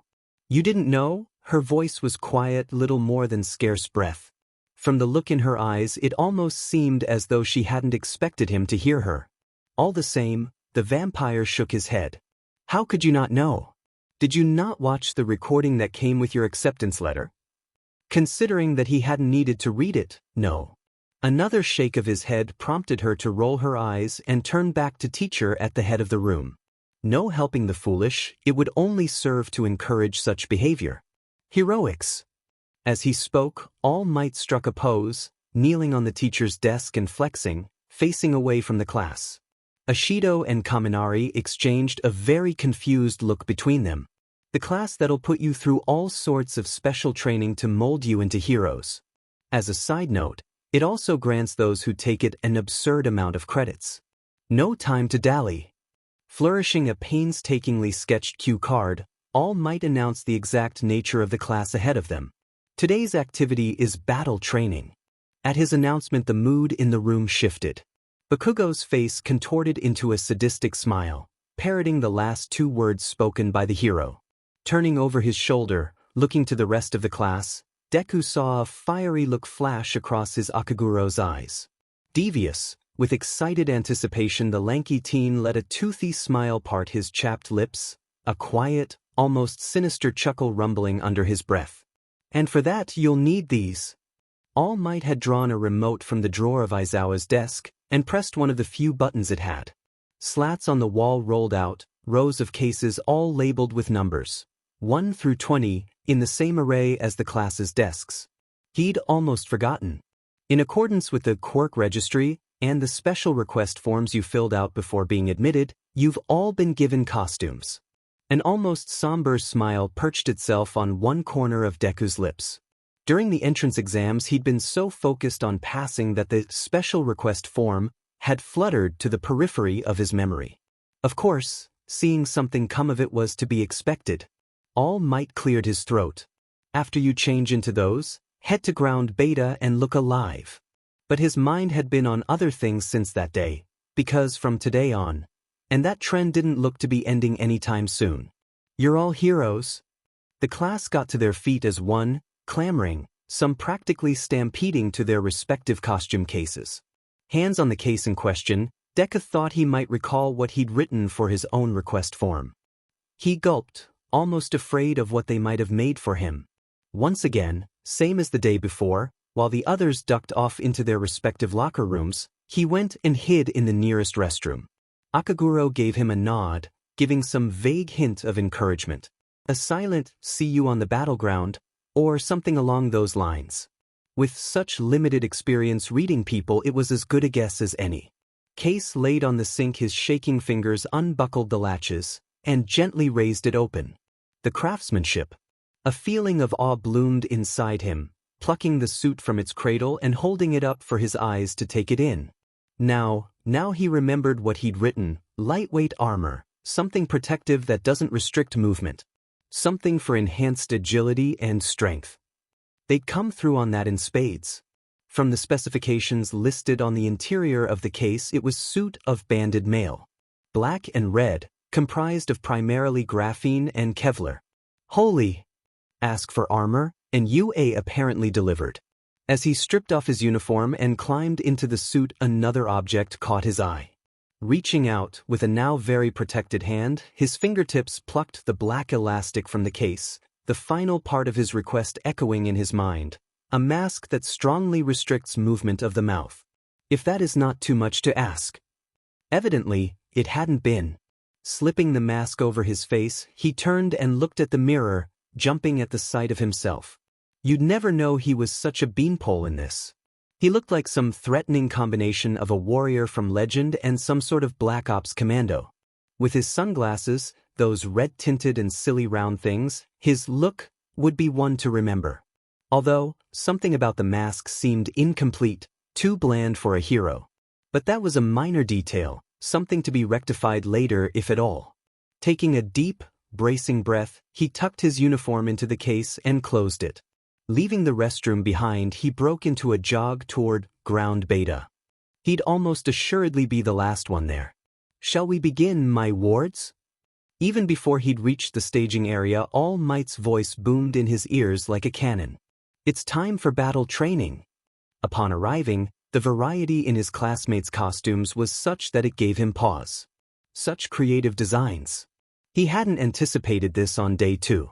Catching his attention with a wave was Akaguro, who resembled some sort of riot police samurai. His mask completely covered his face, very angular in its construction. There was a faint impression of a relaxed smile in the metal. Akaguro's calamitously messy hair was drawn back into a ponytail. A katana strapped to his back lay ready to unsheath it at a moment's notice. From the look of it, the costume was divided into 2 main parts: the underlayer, a baggy jumpsuit resembling a tank top and baggy pants. Then the overlayer, lightweight sections of armor, some metal and some made of something akin to plastic, with cloth armor sleeves. Strapped to his chest and hips were an array of small knives. Nothing lethal or quite as intimidating as the katana, but clearly there for a reason. Deku tiptoed over to him, trying not to disrupt the lesson. Not so conscious of any such thought was a certain brunette. Ah, Deku, is that you? Turning to see his other friend left, the green-freckled teen's brain momentarily fizzled out. Cool costume, even if it is a little threatening. Definitely not a description befitting her. Yurika's costume was so bubbly. Skin-tight, black, white and pink jumpsuit with very curvy accessories on her wrists and boots. Heeled boots, for some undiscernible reason. Yue's costume department had a very distinct sense of style, one that quite the trick not to stare at the curves of the young woman wearing said costume.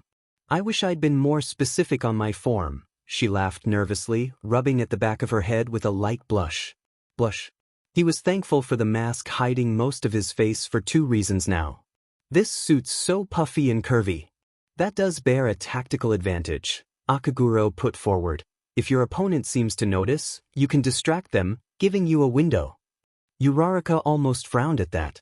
Not sure I want to be that kind of hero, or person. She did not add. The Dampire shrugged, offering nothing further. He'd spoken his piece and left it as such.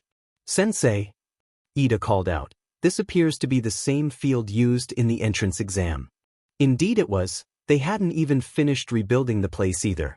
Turning his gaze off to the distance, Deku saw the shattered remains of the zero-pointer and felt his bones ache.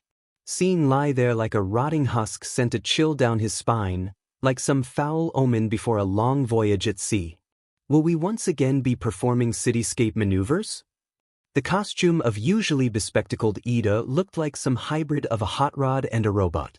Deku made a mental note not to call him Autobot, and suppressed a smirk. It was too cool a costume to poke fun at like that. Nope. Deku almost sighed in relief. You'll be moving on to Step 2, Indoor Anti-Personnel Training. That could only mean one of few things. You'll now be split into hero teams and villain teams. Of course it would be the worst of the available possibilities. Then you'll face off in 2-on-2 indoor battles.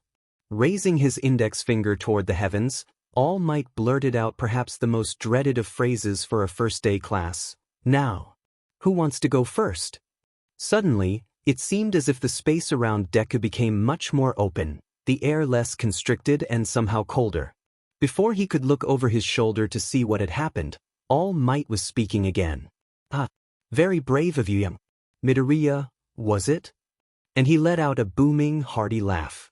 The rest of the class, so his over-the-shoulder glance told him, had backed away at the question, leaving him standing at the front, alone. Yup. Same as middle school. But you can't be the only volunteer.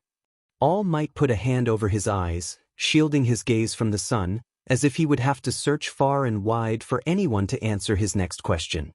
Who else wants to go with him? Raising her hand, metaphorically running to his rescue, was Uraraka. Okay.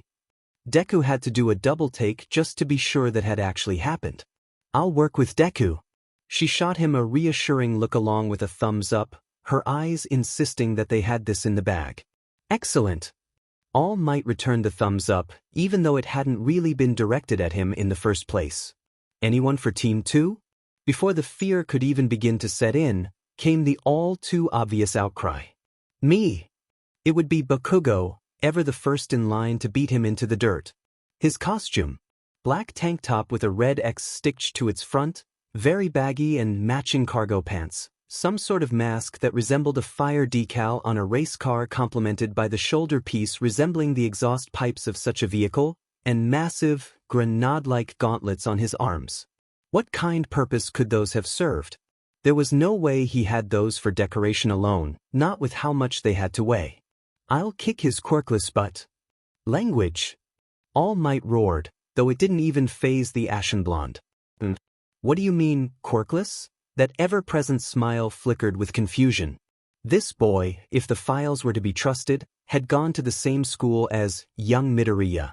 Most likely it was an inside joke they'd shared for years. That had to be it. I volunteer as well.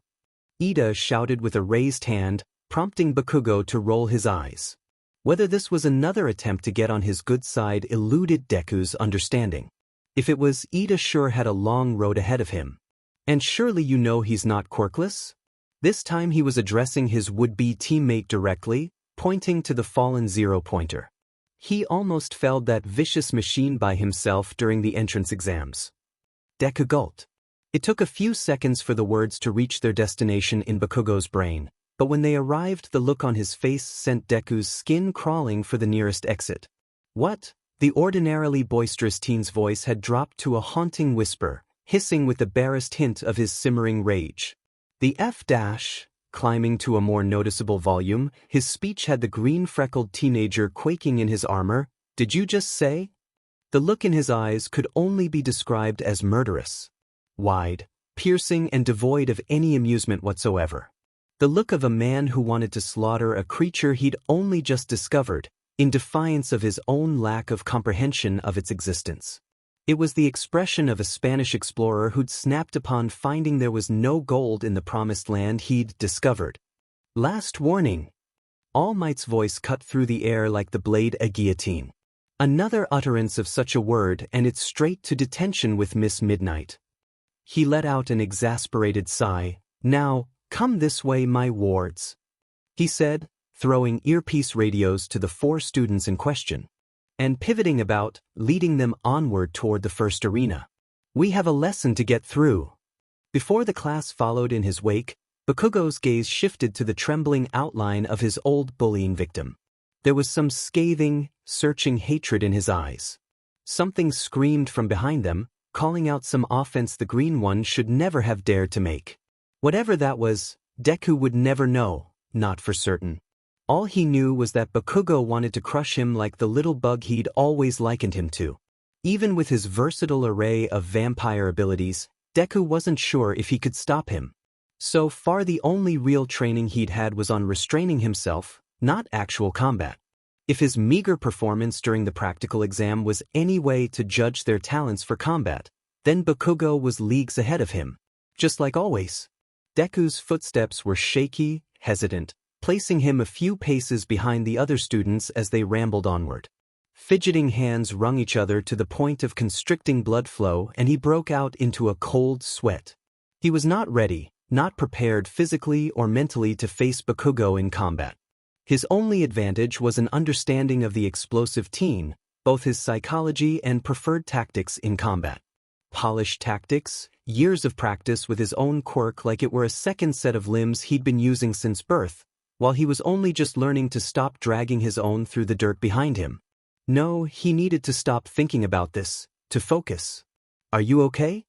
The worried voice beside him prompted a jump. Uraraka looked almost more concerned than she sounded. You've gotten kinda pale. Well, paler than usual, that is. There was something very disarming about those brown eyes of hers, something calming in the way she regarded the world. Wide-eyed and innocent, taking in everything she could with eager abandon. Harmless and earnest.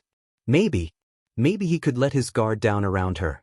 Just a little, enough to stop clenching his jaw and talk at least. He couldn't bite her through the mask anyways. And not sure. He spoke truthfully. Kaken his jaw spasmed. His instincts trying to overpower him even with the mask prompted a sound clattering of his teeth, maws snapping closed. It took a couple shuddering breaths before he could continue talking. At least he was getting better at fighting it, he thought with no shortage of bitterness. He's angrier than I've ever seen him. Uraraka's head tilted to the side, denoting an almost childlike inquisition. Well, of all the times I've fought him a sharp inhalation of air interrupted him. All nerves, no brains. How was he going to strategize for this if he couldn't think? He's always won. This seemed to catch the brunette off guard. You guys used to fight? She frowned, sounding a little sad. I forgot. He used to bully you, didn't he? Here I was daydreaming and thinking you two were friends. Sorry, Deku's gaze cast itself to the street as he trudged along. A quiet sigh pushed past his lips, made a little louder by the mask it had to move through. Until recently, I'd always thought we were friends too. Hoped we could be. Again anyways. To his left, gone unnoticed by he and Uraraka, was a very confounded look from Jiro. What the had Deku just said? Friends? In what universe? Here we are. All Might, as seemed to be his role as a teacher, ended any and all trains of thought unrelated to the lesson at hand. Now listen close, because we don't have time go over this again. The parameters were simple enough. The villains were to hide in their lair, protecting a mock nuclear weapon while the heroes were sent in to either capture the villains or disable the weapon. To spice things up and ensure everyone got a chance in the ring, All Might had set a time limit and set up something of an observation area where those not participating could observe. Learning isn't just doing and hoping you get the hang of it. Before Deku and Uraraka shuffled off to the testing ground, a finger tapped on his shoulder. Spinning around, taken by surprise, Deku blinked a few times, taking a few seconds to realize who'd gotten his attention. He's just a bully, Jiro, her face as blank as a professional poker player, whispered in his ear. Little did she know his hearing was almost on par with hers when she wasn't focusing her quirk. He acts scary because it makes him feel like he has power when someone is afraid of him. Use your quirk and show him you're not gonna play along, and that he's not as tough as he wants to think he is. Deku gawked, taken completely aback by her entire assertion. Questions burned at the forefront of his brain. Why she cared, why she was getting in between him and Bakugo again. Sure, yesterday they'd maybe started to get to know each other, but aside from that the only interaction Deku remembered with her was negative. Whether she wanted to forgive him, or not, something about the way she'd approached this seemed unrelated. Her tact was more direct here, less uncertain than she'd seemed yesterday when the topic of his vampirism had been approached. Before he could unclench his teeth to reply, "Come on now, Midoriya." All Might scolded him, though entirely without impatience. "There'll be time for your friends later. You've got villains to stop." So it was with bated breath and sparking nerves that Deku followed the others to the arena. He had only a few short minutes to brace himself for what was to happen next. No simple task in either case. He was so hungry now, and he blamed his nerves for that one, at least in part. How he hated his sense of smell. Simply knowing people were around him was already harrowing enough without his newfound instincts urging him to attack. To make matters worse, Uraraka seemed to be picking up on it. Maps of the building's layout, though focus, it seemed, was at least within her current capabilities. It certainly wasn't within his. Better memorize M. Dropping her seriousness, she gave a light-hearted laugh. Though there's no punishment for failure like with Mr. Aizawa, so I'm not worried. Spoken like someone who'd never gone up against Bakugo.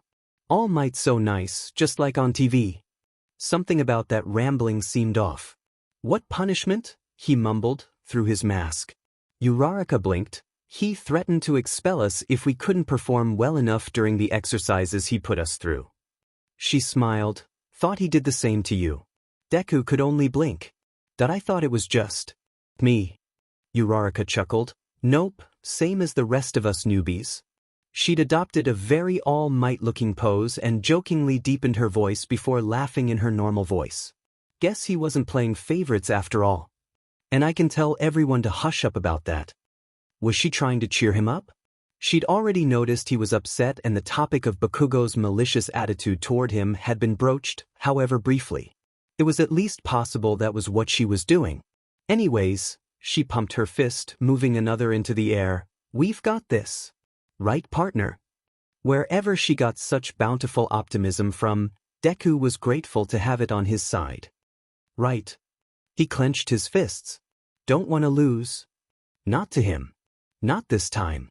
And the bell rang. Exhaling sharply through clenched teeth, Deku took the first step forward. "Let's go." With an enthusiastic nod, Uraraka skipped with her first step, falling in line behind him. No doubt, Bakugo would be racing right for him, abandoning his post to satisfy his anger. Not something he could leave ignored for long, and after that interrupted altercation with him, thanks to Jiro, it was doubtless he'd be dealing with the remnants of that too. Maybe that was an advantage. If he was really that angry, he'd be operating on almost pure instinct. No control, no finesse, but also no holding back. A dangerous combination where the walking warhead was concerned, but that could be played to their advantage. If he could bait Bakugo far enough away, maybe Uraraka could get to the nuke and win the exercise. It was a long shot, but it was the only shot they really had. "I'm not sure what else to do," Deku mumbled, peeking around a corner, now deep in the inner recesses of the building serving as the villain's lair. "Do you have any ideas?" Uraraka shook her head. "Nothing with that much thought behind it," admitted she. "Guess it's true, what they say about knowing your enemy." She smiled. "All right, Deku, if you're sure you can handle it, then I am too." Why the hell did she have so much faith in him? "All right." He took a deep breath. Nothing to do now but keep moving, hopefully get a little closer to where they were holed up before. Deku. Or not. "Where the F are you, you shitty F nerd?" Definitely still angry about yesterday. He gave Uraraka a look and a nod. Time to act like heroes. Lowering to the ground, Footsteps as light as he could manage, he crept forward with his senses on high alert. Sounds, smells, anything that would indicate the explosive blonde was nearby. After years of being pelted and burned with that boy's quirk, Deku had a very NTMD understanding of what it smelled like. Thanks to his now heightened senses, he'd have a bloodhound's warning before he even saw him. How he loved to hate his powers. Of course, he hardly needed them. Bakugo was stomping so loud and with such anger the building was shaking. His talent for intimidation was the stuff some villains would likely envy. Waiting around the corner, back against the wall, Deku did his best to settle his breathing. Jaw as tight as freshly sprung bear trap, he began forcing himself to breathe through his nose. No room for error, no allowance for a single tooth or claw mark. Tensing the muscles in his arms and legs, he waited until Bakugo was just about to round the corner, then he sprang. Leaping into view, deliberately overshooting his jump, he yelped in pain. Bakugo had missed with the explosion, just as planned, but Deku had failed to anticipate the flash and his eyes paid for it. Working off memory, he kicked off the wall and flew back the way he'd come from, eyes still seeing little more than blurs peeking through a white expanse. "Don't you dare run." Oh good, he was getting angrier. "You lying little sheet. You could move that fast the entire time, couldn't you?" Hitting a wall with his nose, and much of his body, Deku threw himself leftward, hoping there was more hallway to go down. Demented, his eyes just wouldn't recover. All those years, Bakugo's voice trembled with fury. "You had a quirk." His tone, his voice were both so unsettling. "Looking down on me like you better than me." He almost missed the screaming. "Weren't you?" And an explosion blasted the wall he was hiding behind to smithereens. Only this time, Deku was ready. His eyes flinched, but managed to absorb most of the light without worsening vision. "Answer me." "You're wrong." And he sprang right at him, fist swinging and narrowly missing the retreating Bakugo.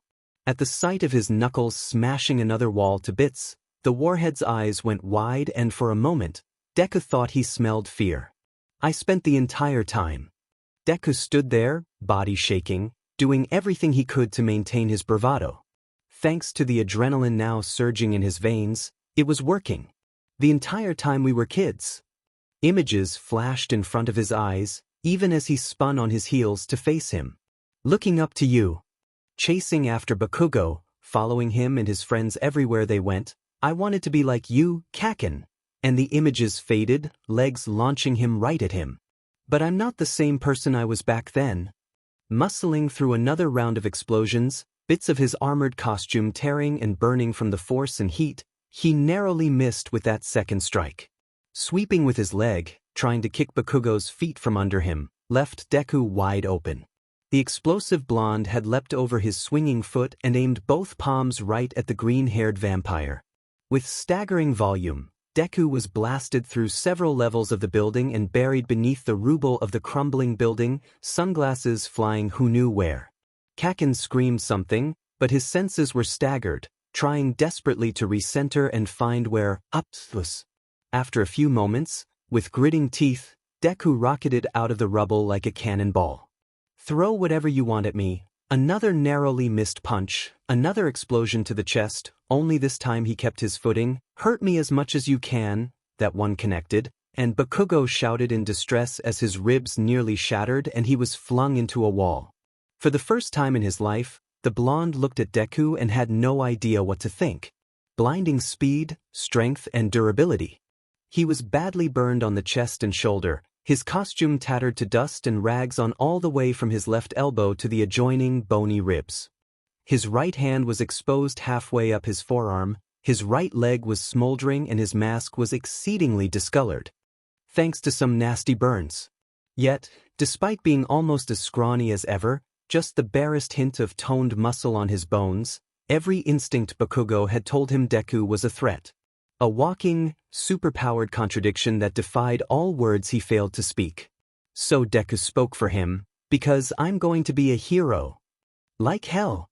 Defying the screaming in his chest, Bakugo used his own quirk to propel himself right at him.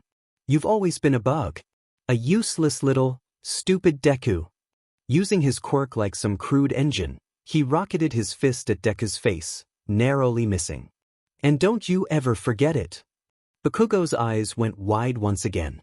Rather than move aside, granting him more room to set off a Lager detonation, Deku had grabbed his arm. Acting on his fear, Bakugo shoved his palm against Deku's abdomen and fired away as much as he dared to. If he used too much force, and the little sheet held his grip, he'd risk tearing his own arm off. Accomplishing little more than burning more of Deku's flesh and destroying more of his costume, he braced himself as Deku flung him through what was left of a wall. Rolling onto his back, the world now spinning in every direction at once, Bakugo groaned as his body began to register what had just happened to it. Holy fing shit, did it hurt. As much as I might want to. Deku's voice was almost a mile away. It didn't help that he sounded significantly calmer now. I can never forget it. He stepped over the rubble, HNDCFFS at the ready. I've been called that so much, even inside my own head, I'm not sure I'll ever see myself as anything other than Deku, thanks to you. The defeat in his voice would have been delicious at any other time, but now it just set him off. Feeling that ire rekindle reminded Bakugo of the day before when Longears had dared to stop him from putting this little sheet in his place. When Ida had told that FNG story of Deku crippling a zero-pointer. So, Kaken. Was that his version of Dek? I won't ever forget Dash. His jaw clamped down in a vice as his eyes went wide. The smell, the sight. In throwing Bakugo through that wall, he'd not only torn his costume to shreds but the skin on his shoulder too. Standing there, shaking with restraint, it was everything he could do not to attack, not to tear his own mask off and give in to his now screaming hunger. Scoffing, hissing under his breath, Bakugo's body relented to his fury. You're FNG right, you want. In spite of his screaming instincts, telling him to dodge, thanks to his ravenousness, the blonde was now much faster.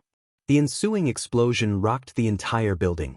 Deku was sent reeling, crashing and skidding along rubble-covered floor, leaving a trail of armor, cloth and blood in his wake. Groaning, rolling onto his front, he tried to push off from the ground but couldn't shake this feeling of dizziness. His eyes were seeing spots, the world so unfocused he might as well have had bleach poured into them. Saw you looking at my gauntlets before the teams were decided, hissed the warhead, his face twisting into a malicious grin. Wanna see what they're for, Deku? He couldn't even open his mouth to reply. The resulting explosion only caught his senses for a flicker of a moment before the world erupted in pure pain. Searing flesh on the side of his face, a blaze of fire up his forehead and into his hair that was so hot it felt cold. Sizzling, popping of his flash-broiled skin was then punctuated by something in his eye socket exploding in a wet splatter. Then the feeling spread to the inside of his skull and the world went black. For the last time, that's enough, Bakugo! All Might shouted into his microphone back at the observation room. From the readout on his screen, Deku's earpiece had been destroyed almost immediately into the fight. Stop this senselessness or I'm ending Dash. And the entire building shook. The arena was an entire block away and the building was still shaking. Cameras on the other end of the feed showed nothing but static, microphones either blown up or blown out if that horrid feedback noise was anything to go by. What the hell? Jiro exclaimed, bracing, preparing for the building to collapse. What did Bakugo just do? Nothing good, said the boy with the two differently colored eyes, while All Might furiously walk-read at the instruments on the monitor. If that earthquake was anything to go by, he'll be lucky if he hasn't just outright murdered that other kid. Although it sounded like that wasn't the case. Distorted, but coming through, was the sound of Deku screaming in agony. Cracking knuckles told all that Akaguro had clenched his fists. What kind of insanity, Dash? And the feed came back. All around the room reactions varied. Kaminari's jaw dropped, Ashido screamed, Aoyama recoiled and flung two hands over his mouth to stop himself from vomiting. A girl with a very long ponytail reached out and instinctively gripped Jiro's hand. A motion she reflexively reciprocated as her expression fell in horror. Somewhere to the ponytailed girl's other side she heard the heterochromic kid breathe out in shock, "Oh my God." On the screen, right in front of everyone, was Deku, in a haze of smoke. His right eye had been burned to the point of bursting. The skin around his eye socket burned away while more of his molten flesh dripped onto what remained of his costume. A splash of his hair had been completely incinerated, leaving charred remains of scalp from where it had formerly sprouted. His mouth was wide open, mask nowhere to be seen, as he screamed. Bakugo had unleashed an explosion big enough to shake part of a city at point-blank rage, right into Deku's face. "Stop this!" Jiro's voice murmured. "All Might," she said, now much louder. "Stop this right F now." Pulling out of his shock, the professional hero leapt from the room, not even bothering to open the door as he went. Sprinting, with surprisingly similar speed to All Might, was Akaguro, Kaminari following right behind him along Ishido. On the screen, Deku had moved in a blur and now Bakugo was screaming, "Get the F off, Iwewarg." It took a moment for the camera to shift, following the path of the ruined teenager. When it did, everyone present wished like hell that it hadn't.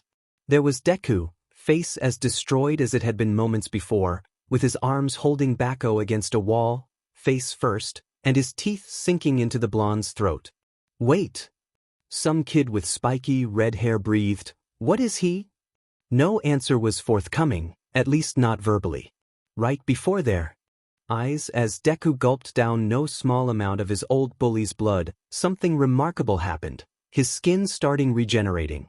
"Holy dash," breathed the ponytailed girl. As his flesh got busy knitting itself back together, his eye blossomed. There was no other word for it, the way the flesh simply appeared and unfolded bore no other likeness as a patch of snow-white hair sprouted from the ashes of what had been burned away. But the eye was wrong. Black scara, much like Ishido's, but with the same glowing, green iris. Even the skin around the eye looked off, a touch lighter, just a hue or two darker than milky white, following the pattern of the grisly burn. As his flesh finished re-knitting itself, his face twisted in horror. Hands on Bakugo's shoulders, he tore himself away from him, recoiling, gripping his own skull as he fell to his knees. It was at this moment that All Might burst onto the scene, just in time to see Bakugo, seething with fearful hatred, preparing to turn his other gauntlet on Deku. He was screaming something about finishing the job when All Might grabbed him. The piercing look was all he needed to reduce Bakugo to little more a simpering, tiny mass of SBMSV flesh. Meanwhile, Deku had stood up and began staggering for the door. He would have run for the hills had Akaguro, Ishido and Kaminari not arrived, blocking his path inadvertently. Shaking, his legs threatening to buckle beneath him, Deku's flinched away from them, falling against a wall, feeble arms flying up to shield his head as he sunk to the floor. His face just screamed the phrase, "Don't look at me." Ishido was at a total loss, but approached Deku all the same, confused by the fact that his face was now miraculously healed.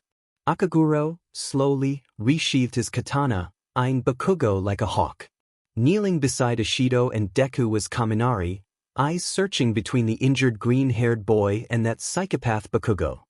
He saw the injury on his throat, the blood on Deku's lips, and a look of comprehension spread across his features. "What did?"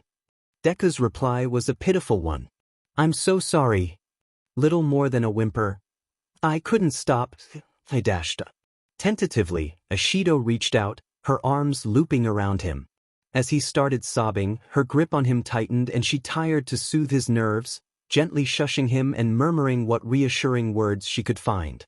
"It's okay," she breathed. "It's over now, he's not going to hurt you again." He just sobbed louder. That wasn't at the reason he was crying, not even close. He'd just bitten someone, again, and this time. There were never any excuses. His lapse of control, his fault. His fault. "Hey man," Kaminari reached out, squeezing one of his shoulders. "It's all right. Breathe, okay?" Only he couldn't. Between the sobbing, the adrenaline, being beaten and blasted to a pulp and the tornado of emotions he was feeling, it all became just too much. Deku, with almost painful slowness, fainted in Ishido's arms. All Might let out a quiet sigh. This lesson is on hold. With a firm hold on Bakugo's arm, he turned around, the upstart in tow. Could you please take young Midoriya to Recovery Girl? I need to take this one to see Aizawa." When the blonde went to start shouting in protest, The pillar of peace just gave him the look again, and any semblance of defiance vanished. All Might had had enough. Hesitantly, hand dropping from the hilt of his sword, Akaguro stepped toward Deku. "I'll do it." Ashido looked up at him, somewhat surprised. "We're coming too." Kaminari nodded, confirming the sentiment. "Do as you wish," Akaguro muttered as he gently hoisted the unconscious teen into his arms. "But my guess is he's going to want to be far away from people once he wakes up." Nodding as though she understood, Ashido rose to her feet and followed him, Kaminari not far behind. Back in the observation room, a palm to side of his head, the spiky-haired redhead spoke up. "What the hell just happened?" "This is..." the ponytailed girl gulped. "Just a guess, but it looks like Midoriya's quirk lets him heal by dash." She had to suppress a GG. Drinking. Blood.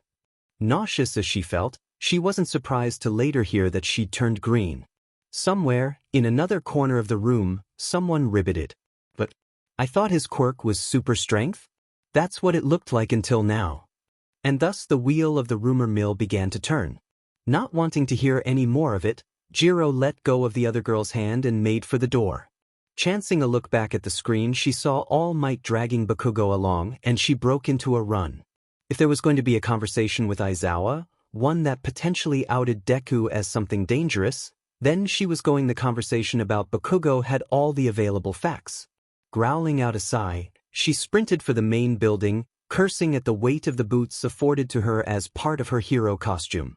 Really, this was a conversation she should have had with Aizawa yesterday. With any luck, it would at least help Deku a little bit, though she wasn't about to bet on it. Finding peace was a task that seemed forever unachievable to little Izuku de Midoriya. Waking moments of much of his life fraught with anxiety, born either of social isolation or of being the favorite punching bag to every bully he'd ever come across. Even at home it felt as though there were no escape, for he always, inevitably, have to leave. Out there in the real world was where his tormentors lurked. The only place of solace he had was his dreams. Dreams he now found haunted by the fears which plagued him in the day. It was such a dream that he failed to realize he was having at this very moment. Machines, menacing, covered in webs and towering over a burning city, marched about like soldier ants attacking a rival colony. Deku, quite beyond his limits, was alone in his efforts to protect said city.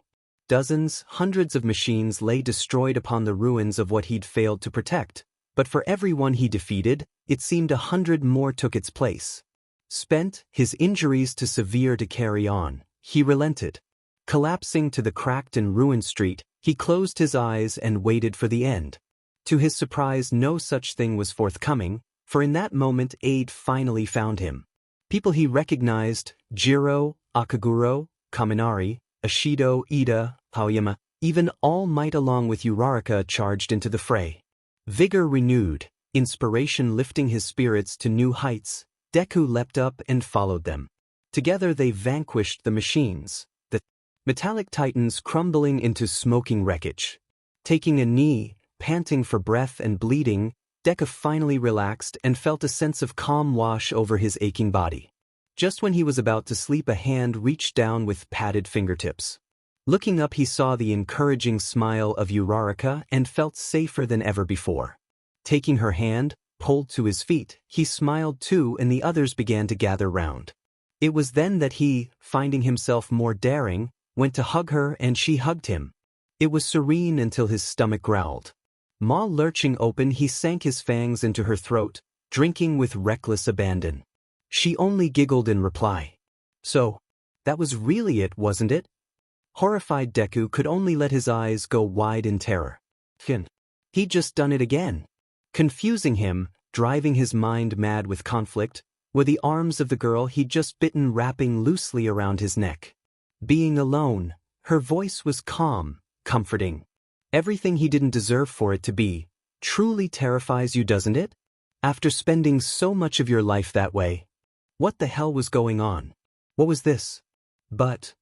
She giggled in a tone that almost sounded coquettish.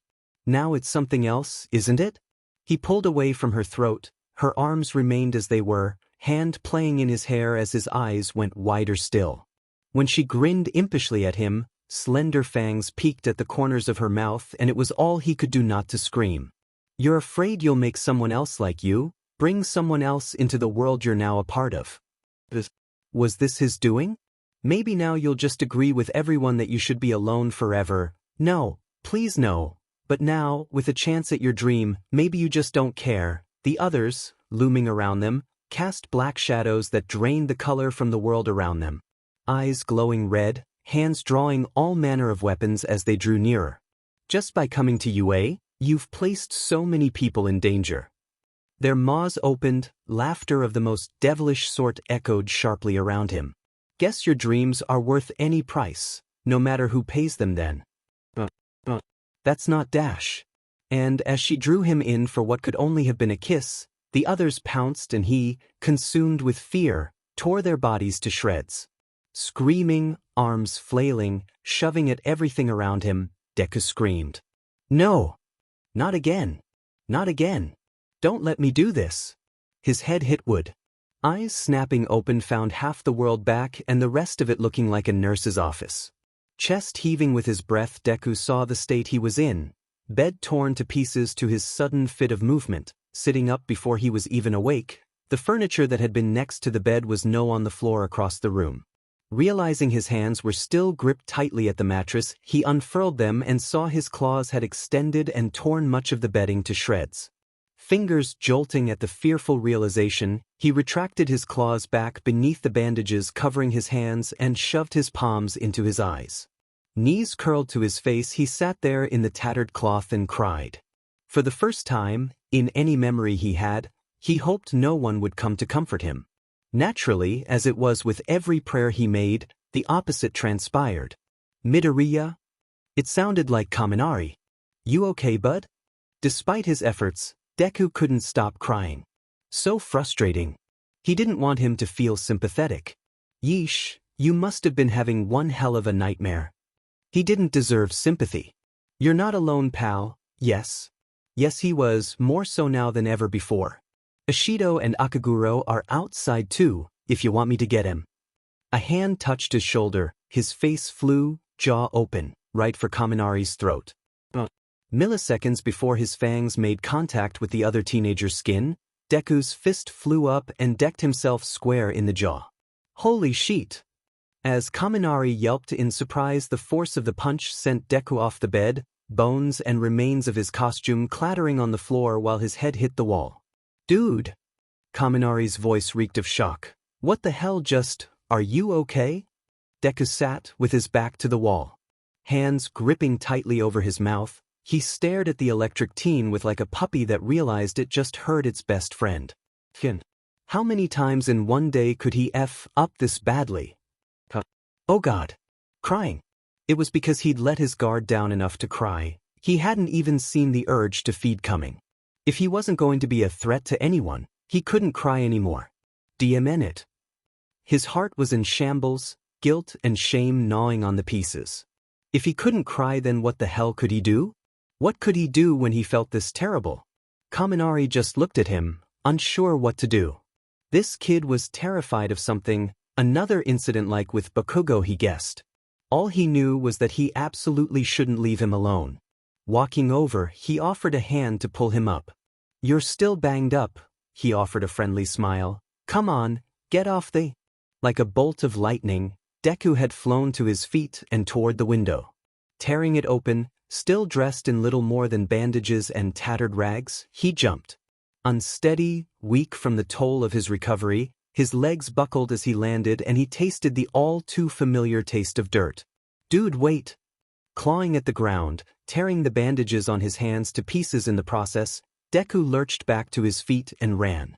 Somewhere behind him, as he leapt over the front gate, Kaminari was yelling something about him fleeing. Wherever he was going didn't matter, just as long as no one was there. Ishido came running into the room, right up beside Kaminari at the window. What just dash? He took off. Kaminari exclaimed, arm gesturing out the window. Why? It made no sense. How could he still be this worked up? You didn't scare him, did you? I don't see how. He gave her an exasperated look. He almost bit me. No, I'm fine. He held up both hands, stopping her from grabbing him and examining his neck. Kid punched himself in the face before he could. He pointed outside, where Deku had just pulled quite the vanishing act. Then, why, what the hell are you doing? What was with everyone and jumping out windows? Suddenly, it wasn't just her leaping outside, cursing under his breath as he dusted himself off from the landing. He chased after her. You know he probably wants to be left alone. Don't care. Ashido called back, speaking from experience, last thing he needs right now. Looking over her shoulder she waved, beckoning him onward. Keep up, Cammy. Growling, he did exactly that, muttering to himself as he went. You know, I really just wanted to go to school today. That was it. Naturally, he'd left his bag and water bottle back in the classroom. Ah well, how fast could this Midoriya kid really run? Most of the class had followed behind them, wanting to see what happened next. The indignity of it all. What had he done wrong? So he'd said Deku off enough to make him bite someone. After an explosion like that not even fazing him, he was the one that should have been being treated like this. Only a freak could survive something like that without a single mark to show for it. At least, that's what Bakugo thought had happened. Through all the smoke and pain he hadn't been able to glimpse the results of his handiwork. Evidently it hadn't been much. Deku was still strong and crazy enough to slam his face into a wall and then chomp down on him like a rabid dog. This was just All Might protecting the wimps, like he always did. So unfair. It really set him off. When the door to Class 1A swung open, Bakugo was almost shocked. He hadn't noticed how far they'd just been traveling. The benefits of spacing out. Grumbling as he was pulled into the room, his eyebrow quirked for a moment. On his desk were a pair of feet wearing clunky, black boots, crisscrossed as their owner's arms as she glared at him. What's Long Ears doing here? Her earlobes twitched with something resembling malice at the voicing of his demand. He just glared right back. This speech was always butting in where she had no business. Fuming with equally as much contained rage, more so spilling over through his face than her, was Aizawa, listening intently to the phone in his hand. You! Bakugo barked. You tattletale. He stomped toward her. What? It wasn't enough that All Might and he stopped for a moment, forgetting Aizawa's name. Him were already about to chew me out? You had to get in on it too?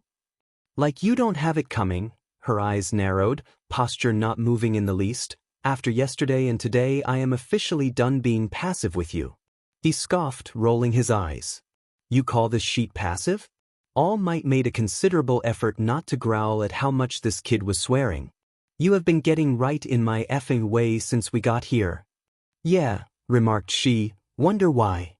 He lounged forward, hands slamming onto the desk she'd rested her legs upon, quirks searing the wood as he did.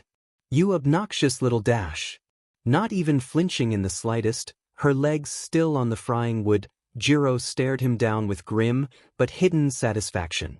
At his outburst she'd sent her earlobes right up to his throat, just a hair's breadth away from filling his world with pain. Go on. She goaded, give me an excuse, and her glare went sharper still. I dare you. He could only grit his teeth in wide-eyed, irritated fury. If he moved more than that, she'd use her quirk on him again, and that was something he'd never allow. Enough, All Might's voice rumbled like distant thunder. I won't allow another incident like on the training ground. And he yanked Bakugo away from her. Sort out your differences some other way, and after you've calmed down.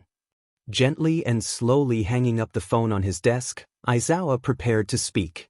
His voice rumbled like a volcano threatening to erupt. Sit down. So this was two teachers who unjustly had it out for him today. What the F dash? Was today opposite day or some bullshit? Because he and Deku seemed to be inhabiting the wrong spaces today. As he huffily complied, teeth gritting at the humiliation of it all, he glared at the teacher. The teacher who glared right back. Explain yourself. Now. What the hell for? Bakugo's immediate retort was met with Aizawa's hands gripping so hard his knuckles snapped. Everything I did to him and that useless Deku was fine. A growl escaped the teacher's throat. Fucker went crazy and bit me. He pointed right at the site where Deku's fangs had pierced his skin. The instant Bakugo stopped talking, he felt the air in the room run cold. Do you want to know why? From his tone, it was obvious that wasn't really a question. So Bakugo kept his trap shut while Aizawa elaborated. I was just on the phone with Recovery Girl, he began. That last attack you made, it was disturbing how level his voice was with all that rage pouring off of him. Did so much damage to Midoriya's face that he was driven into a mindless haze. Before Bakugo could voice how bullshit that was, Aizawa silenced him by raising a single finger. I'm speaking literally. Bakugo blinked. That last explosion, the teacher went on, destroyed his eye. And the warhead's gut sank. It gets worse. How? How could it? The damage didn't stop there. Recovery Girl, when she was examining him, found something incredibly disturbing on the back of Midoriya's head and neck. Any guesses what it was? Bakugo, with an air of numbness, shook his head and Aizawa scowled. Bits of bone and brain matter. If it was possible to feel smaller than Deku's level of importance to anything, Bakugo was certain that was what he felt in that moment. Speechless, another new experience for that day. You mean dash? He had to gulp, stomach so low and queasy he thought he might pass out. For all his boasting, screaming about squashing people like bugs, making such a claim literal filled him with rot. Somewhere outside the room he heard that brown-haired extra squeak in dread. Ida sounded similarly shocked, cursing under his breath. Great, everyone was here to witness this. Just what he wanted. If he hadn't bitten you, he would be dead. His regenerative abilities would never have activated. Some of the rot subsided, leaving the warhead feeling only mostly disgusted with himself. Yet the feeling persisted, as well it should have, digging into his ego. I want you to think about this. Aizawa stood up, his glare sharpening. Had you been fighting literally anyone else, you would now be a murderer. Any semblance of rage dropped from Bakugo's features. All that remained was the shock. Congratulations. Midoriya's healing factor has kept you out of jail. Now, if I hear about another such incident as today or yesterday, Bakugo's gaze shifted, glaring at Jiro with all his venom before the Erasure Hero's continuing scolding drew his attention back. You'll be out of this school so fast you'll think All Might threw you out himself. Have I made myself clear? Swallowing his pride and trying to quell his rage, Bakugo managed one perfectly leveled word. Crystal. Aizawa pointed to the door of his classroom. Get your injuries seen to. Then go to the principal. Shaking, barely keeping himself in control, his trembling hands grabbed his belongings. He cast one last spiteful look at Jiro, who returned his gaze in full. This wasn't over, and they both knew it. Bakugo almost felt better knowing he had another pathetic enemy to crush. Almost. Barging through the door, everyone outside moved out aside as he stomped past them. Afraid. That was the only look on any of their puny, extra faces. He gritted his teeth, biting back his remarks about them long enough to climb inside the elevator. As the doors closed, anyone nearby might have heard him howling out all his frustration as he began his descent. Back in the classroom things were considerably closer to silence. Aizawa stood at the window of his classroom, face squeezed tight by the fingers of one of his hands. Of all the nightmares to contend with on day 2, this class hadn't made it 2 days in without someone almost literally attempting murder. To make matters worse, there was the matter of Deku to contend with. All Might. Aizawa's voice was barely even breath. Send them. Send them to go get changed. The Pillar of Peace nodded. And then what?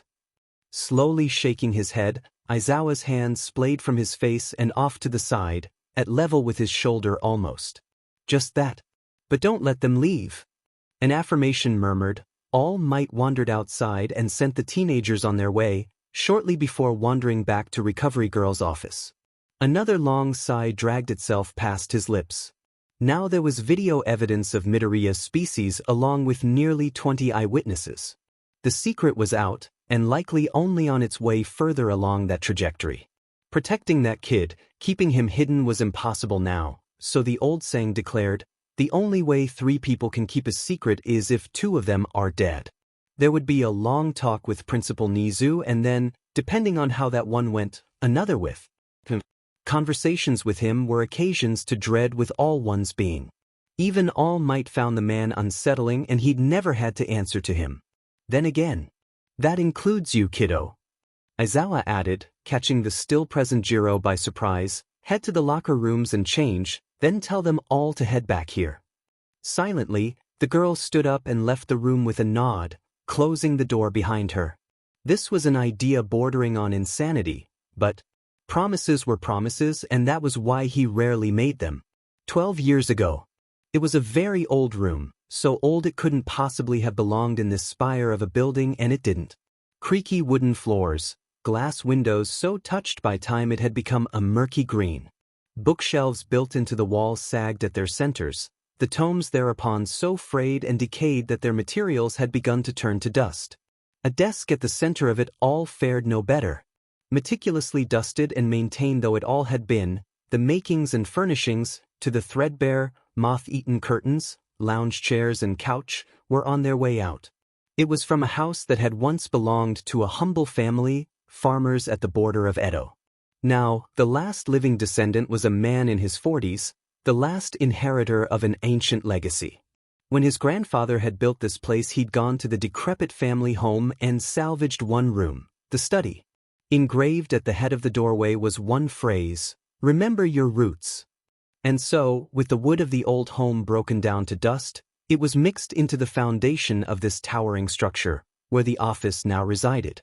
The owner, a man in the suit, a man whose name was never spoken, gave a grim smile. It was impressive how he could give an air of harmlessness and be intimidating at the same time, without so much as trying to be. "You understand why I've called you here?" Puffing of cigar smoke punctuated his sentences with trailing wisps of tainted air. A cloud of it followed him wherever he paced in the shrouded office. It unsettled the young hero standing before him. Aizawa only nodded, quelling trembling nerves with steely determination. "I have no reputation, no face in the spotlight." The nameless one smiled darkly at the young hero's extrapolation. "My methods and efficiency also match something you must be searching for. Yes, this, Aizawa, would do as nicely as he suspected. You want to send me on a mission." Couldn't have said it better myself. His smile shifted to a form considerably lighter than before. "Would you like to know what that mission is, Eraserhead?" At the hero's nod, a glint of excited anticipation in his eyes, a feeling of satisfaction welled within the nameless one. "Tell me," he said, eyes narrowing, smile widening, "do you believe in monsters?" Monsters? As it turned out, they were much like the stories of old had described them, bearing the face of humans but hungers from the darkest nightmares imaginable. When he'd killed his first, a vampire working as a nurse in a hospital, he'd found it draining a child dry. The sight of it had filled him with disgusted fury. Scarf flying toward the thing, he snared its wrists and throat, pulling it over backwards to its knees before plunging a dagger through its heart. Even as the blade pierced the most vital of organs, it screamed and struggled, something mercy escape its lips, and Aizawa twisted the blade as he savagely shoved the thing to the floor. Slowly, with a raspy exhalation of air, did its limbs droop, going limp and sagging to the floor. Yanking the knife from its chest, he checked the child for a pulse and found none. Gritting his teeth, he turned on his heels and strode away, anger fuming from his body. As he battered the doors to the ward open and stomped away, he failed to notice the label above them, Hospice, Cancer Ward. From then on, he was on the warpath. Every vampire he was assigned to kill, he did so without hesitation, leaving a trail of bodies, some impaled, decapitated, others simply burned to ash. He'd learned the secret was to use their strength, their momentum against them. Once they got moving fast enough, stopping was a pipe dream leading to a cement wall. All over the country, Eraserhead garnered a reputation, ironically making a name for himself as the unknown hero. His exploits were the matter of speculation, nothing he did had any press, his villains all without name. Awesome. Would glimpse, whisper of the bodies he left in his wake, these rumors were ensured to be little more than such. Shota Aizawa was a hunter, a lethal machine as ruthless and efficient as he'd boasted to the man without a name. The hero who operates in the shadows. He liked that label. Of course, This crusade could only go on so long. Ring ring. Aizawa's eyes fluttered. Back in the classroom, back at you. Just another memory, replaying before his eyes. How he'd grown tired of them invading his waking moments. Silencing the phone, picking up the handset and putting it to his ear, he composed himself. Yes. It's me, the voice of All Might. I have an update on Midoriya. Putting any real distance between himself and the school had proven a rather fruitless effort. The afternoon sun had scorched his eyes so badly that he couldn't even see anymore. Not that he cared. Fingers along a brick wall guided him, giving some semblance of a path to follow. What he heard, the various sounds of the city around him, almost overwhelmed his ears. He couldn't see and his other senses were picking up the slack. How he wished his sense of smell hadn't bothered, as nothing smelled quite as awful as a city during lunch hour. You'd think the smells of freshly cooked foods of all kinds would serve to reduce the vileness of every other scent. Garbage, exhaust, urine, for those who didn't care enough to wait and find a public restroom, drags, rust, the leavings of birds. Putrid smells intensified by the mingling appetizing odors.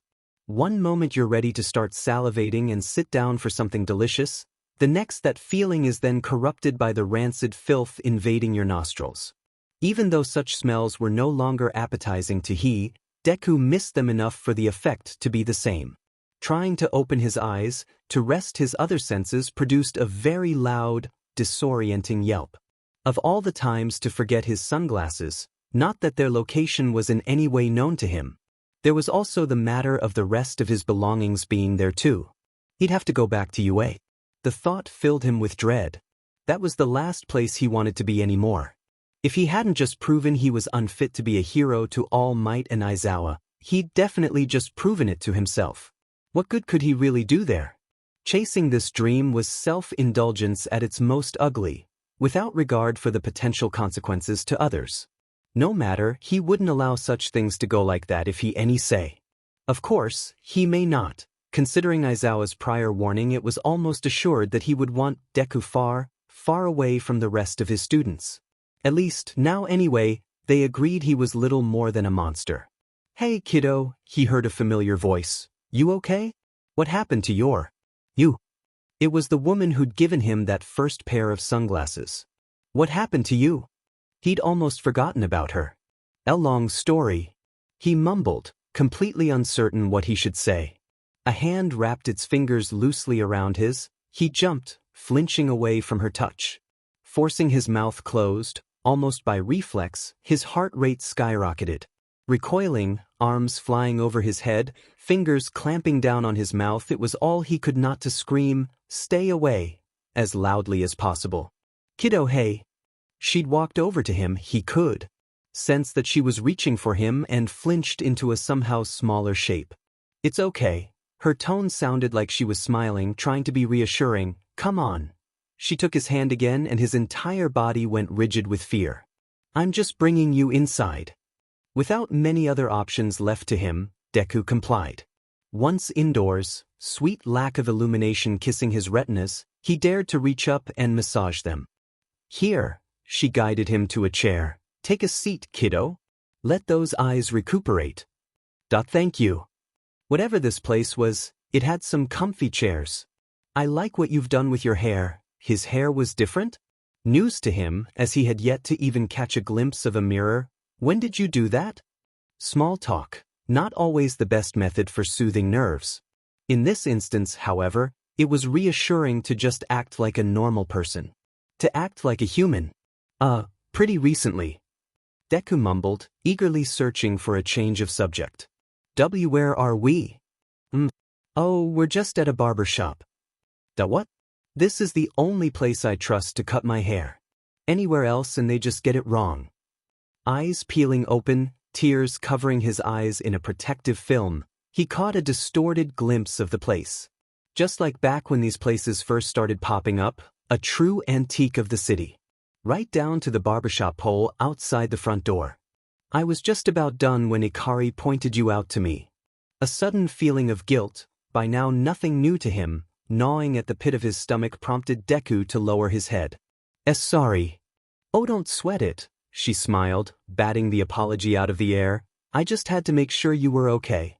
Eyes gaining some focus back, he took a look at his would-be savior, coming to his aid for the second time, and his eyebrows jumped. What do you think?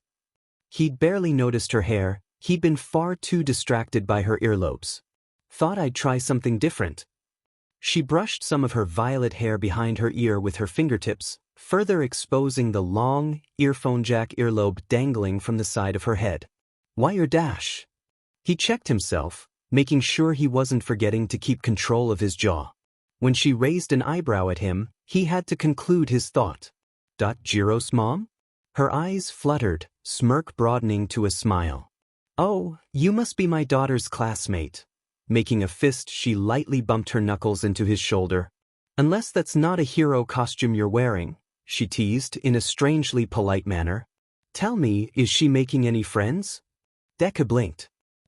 Why? Well, she trailed off, expression falling. Fingers fussing at her pant leg, a quiet click of her tongue against the backs of her teeth preempted her next words by a noticeable margin. Can you keep a secret? Hesitantly, he nodded and she sighed. Uncertain what to tell you. Deku blinked, some of the focus finally returning to his vision. Sitting before him was a sight that truly caught him off guard. Her shoulders were slumped, head slightly inclined, eyes staring at her lap as she remained almost entirely motionless. A sad hint of a smile perched upon her lips, matching the look in her downcast eyes. Whenever the thought of my little Kyokyo going to school crosses my mind, I get a little muddled. Despite the woman's rather downcast demeanor, it was all Deku could do not to audibly go, hearing that nickname. Instead, he allowed himself a smirk as she went on. See, when she was in elementary school, going into early middle school, something changed. Judging by her tone, this was not a topic lightly broached. She started getting more and more closed off, standoffish with people. One of her hands gripped at a portion of her pant leg. It was so jarring. Watching my sweet little girl turn into something harsher, seemingly out of nowhere. Her expression fell completely, taking Deku's heart with it as it sank. The change in hairstyles, the clothing, the swearing, never smiling, always sounding growly. It wasn't until much later that I learned there'd been something going on with a bully at her school. Something clicked. She and one of her friends were targets of theirs, and clicked loudly in Deku's brain. I didn't find out until after. Well, it didn't make much difference by then. This was why she had it out for Bakugo. She spent so much time yelling at the teachers to do something which, she scoffed bitterly, of course they didn't. So she put on a brave face and dealt with it on her own. She turned and offered Deku a sad smile. She only tells me anything when she has good news, even now. Color me surprised when she starts talking about this boy with green, fluffy hair who protected her from a thug, with a little smirk on her face. Her look shifted, adopting a more knowing expression, again bopping his shoulder. Wonder who that might have been. I dunno. Deku tried to smile reassuringly, but he wasn't exactly feeling well himself. Some clumsy weirdo, I guess. Miss Jiro laughed. Probably, but who knows? At least his flimsy attempt at humor had worked. Sighing, somewhat more happily than before, she hesitated before voicing one last thing. Keep looking after my little girl, would you? Another bout of blinking in surprise corrected nothing with reality. She was being serious. She doesn't. Her first instinct isn't usually to trust adults, or much of anyone. If she wants to be your friend, would you? God damn it. Yeah, he muttered, I will. If that's what she wants. So much for abandoning UA, and for ignoring that old dream. When was he going to get it through his head that he could only help by staying away from people? Leave it to a lost soul with no other options available and asking for help to turn him back the way he came. Back toward the wrong path. The path life seemed determined to steer him away from. She smiled appreciatively at him for a moment when something outside caught her eye. More friends of yours? Bracing his eyes, Deku turned toward the window. Sure enough, there were Ashido and Kaminari, the latter of the two being entirely out of breath, racing into the shop. Caught ya? Ashido blurted out, poking him square on the nose. You seem a lot better. Her smile quirked, a note of concern on it. All except for that eye though. That's still a thing. Does that? What? Deku turned toward the mirror and watched the orb in question widen in shock, leaping toward it, close as his face could go. What? When the hell had his scara turned black? And that scarring? Bottom lip now the latest victim of his teeth, though it was lucky enough not to be punctured by them, he could only stare in dismay at his face. Half the hair on the right side of his face was white, eyebrow included, skin gone almost milky white where Bakugo had burned him. His forehead slumped against the glass and he let out a groan.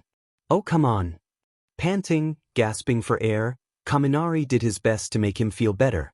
Hey, relax. His voice cracked in the funniest way when he couldn't breathe. Chicks? Dig scars, man. Says you. Deku blurted, spinning his face round to look at him. Do you know what my mom is gonna do when she sees this? His head slumped, a palm rising up to shove itself against his face. Oh God, she's gonna have a heart attack. Hell, she might try to keep him from coming back to UA at all. Pulling him from these thoughts was Ashido, nudging him. Hey, it's okay.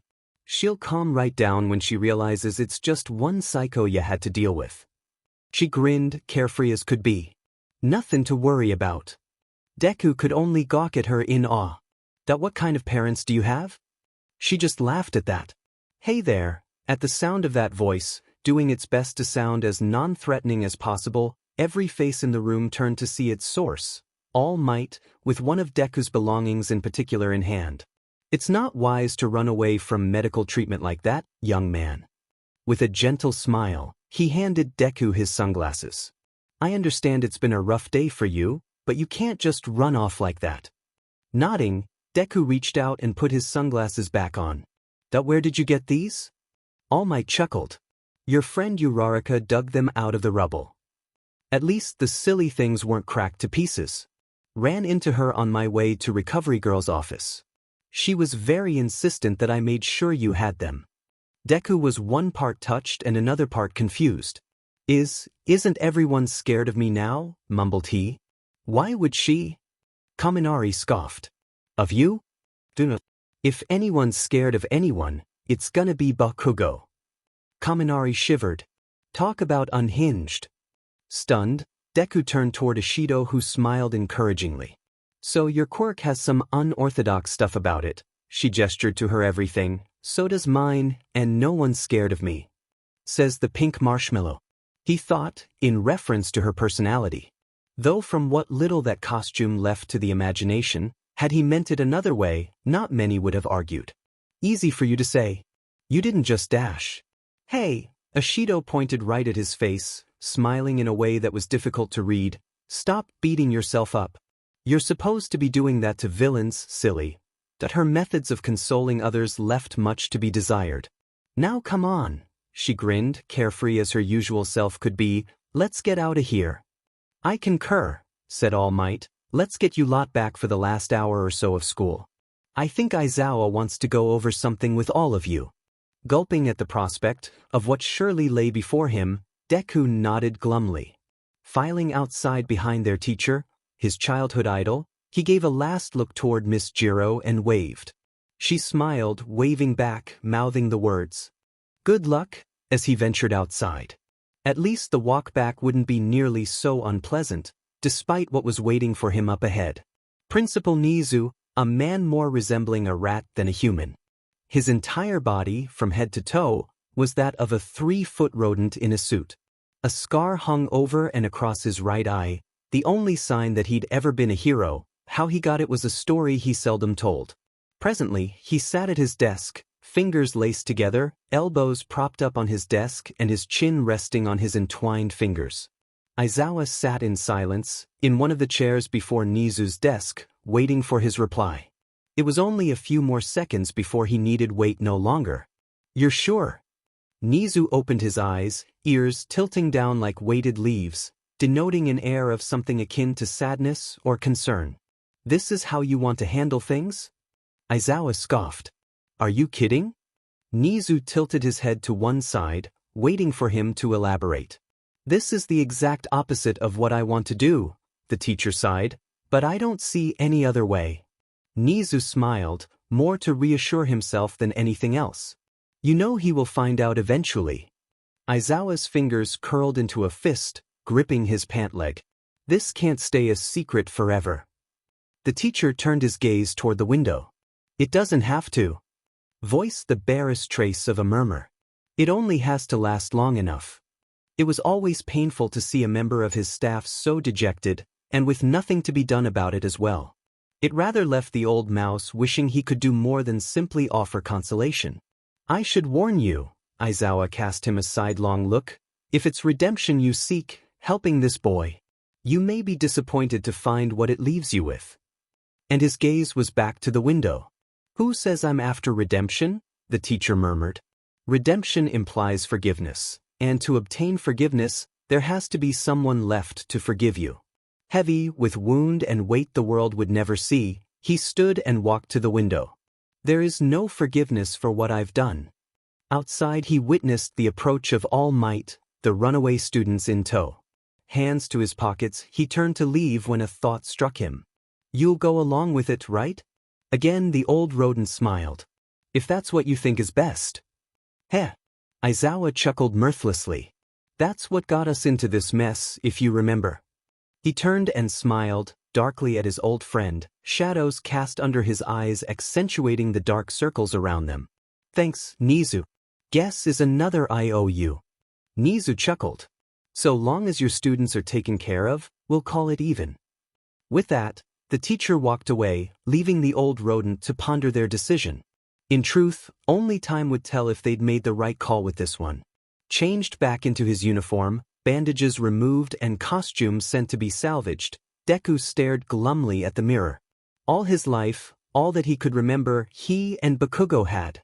Well, they'd never really been the best of friends. When they were very small, 3 going on to 4, he used to follow him about like a duckling. Bakugo was the kind of kid who just charged off and did things. No qualms, no nerves to get in his way. Naturally the other boys flocked behind him, easy to follow, a brave example. As time went along, and this slowly became the norm, Bakugo getting good grades, starting to show signs of athletic prowess, his attitude started souring. With all the praise being heaped upon him, it seemed the natural order of things that it just go on, even when his behavior was less than ideal. So rarely were words of criticism spoken of him that it began to sound strange whenever someone dared to defy the trend.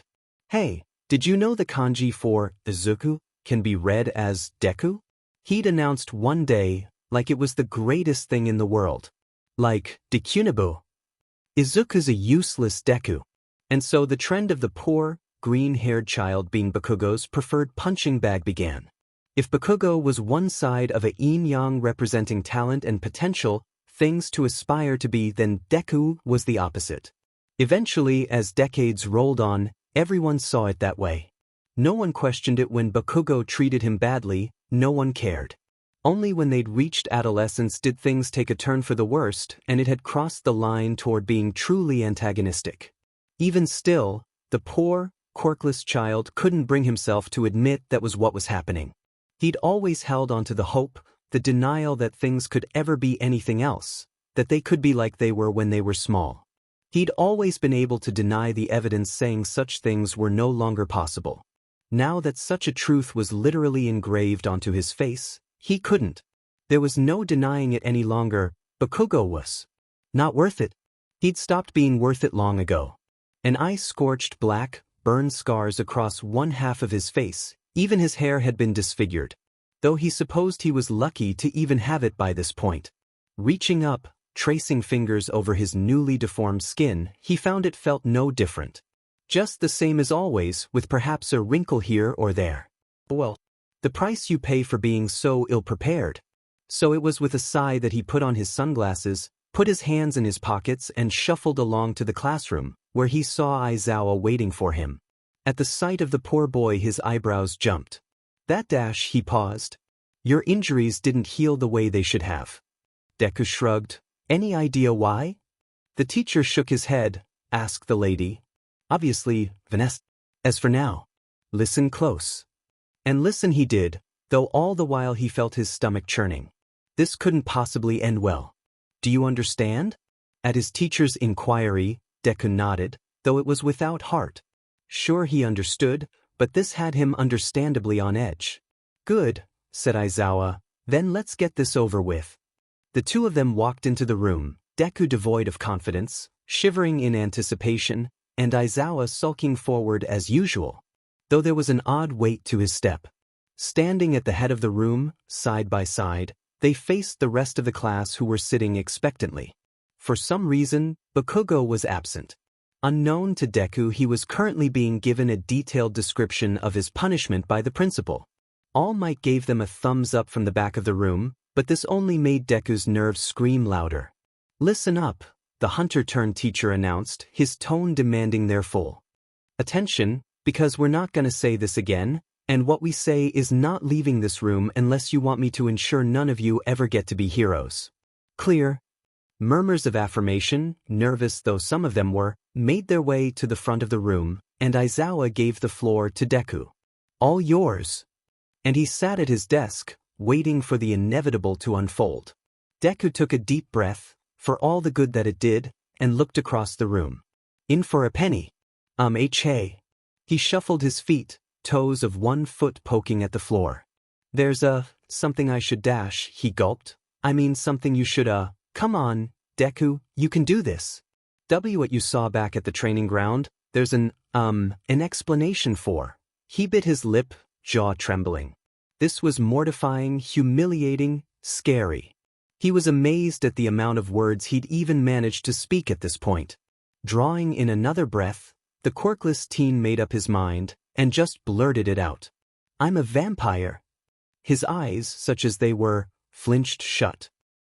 It's not a vampirism-based quirk or something like that. I'm flinching, shrinking where he stood, the truth stung like the burns had on his face.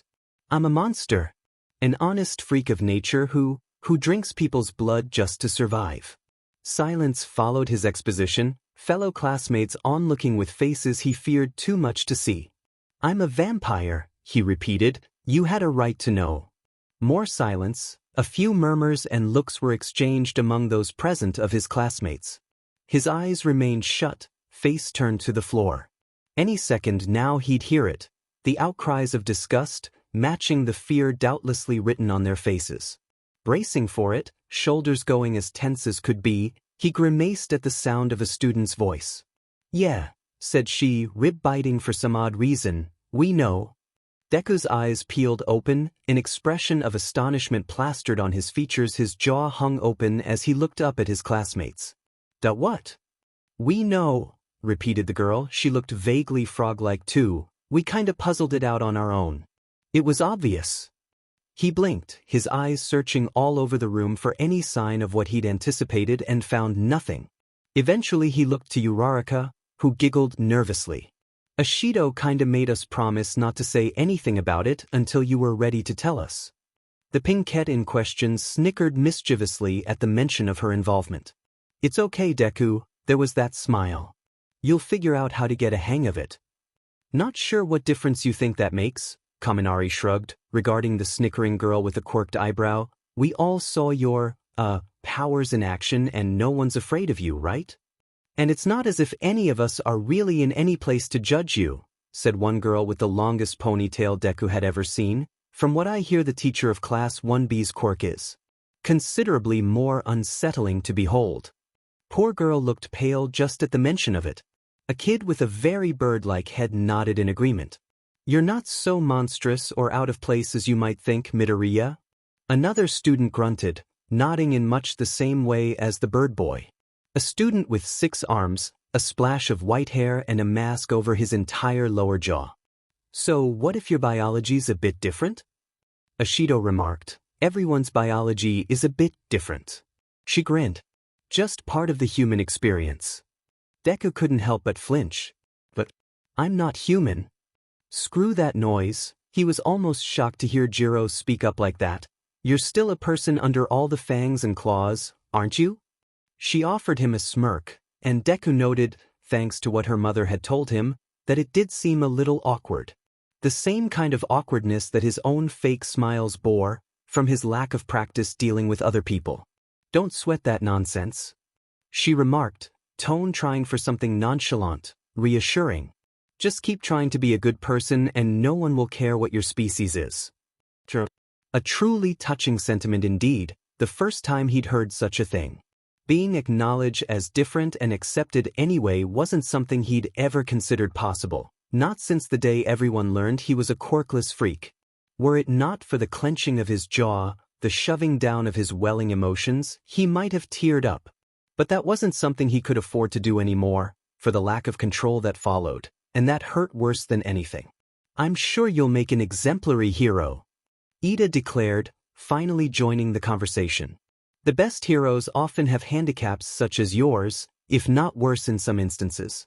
The greatest hardships produce the greatest strengths. Okay, that was oddly encouraging. For a guy who was all business, Ida had some heart. Akaguro chuckled under his breath, a wide smile pulling at his face. Didn't see this one coming. He looked to the vampire. At least now you can rest a little easier, friend. When Deku turned to Aizawa, he just saw the man nod. Go on, he murmured, sit down. As he treaded lightly to his seat, the teacher walked back to the head of the room, pondering what to say next. With a tired sigh, he seemed to have discerned it. It is a difficult thing being a hero. Over the years you may be expected to keep secrets. The class lost some of its light-hearted demeanor at the utterance of such a thing. Being trusted by the public, by law enforcement agencies and the like is no small burden. It carries with it a heavy responsibility and complicated relationship to the truth. Knowing when to tell it, when to lie and when to say nothing at all is one of the most difficult lessons any of you will ever learn. Eyes glancing at Deku for a moment left the vampire feeling cold, wondering what lesson he was supposed to learn from this. Wondering whether this was a moment to feel dread rather than relief. Consider this, and how you handle and keep this secret with your classmate, Aizawa declared with an air of finality, the beginning of that lesson. His expression, for the first time Deku had seen, lost any hint of fatigue and carried only a stern resolution. Look alive, children. Because from this moment on, you're all heroes. Or at least, they'd taken their first real step toward becoming heroes. Deku could only hope it was for the best, as it was now far too late to alter course. This was his life now. Shuffling of chairs, metal scraping against the floor of the classroom sang out in a chorus as the final bell sounded. But the others all walked for the door. Deku remained where he was. This earned a pair of rather puzzled looks from Jiro and Akaguro, who were waiting for him at the doorway. Uraraka and Ida appeared as though they might have joined them, but one look at their homeroom teacher's glowering face discouraged them, so off they went. Just when the green-haired boy was about to say something, Aizawa spoke instead. All Might and I have business with him. Be on your way. With some hesitation, wavering between one path or another, the two remaining teens obeyed, leaving the vampire to whatever awaited him. Once the classroom was free of all but Deku and the two teachers, Aizawa sighed. Digging his thumb and index fingers into his eyes, he took a few moments to compose himself. I'm sorry. Deku blinked. For a moment, the teenager was rendered thoughtless. I allowed my prejudices to affect my judgment once again, and as a result I failed to consider your safety when passing my notes on this class to All Might. Of all the unprecedented occurrences to have graced his life lately, a teacher apologizing for negligence in the face of Bakugo's wrath was somehow the most unexpected. Maybe his brain was still damaged. I should have been more concerned about that boy's attitude and your adversarial relationship with him in conjunction with that.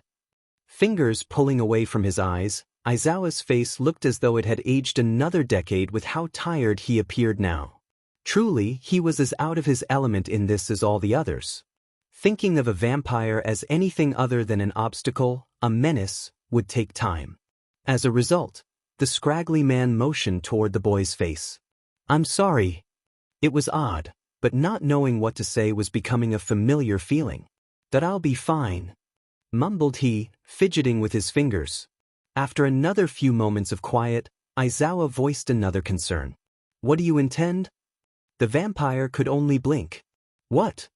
Aizawa considered how best to phrase this for a time. It was a rather sensitive matter. Are you still interested in being a hero? mild confusion was now replaced with a feeling of astonishment. If that's an option? Deku's voice was barely above the decibel level of a sleeping person's breath. You're not, I'm allowed to dash. Aizawa growled out a sigh, thumb and index finger back at his eyes. Were you not paying attention just a few minutes ago? Shifting in his seat, the teenager managed to feel quite silly listening to the man talk. When I said, from this moment on, you're all heroes, I didn't exclude you. Wanting to simultaneously cry and scream in joy left Deku's face looking almost absurd. Not that the teacher noticed. What happened during your heroics class, even if I wanted to blame it on you, there's no way I could. Once again, fingers dragging down his features left the man looking all the more exhausted. Thank you, sir. Deku managed to avoid blurting the words out in exaggerated delight. All the same, the teacher yet to speak placed a hand on his shoulder, patting him reassuringly. Worry not, young Midoriya. You've nothing to fear as far as all this is concerned. If he had any worries left over at all Might had just removed them from the equation. Erase your head and I will have your back for as long as you're in our classes. With a thumbs up, a gesture he was only all too famous for making, he concluded, You have my word. Rather than say anything on this matter himself, Aizawa simply remained silent. From his complete lack of motion, it seemed as though he was trying to blend into his surroundings and disappear. How he loathed promises. Now, All Might clapped his hands together. Sorry to just abandon you after this, but I must be on my way. Until next time, future hero. For a man of his size, All Might sure could run when he wanted to. Deku's eyes almost hadn't followed through with the motion of his body as he fled the room. Comical as it was, he thought he saw steam or clouds of dust billowing in his wake. For such urgency, it must have been something important. Again, Aizawa sighed. You can head outside now, but I'm going to request that you wait for me. Before Deku could ask why, the teacher was already answering. I imagine your mother will need convincing that you should be allowed to continue here. Deku gulped, audibly. A matter his subconscious had been doing its utmost to avoid contemplating, for the sheer terror it elicited. For all the long years he'd been Inko's son, she'd never given him a reason to be afraid of her. Sure, she was terrifying when she was angry, as all mothers are to their children, but this was not what had the junior Midoriya so afraid. For all her nurturing and generally placid demeanor, when she got protective of him there wasn't a force on this earth more formidable. If there was one thing he and Bakugo had in common, it was that they took after their mothers. Angry, prone to outbursts and the loudest, most imposing voice in whatever room they occupied. The only difference between Bakugo and his mom was that she smiled more, and possessed an indoor voice that didn't still burst people's eardrums. At least so far as Deku had observed. During a parent-teacher conference, back when Deku was 9, the matter of Kaken's treatment of the green-haired boy had been brought up. When Mrs. Bakugo had tried to brush off the matter of her son antagonizing the other boy, Inko had given her a very distinct look. It was the only look she'd needed to sway the conversation in her favor. While she hadn't managed to stop the bullying altogether, as no one and nothing ever did, teachers being as useless as they were, Bakugo had eased it back a bit from then on. Such a feat from the simple, menacing glare of a mother bear, and as icing on the cake, Bakugo's mom, the woman whom the explosive teen took after, was wary of Inko Midoriya. Deku wasn't proud of much, but for that he was proud of her. But now he was afraid of what her verdict would be on this matter, and that thought had him gulping down his nerves. She might. Managed he, fear lacing the tone of his voice. With another sigh, the hero reached for the closest drawer on his desk. A humble nod was his only indication that he understood. Swiveling around in his chair, massaging his temples, Aizawa motioned for Deku to leave, muttering something about needing a minute. Evidently it hadn't been an easy day for him either. Head held low, the young vampire wandered out of the classroom. Somewhere, out of the corner of his eye, he saw a tall man with incredibly angular features, a shock of spiky blonde hair and sunken eyes. Black sclera, much like his own right eye, with piercing blue irises. The man looked exhausted, staggering to the teacher's lounge. Probably the teacher of some extracurricular class he hadn't the option of taking yet. But that could be answered later. Right now he wasn't in the mood to find out. Considering what surely awaited him at home, he doubted there was much point in indulging any curiosity relating to this place. Crossing the threshold of the front door, sunglasses adjusted further up his nose now, he flinched a little at the light of the setting sun. It was only a moment later that his eyes blinked open and wide in surprise. Standing, leaning against one of the marble statues lining the walkway to UA's front doors, was a certain woman with long black hair and glowing, blue eyes. When she caught sight of Deku, her expression took a turn toward forlorn. She approached him, sad eyes locked on his face, taking in the damage wrought upon his features. In a surprised gesture, she reached out, fingers running over his scarred flesh, and pulled him into a hug. Further still to his surprise, he didn't mind at all. If anything, the embrace put him at ease. "I'm so sorry, little one." Her hand was on the back of his head, fingers squeezing lightly at his skull. He hugged her back. "It wasn't your fault. I got reckless, thought I could handle myself enough to face Kakin." She shook her head, hugging him just a bit tighter. "Teaching you how to handle yourself is my job. That you couldn't and wound up like this is my failure, not yours." Why was everyone determined to take the blame away from him? Behind him, the doors to the school opened. Aizawa, stepping through them, paused at the sight of them embracing. Seeing them act so human jarred him, like a needle had pierced his chest. Bodies, broken and torn to pieces by his own hands, flashed before his eyes. Faces twisted in horror, rage, lips spread just wide enough to show their fangs, but the eyes, always so afraid as their faint glow extinguished, held an icy grip on his mind. Motion of two creatures, the only two yet living, pulled him free of the visions. She was shielding the boy with her arms, glaring at the hero with accusation burning in gaze. All he could do was look away in shame, though he let none of it show. Both because of the day behind him and the years further still in the past. Now wasn't the time to face down those demons. "Thought you'd be here sooner." He adopted his usual tone, tired, gruff, and seemingly without the patience required to deal with humanity. Her eyes glared for another moment longer, but the look faded as she released the boy from her arms. It seemed she was intent on giving the impression that all was well between her and the hunter. "I came as soon as I got the message," she disclosed. "Other responsibilities kept me occupied from the moment I awoke." Despite her warm smile, those eyes still cut like razors. "And I believe you know of what I speak." Indeed he did. "We can discuss this later," sighed the weary, sleep-deprived human. "Right now we have other matters to contend with." It was never the easiest life, not the one she'd imagined, raising her son.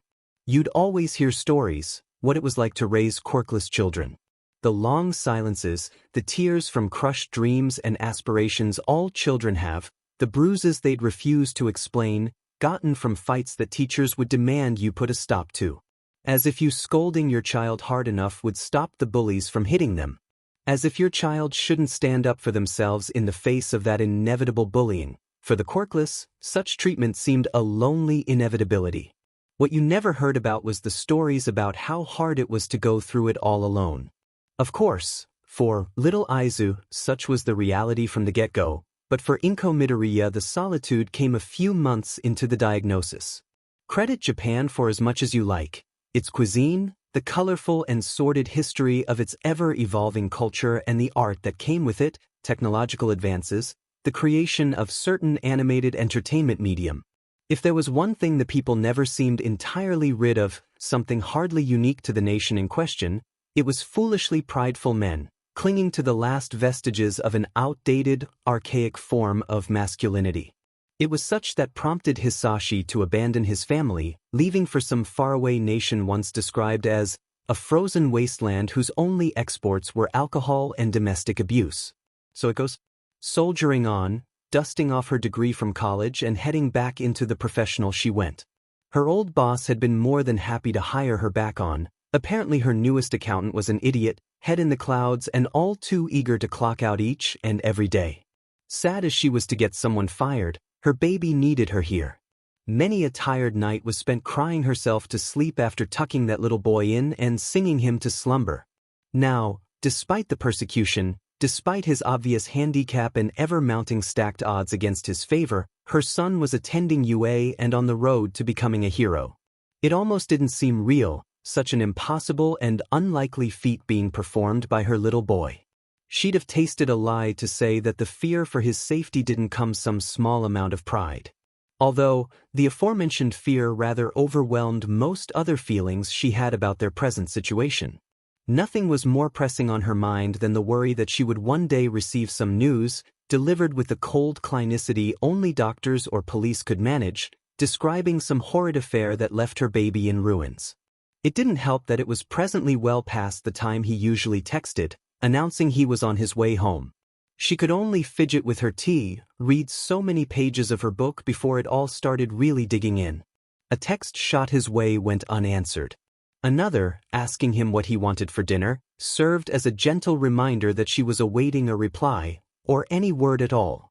Rather than any sort of reply to calm her currently spastic nerves, she received a jolt to her heart when someone knocked on the door. Clearing her throat, attempting to center herself, she walked to the door and opened it. Had she been holding anything at all, it would have clattered to the floor as a testament to her shock. There was her son, one of his eyes gone black where it had once been white, and burned scars along the upper half of his face. To make the sight of him all the more jarring, his hair on that same side had gone white as paper. Concern, shock, the whole gamut of what she felt must have been painted on her face, for Izuku couldn't bear to look her in the eye. "Hi, Mom." Unable to cognize in the slightest, Inko's arms flung themselves around him, pulling him in tight. Who, wavering as it was, weighted with guilt along with the whirlwind of feelings she was already failing to conceal, her voice was only a touch more audible than his. What happened? Her gaze was now a sharp glare, aimed at the two adults looming behind her son. One was a man, bedraggled, disheveled and worn with fatigue as one could be. Tall, sharp-eyed and deceptively unimposing figure. The second was a woman, clearly a foreigner. Pale as the moon, slender, the posture of one brimming with confidence despite the shame on her face. Glowing blue eyes hiding behind a pair of dark sunglasses, long, flowing, black hair which seemed tinted with red wherever the light reflected off it. Giving her an unsettling air were the shadows cast upon her sunken cheeks, from the faint glow of her eyes. When no answer was forthcoming from either of them, she spoke again. "Who are you, and what happened to my son?" Now her tone cut like a hot knife, intimidating as the cry of a warrior. She knew not what a feat she'd achieved when the scraggly man had to swallow his unease. "Apologies," her glare sharpened at the man's hastily given recompense. "I'm Shota Aizawa, your son's homeroom teacher." The woman, though perhaps lady would have been a more fitting label for her, reflexively raised her hand, offering a handshake, only to lower it again. "You may call me Vanessa. Vanessa Valentine." She inclined her head, hair falling from behind her ear and trailing down toward the ground. "We owe you an explanation." The following turn of events went all too painfully slowly for the taste of either Midoriya in the household. Izuku was sent to his room, tea was poured from the already singing kettle and the three adults gathered round the dining room table. A tale was spun, one that started less than 4 hours ago. While Aizawa hadn't been there for the events, he had enough first-hand accounts from all involved to provide all that was necessary for a retelling. At the end of it, even with the grisliest of details censored as much as could be, Inko was mortified, furious, beside herself with trembling hands resting on her teacup. After a tempered, slow sip of her tea, a long exhalation of air served as the only viable method to calm herself. "Years," she murmured. "That boy has been picking on my Izuku for years." Not once did her tone lilt from its steady, controlled pace. And now, only after he was almost murdered by that boy, does anyone even begin to address it. She had to avert her eyes from them, tears were threatening to run freely. It made her angry, she wasn't sad, she was furious. What the hell? She could feel her teeth gritting. Is this what I think it is? Some plea for me not to sue the school? Oh, how tempting a thought it was. Maybe then people would finally take her claims seriously. Maybe then something would finally be done for her son's benefit instead of just the same old, tired routine of ignoring him. Like all the other quirkless in the world, it seemed all anyone wanted was to look away until they disappeared. Society's ugly little blemish. If their loved ones were so disadvantaged, how then would the lot of them treat ones such as her little Izu? Tell me, she turned her face back toward them, why on earth shouldn't I? I left him in your care, under your supervision, and this wasn't prevented. She couldn't help the climbing decibel level of her speech. Over a decade of this was too much, and seeing people start to care only in a scenario where it potentially affected them directly? No more.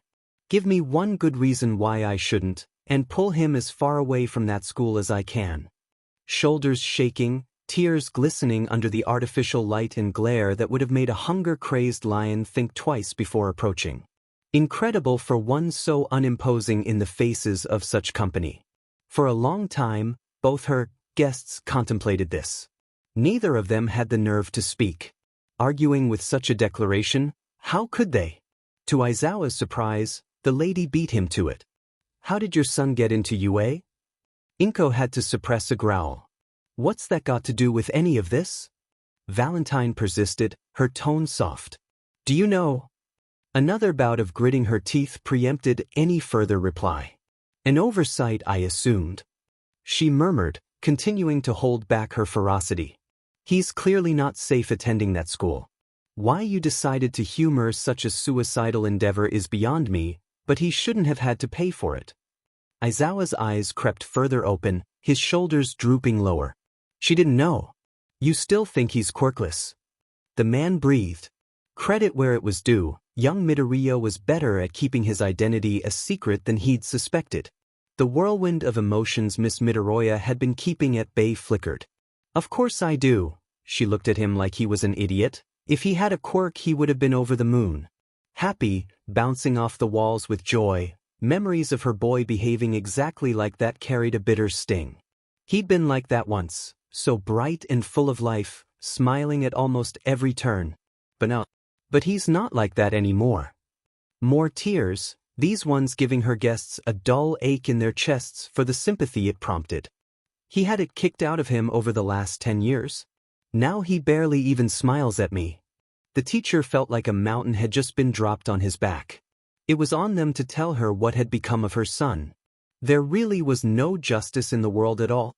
Breaking the momentary silence, Valentine tentatively began to speak. Miss Midoriya, began she, earning the direct gaze of the woman she was intent on breaking the news to. Do you remember the night your son wound up in the hospital? It would have been a month or so ago at this point. Of course I remember, she eyed the stranger curiously, warily.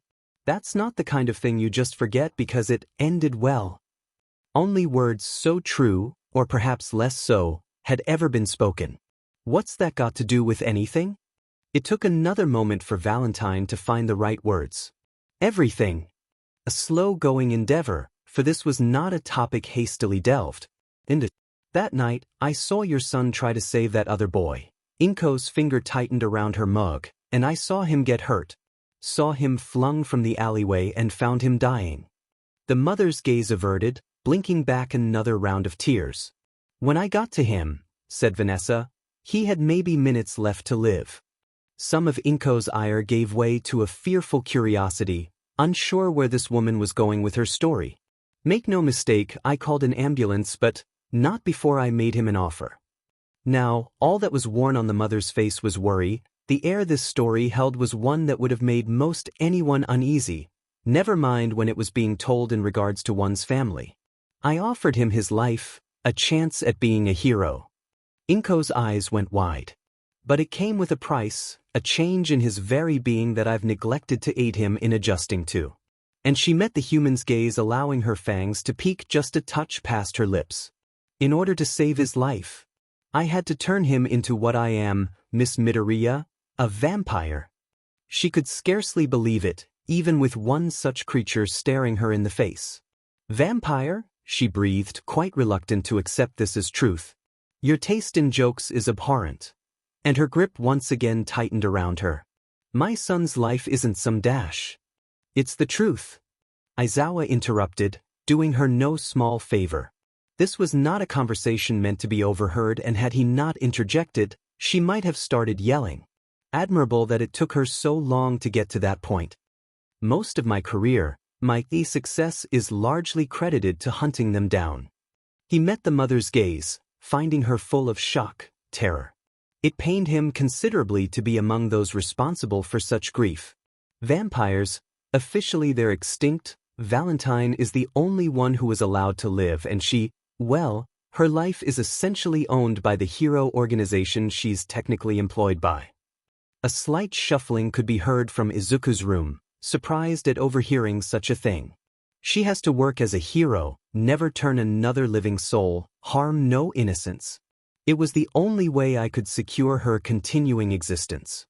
Now it was his fingers tightening their grip, and he let out a long sigh. You asked us why your son should still attend UA? I only have one answer, and for the first time, in he no longer knew how many years, his facade cracked. Lurking behind the face of this tired, unfeeling man was an old fool consumed by guilt, and it was eating him alive. All his life, he's lived as an outcast, friendless and rejected by society, underhanded as it was to say, it was the truth, but now, it looks like that's turning around for him. He had to look away from her, eyes peering into his tea, yet untouched. In addition to being the only place, the only path that might teach him to control himself and adjust to his new species, the hero world is the only place I can think of where he might actually fit in and have a chance at happiness. It was a conviction he held with the utmost sincerity, weighted by the accompanying guilt of such manipulation though it was. Aizawa gave Inko an apologetic look, unable to mask it away. I'm sorry, but I don't have another answer for you aside from this. He inclined his head, bowing to the woman who'd welcomed him into her home. I will do everything I can to ensure his safety, and that his time is not wasted in my class. You may count on myself as well, Valentine put forward, following suit with the bow. If it means sacrificing my time as hero, then so be it. I am responsible for him being as he is, and the consequences that shall befall me for being so. For a time, they remained much like that. Teacher and a murderer, a monster and a hero, bowing before a humble single mother of one. In their collective hands rested not only the fate of one boy, a boy more important than all the world where the mother was concerned, and an entire species along with him. So long as it was within his best interests, okay, she would accept this course of action. Just keep your promises, please. He's been through so much already. And their conversation was concluded. Guests ushered to the door, apologies issued, farewells spoken, phone numbers traded, they bid each other good night. As Inko closed the door, gently turning the locks, she felt the world falling onto her shoulders, much as it had on that fateful day of her son's diagnosis. Numbly, she walked to his room and knocked on the door only to hear the sound of shuffling blankets. Him hiding beneath them. Bracing herself, she entered his room, seeing curled up beneath the covers and doing his best to stop crying. The sounds of him struggling, grappling with his feelings. No, too much. She closed the distance between them and wrapped her arms tight around him. Almost immediately, he tried to get away. No. The panic in his voice. I'm not safe. You shouldn't dash. I don't care. She squeezed tighter. He struggled more, doing his best to avoid hurting her as he tried to squirm away. Please, when I cry I can't dash. He had to force words through a strangled sob, her eyes winced tight, tears pushing through them. I'll just end up biting you. I don't care. And she pushed her face against the top of his head, petting him soothingly with one of her hands. You're my baby boy. He froze, going silent in the process. If you think some teeth are going to scare me away, after everything else, you are wrong. She could feel his shoulders shaking again. I'm not letting go. I'm sorry, Izuku. I'm so sorry. The last thing on earth she ever should have said back then, echoing in her mind for how familiar this moment seemed. In time, she had come to regret saying such a thing to him. I don't care what happens. And he gripped at her arms, burying his face against them as he started sobbing violently, shaking in her arms like a child. A last moment to be human, before things would truly begin to change. Outside the home, some distance away on the street, Vanessa stood and listened. How she hated what had become of this family, due to her meddling. But it couldn't be helped, her decision was no less correct than it had been that month ago.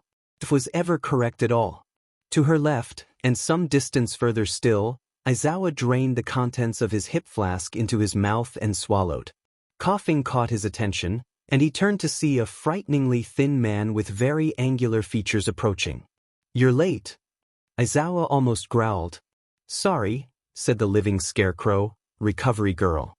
"Wanted to make sure I was all right. I pushed myself pretty far past my time limit today." A fact that Aizawa had neglected to remember amidst all the day's chaos. "She almost didn't let me leave at all."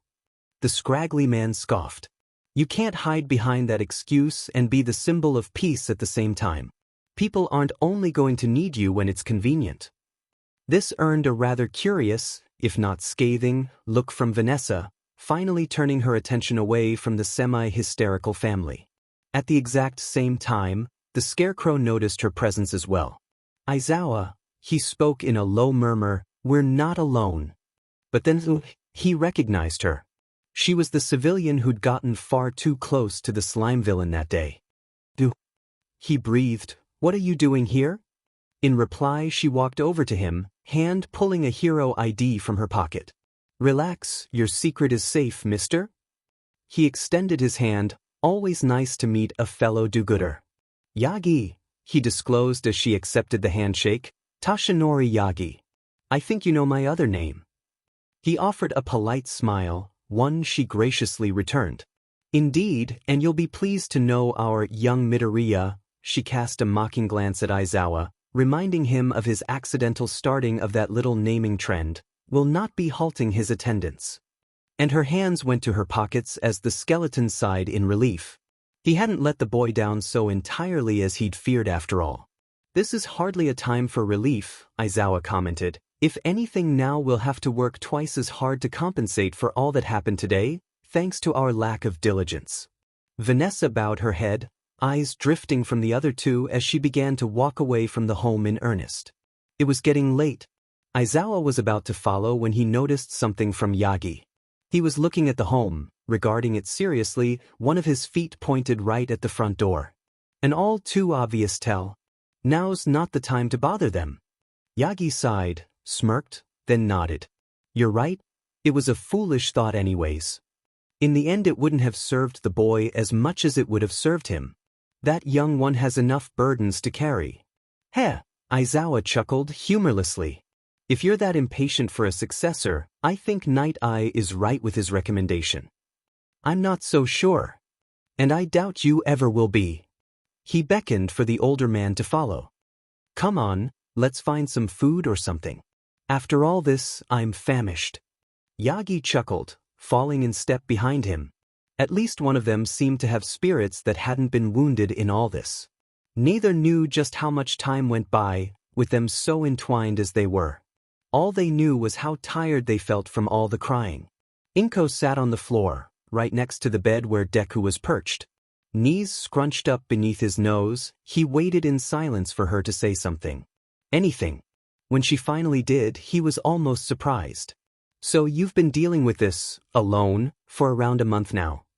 He buried his face behind his knees, she sighed. "You didn't think you could tell me?" The tone of her voice, she just sounded so wounded. Hurt by his apparent lack of trust. "What could I have said?" He put forward. "It's not like I didn't think about it, didn't want to tell you." His finger gripped at the blankets, fiddling with them in an attempt to draw his attention anywhere but this conversation. "But I was scared you wouldn't believe me, or worse that I'd scare you." She scoffed laughingly almost. "Scared of you? Aizu, you're almost as harmless a newborn kitten. How could I be scared of you? Because I barely have this under control." Now he was turned toward her, no longer bunched up in a ball. "I've bitten 3 people already, and I was doing everything I could not to." He grimaced, eyes scrunched up in pained shame. "You'd be crazy if you weren't scared." "Guess I'm crazy then." Deku was about to protest when he opened his eyes. She had that look on her face. That look which said this was not an argument he was going to win, as her mind was already made. I made my mind up a long time ago, Izuku.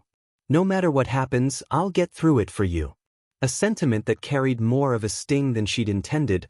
The weight of the potential guilt alone was enough to leave the poor boy tight in chest, almost fighting for breath. After all, she smiled, putting a hand on her son's face, lightly holding that ghastly scar, silently swearing Bakugo would never again get away with hurting her boy. That's the kind of thing people do when they care. Isn't it? Now that was a hell of a question, one he'd never really been able to find an answer to. Even by the time he'd arrived at school, the following morning, it was still bothering him. Amidst all the emotional turmoil, likely worsened by his having to rapidly recover from severe brain damage, both the previous day and this following morning had become a blur. So much so that when a reporter shoved a microphone in his face, asking what kind of teacher All Might was, he blanked on what he should even say. He just blurted out, "I'm doing homeroom," and fled. When the same microphone was turned on Jiro and Akaguro, he rolled his eyes while she merely ignored it. Under his breath, Akaguro muttered, "Putrid symptoms of an increasingly vapid culture. Fools, the lot of them." Jiro quirked an eyebrow, being the only other person with the ears to hear what he'd said. The reporters or the folks who watch what their stories? Akaguro gave this a moment's consideration. Yes, was his simply reply. Huh. Apparently it was Uraraka's turn to get grilled. What's he look like in front of the class? She struck a bodybuilder's pose, half-heartedly flexing while she awkwardly averted her eyes from the camera, trying to smile. Super muscly. She giggled nervously, eh? Now it was Jiro rolling her eyes. Sighing, she muttered, "Way to make our class look airhead." Deku blinked, turning to her, his fingers fussing at each other. It's not like the three of us made the class look much better. Socially awkward and kinda rude at best. She had to hand him that one. Touché. Then, much to Akaguro's amusement, someone made the mistake of asking Ito what All Might was like as a teacher.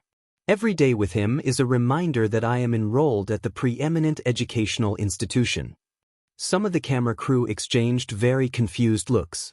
The boy had quite the vocabulary, to be certain. Beyond his dignity and presence, he's also quite humorous. Deku must have missed some joke he'd told the other day. As we students are privy to observing his many facets, we've been given an opportunity to discover just what makes a top hero a top hero. The lanky dampire chuckled quietly. Wordy BSD, isn't he? He turned over his shoulder, giving Ida an disconcertingly amused look.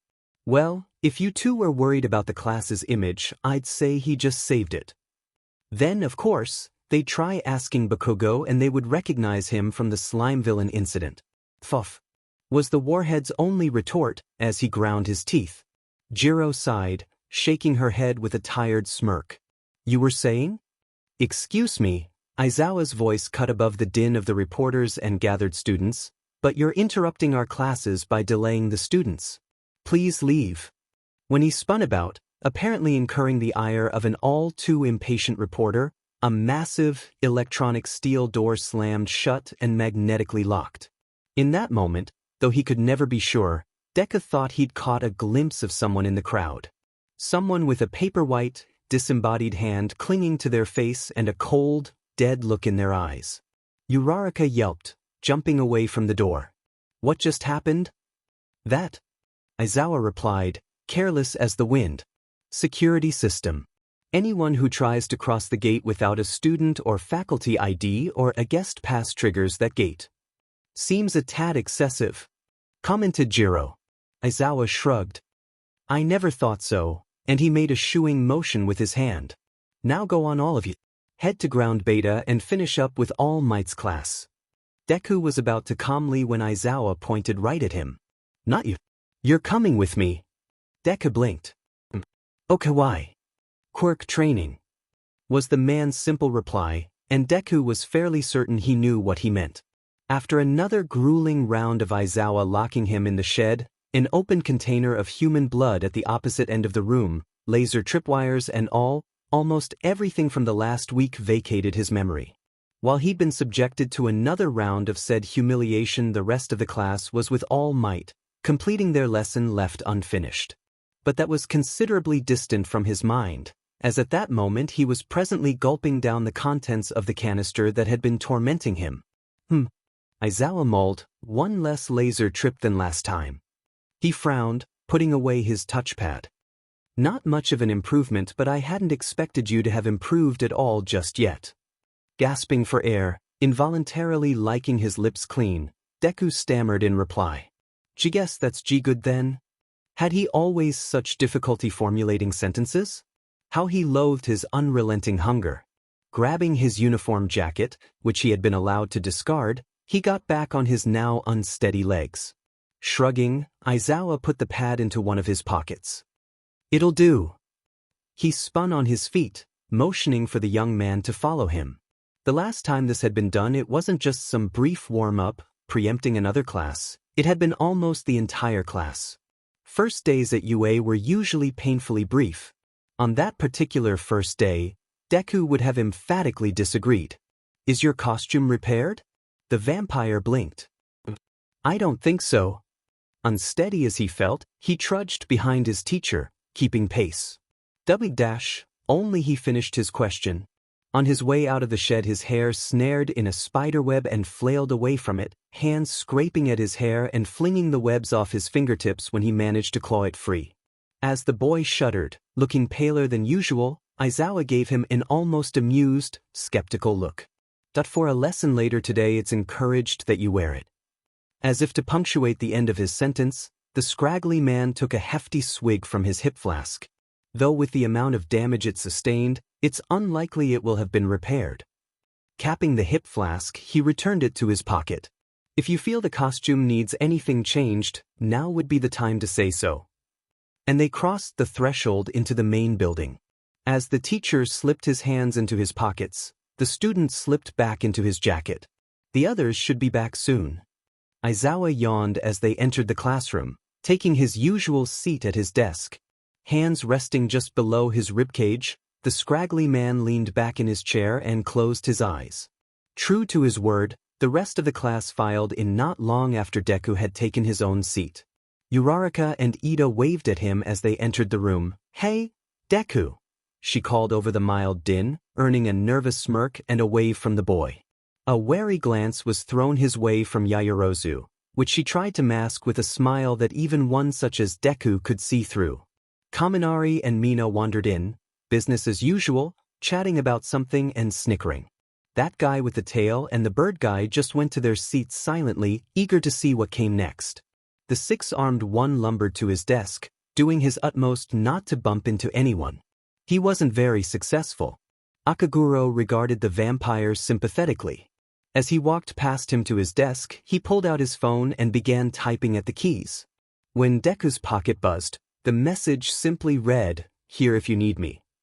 To which he replied, "Thanks. I'll remember that." After they exchanged a friendly, knowing look, despite his best efforts, there remained that unsettling presence in Akaguro's eyes. Deku looked up to see Bakugo. He was staring at him, something resembling shocked, terrified guilt plastered all over his face. Eyes fixed on the right side of the vampire's head, a cold sweat broke out across his brow. It was one thing to hear you'd hurt someone you know. It was another to see the damage you wrought upon them firsthand, to know you'd marked someone irreparably out of blind fury. Without a word, his jaw slowly closing, the walking warhead averted his eyes and walked quietly to his seat, resigning himself to stare at the floor in silent contemplation. For once, the aura exuded by his mere presence was almost too distant to read. If it hadn't come with a certain absence of an old fear, it might have been disconcerting. Last to her seat was Jiro, who looked Deku up and down, scanning for anything out of place, before looking him in the eye. She waved almost nonchalantly, then sat down. What to make of that, he had no clue, but stirring at the front of the classroom interrupted any chance at contemplation. Sighing from the dashed hopes of having a short nap, Izawa stood up and addressed his class. "Okay," he said, fighting against the sleep trying to cling to his throat. "Today you're choosing a class president." In an instant, The atmosphere exploded as the noise lever rocketed to daring new volumes.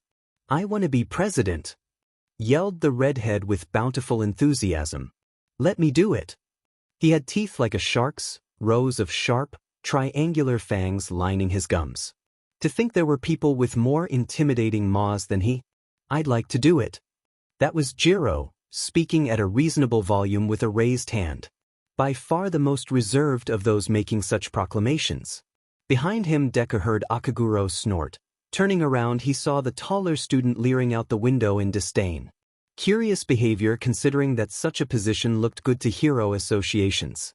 For any other high school, the class president would merely take on menial tasks, the kinds of things most roll their eyes at. But in a hero course at a school like UA, it would entail leading the group in all manner of scenarios. A position suited for a top hero in the making. Aoyama's hand rocketed up. "The position was made for me." It seemed his calm, level speech and his body were at odds with how he was to express himself. "I want to be a leader." Ashido cheered, standing up and materializing at the front row. Deku silently wondered where she got those reserves of energy from, as he also considered the obvious. Should he go for position? He barely had control over himself at this point, assuming yet further responsibilities could tax his mental faculties beyond their already straining limits. Ahead of him, Bakugo was raising his hand, though he made no attempt at vocalization. Though initially disorienting, it did afford him some room to think. Wanted every advantage though he did, this seemed a bad idea to go for. He already had enough to keep his mind occupied with his screaming hunger, a hunger that never quieted. Pursuing the position would only place those around him in further danger from himself. So he avoided raising his hand and drew his eyes upon the surface of his desk. Taking this moment of calamitous outcries to center himself, he focused on his breathing. While the rest of the class went about its discussion, the noise seemed to draw further and further away. Sensation of his body, motionless beneath his clothing as his autonomous functions carried on, registered as a warm, radiating pulse. The sound of rushing liquid, buried beneath his skin, filled his awareness along with his shallow breath. Then, as a form of calm seemed to linger at the border of his mind, he felt it, the raging hunger in the pit of his stomach. It screamed like the wind of a hurricane, tearing through flames, twisting its way up through his core, snaring its fingers in his conscious mind and snaking their way past his free will. A vice-like grip held on the center of his very identity, pulling at it like the reins in a horse's teeth. So this was what he was wrestling with every waking moment. So his enemy had a face, so to speak. Now he could single it out and the path it took to get a hold on him. If there was a next step to this process, he was interrupted before he could figure out what it was. "Say you abstain." Deku blinked, peering over his shoulder at Akaguro. He was sitting in his seat, much like before, only now he was looking at him. Side of his face leaning into the curled fingers of his hand, knuckles digging into his own cheekbones somehow accentuated the blasé look in his eyes. "What?" stammered the vampire. Akaguro sighed. "Voting for the class president. If you want out of the running, say you abstain." He made some half-hearted gesture to the rest of the class, getting out pens to scribble down the name of whoever they wanted to vote for. Blame Ida, he's the one that suggested it. After raising his hand, albeit hesitantly, he'd drawn the attention of Yaoyorozu, who was at the whiteboard with a marker ready. "Yes, Midoriya?" Gulping, he did his best to speak up. I'd like to withdraw from the running." At his request, somewhere near the back of the class, he heard at least one person crumple up whatever they were writing on. Uraraka from the sound of it, and that pulled at a heartstring. Yaoyorozu could only blink in reply. "Are you sure?" Her eyes darted between he and Akaguro. "You know what holding this position would do for your academic record, don't you?" At his nod she in turn made the same gesture, erasing his name from the running. Turning over his shoulder again, Deku whispered to his vampiric friend. "How'd you know I wanted out?" He shrugged. "Your body language looked more timid than usual, like you were trying to disappear." He made some motion toward the front of the class. "If you care about this kind of thing, probably best you write something down." Nodding, Deku reached for his pen and notebook. The matter of who to vote for, not something he'd considered having to care about anytime soon. To make matters somewhat tricky was the fact that he knew none of these people very well. The only classmates he was at all familiar with didn't seem entirely suited for the position or didn't want it. The way Ida had answered those reporters' questions was impressive, definitely eloquent enough to warrant a point in his favor, even if some of his overabundant, serious enthusiasm was a bit much. Uraraka was nice, but if she was just going to vote for him anyways, then she might not want to be class president. Deciding to respect that, he next considered Jiro. Level-headed, determined and not lacking a certain fire, though that could be said to be a point against her. If passions were running high, she did have a temper in it. He couldn't vote for her either. Ashido maybe, but she might not take it seriously enough. Although, she cared about her classmates, so said everything she'd done to help him during yesterday's ordeal. Kaminari was still something of an unknown to him as well, though he wasn't a bad guy. Hell, Deku had almost bitten him and he more or less hadn't cared. Well, it turned out to be an easier thought puzzle than he'd anticipated. Scrawling down his vote, Deku walked to the front of the class and submitted it. Surprisingly, Akaguro submitted a vote as well. At the questioning look he threw his way, the Dampire merely grinned. "You will see," the smile chillingly said. His near-constant exudance of that unsettling aura made one wonder just what had happened to make him like that. Over the next few minutes, after, Deku had to do a double take. There was someone invisible in the class? How long had that been the case? His mind started racing, considering the numerous ways in which her quirk must have functioned, but this was ultimately cut short by her tallying up the votes and exclaiming that they had a winner. With 4 votes in total, we have Yaoyorozu. Some cursory congratulations were given, grumbling from those who'd failed blending in with the noise, but not long afterwards the invisible girl had another announcement. And it looks Ashido got second place with 3. After a celebratory cheer from Ashido, the invisible girl added, "Guess we have our vice president then." Walking to head of the class, smiling with as much reservation as she could, Yaoyorozu said, "Thanks for the confidence, everyone." At her side, her own joy completely unrestrained, was Ashido moving her hand up in a peace sign. "We won't let Cha down." Deku did his best to avoid smiling. He didn't want to give away that he'd been at least one of the votes she'd gotten. 0 votes. A barely noticeable murmur from the crushed spirits of one Tenya Ida. "I suspected as much. This is the harsh reality of this sacred office."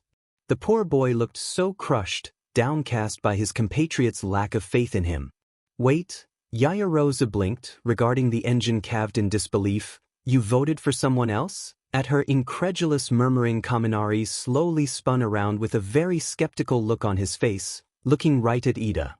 "You were the one who suggested this," said a very large boy with puffy lips. "What were you trying to prove?" Before any sort of reply could be issued, the lunch bell rang, rousing the slumbering Aizawa promptly. Groaning, he stood up and addressed his class. "After lunch, suit up and head to the parking lot. We'll be heading to your next lesson from there." Then he motioned for the door, a non-verbal order to leave and head for lunch.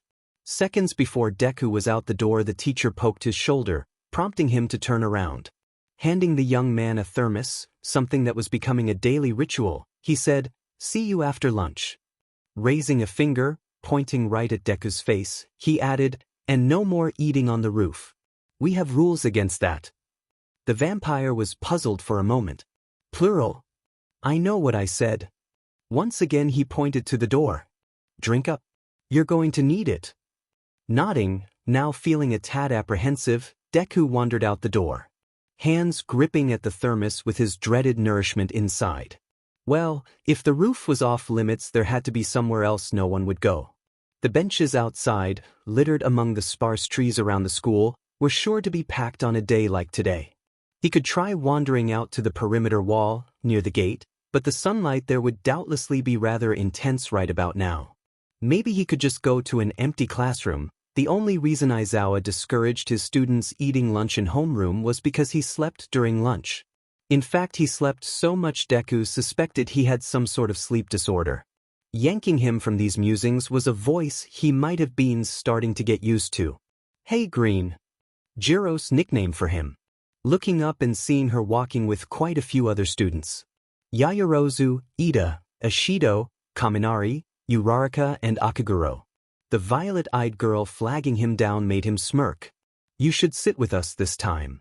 Considering the number of classmates headed to one table, he was hesitant to think there'd be room.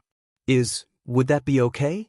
Totally, Ishido said, waving aside any worries he might have. They've got a lot of tables. If we need more room, we'll just bunch a couple of them together. No biggie.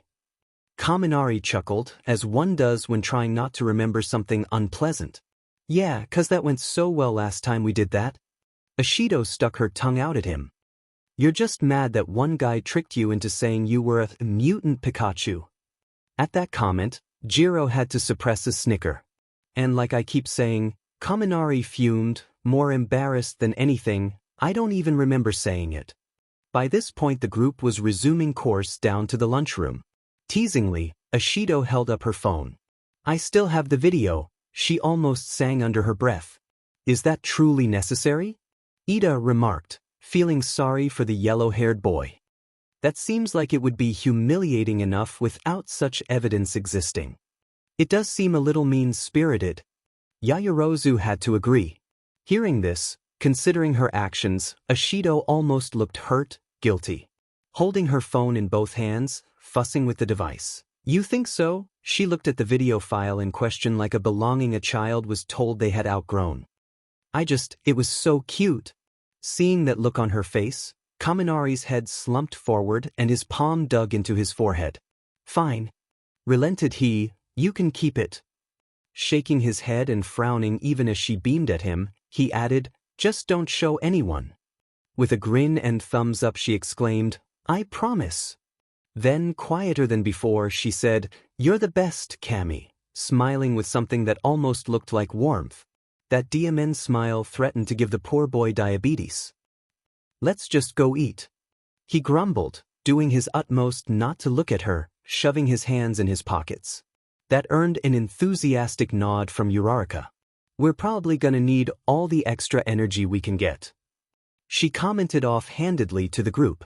Mr. Aizawa telling us to get into our costumes and all. Akauro grumbled, ponderously as they approached the buffet line.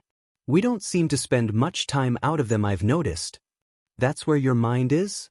Yaoyorozu quirked an eyebrow. I'm curious about why they told us to go to the parking lot. They might be sending us off campus for next class. Such a thought had Deku gulping. Already? But it's only our third day. He mumbled through clenched teeth. I thought classes like that didn't come until much later in the school year.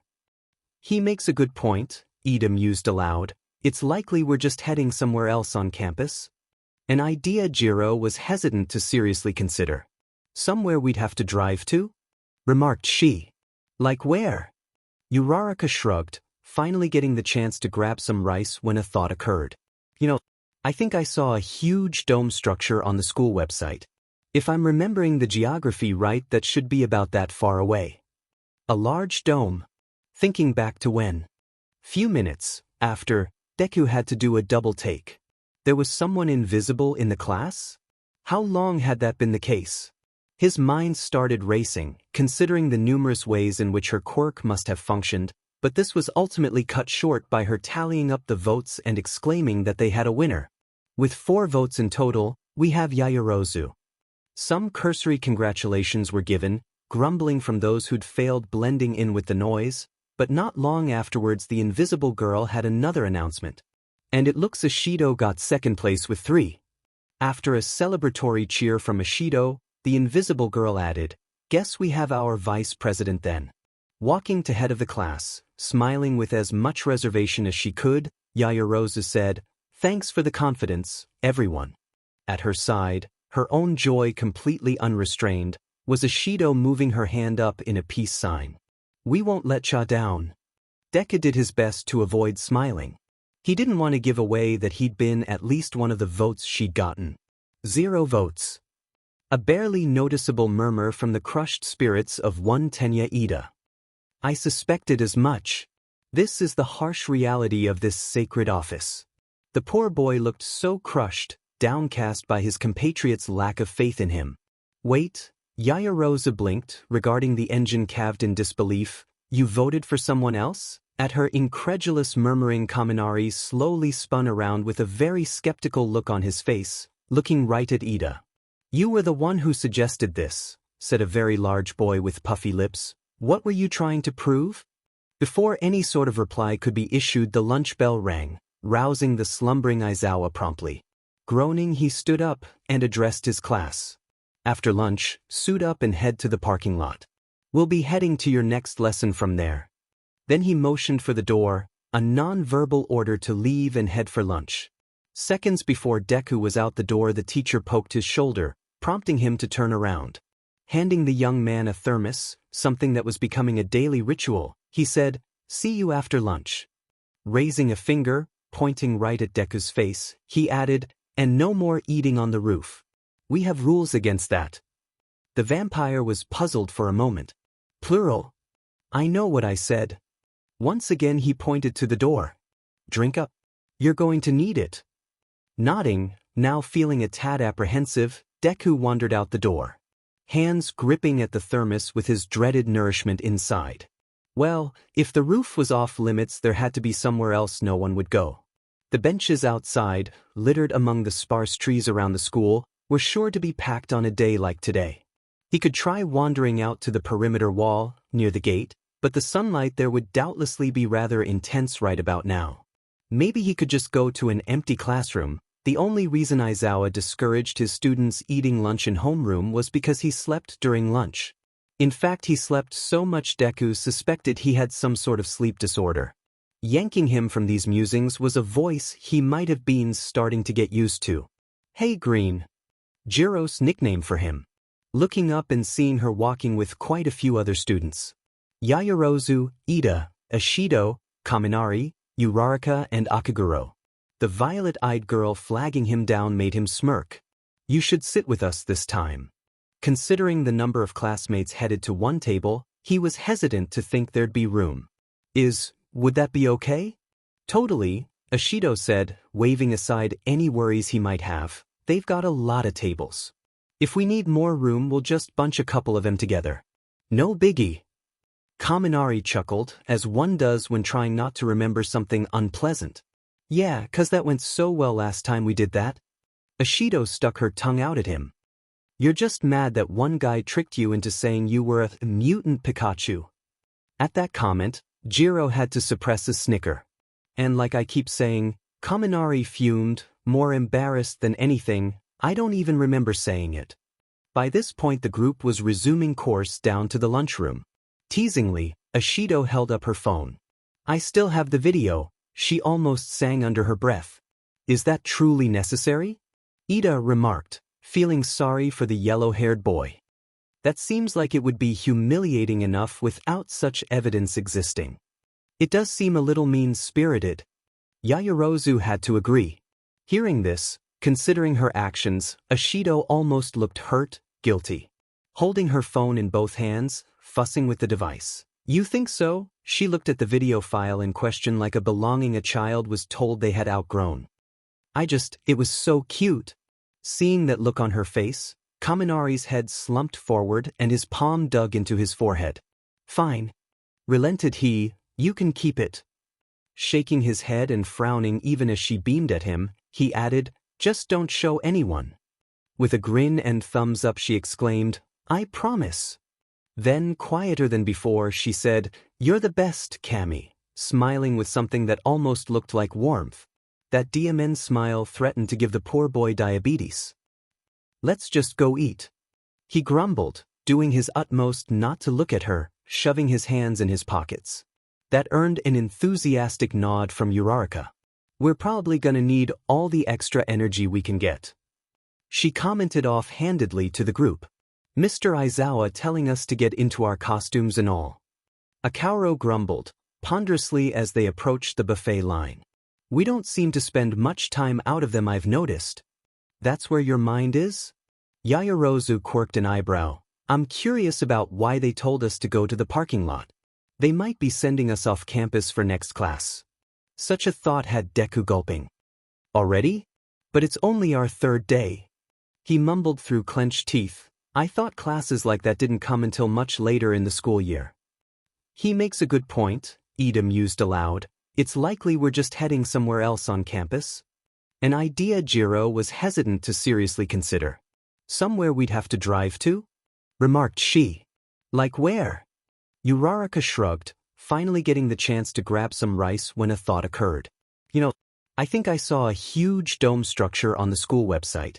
If I'm remembering the geography right, that should be about that far away. A large dome. Thinking back to when he was navigating the website himself, he thought he might have recalled seeing something like that. No name or description of what it was for, just another high-tech facility to show off the envious public and prospective students alike. But it was the only facility anyone seemed to know of that was so segregated from the main building. As the group took their seats among their fellow students, Akaguro cast Ida a questioning look. Nothing to say? Somewhat taken aback, the bespectacled teenager hesitated at an answer. I'm not sure what you mean. His tone was far from convincing.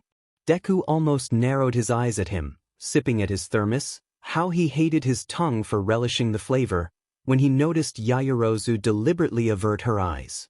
She almost looked sick, biting at her lower lip and squirming a little. Not sure what else to do, Deku just gulped the rest of it down in a flash. When Uraraka gave him a quizzical look, he shrugged, playing it off as nothing. Still, there a certain twist in his gut prompted by the class president's reaction. Your older brother went to school here, if the rumors are to be believed. Blinking, taken from his ponderings, Deku looked up to see Akaguro smirking, almost darkly, at Ida, and the all-too-serious of the two was looking quite nervous. That comment caught Jiro's attention. Older brother? Ida looked as though he wanted to shrink down a good 4 feet and run away. Ida. Kaminari mused aloud, though it was little more than a whisper. That does sound kind of familiar. Oh. Yaoyorozu said, finding some of her pep. Are you Ingenium's little brother? And Ida deflated into a defeated, sighing slump. Deku's eyes went wide. The hero whose organization employs over 65 sidekicks? That's your dash, and a sudden twitching of his jaw, one he was quite familiar with by now, cut him off. Clamping his teeth back together, trying to keep himself under control. He almost hadn't felt the urge coming, were it not for that bit of meditation, for he knew not what else to call it. He might not have recognized it in time. Adjusting his glasses, he seemed almost a little better for it as he sat back up. I don't like it when people find out, so I try to it. Looking back toward the group, his usual demeanor returned. He carried on with his answer, but yes, mine is a renowned hero family. I am the second son. At such a statement, he almost looked proud. Beaming, their reaction almost synchronized. Both Ishido and Uraraka blurted out with, "That's so cool." It's true, Ida said frankly. He is rather someone to look up to. From nervous humility to joyful pride in seconds flat. No setting between off and high for his emotional state, it seemed. He leads people with unwavering adherence to rules and regulations. It's my admiration for my brother that's inspired my own desire to become a hero. Then, with a genuine, calm smile, he concluded his little speech. His fingers fussed at the opposite wrist, trailing over a small bracelet he wore. A metallic band with what looked a 1950s pin adorned at the center. A black and blue outline of a cartoon face, 2 swept-back protrusions off the top of the head resembling horns. Wait, the Astro Boy logo? Though I realize I'm not yet ready to lead anyone, this class presidential election is just the most recent evidence of this. Ida's eyes flashed to Deku, thinking back to that moment during the entrance exams. He'd been ready to just flee in the face of such a behemoth when Kaminari had shouted at him, saying they couldn't just leave their fellows behind. Ishido hadn't even bothered shouting anything, she just started running toward it, Aoyama not far behind. That's not true, Yaoyorozu put forward reassuringly. Part of being a leader is the ability to see the potential and talents of others, she said, stirring idly at her tea, and you've already gotten pretty good at that. She was, of course, referring to the moment had confessed his shortcomings in the entrance exam to Deku. Recognizing that in addition to your own flaws is essential for working effectively with a team, you're already on your way. Faltering, taken aback by such an analysis, Ida could only stare blankly for a time. I'm not so sure, he said, adjusting his glasses, yet again, but thank you for the vote of confidence. Kaminari laughed. Oh, that pun was awful. The bespectacled boy's face flummoxed further with confusion. I made no such attempt at humor. Agakuro snorted. So that's your reason for being a hero? The note of disapproval was thick in his voice, striving to be like someone you're not. Every face at the table turned to Agakuro, somewhat shocked at his brazen comment. I beg your pardon? Ida managed. But what's wrong with that? Agakuro growled out a sigh, mulling his answer over as he liked at the straw between his teeth, between sips of his drink. It's so disingenuine, he concluded. The more I look to the world we seek to plunge into, the less I see our betters subscribing to the true idealism of being a hero.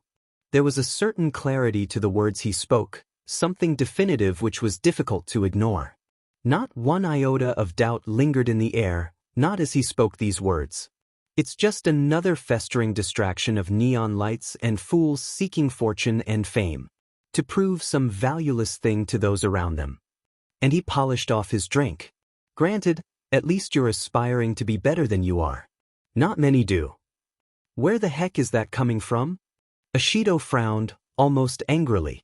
I dunno what world you've been paying attention to, but heroes aren't like that.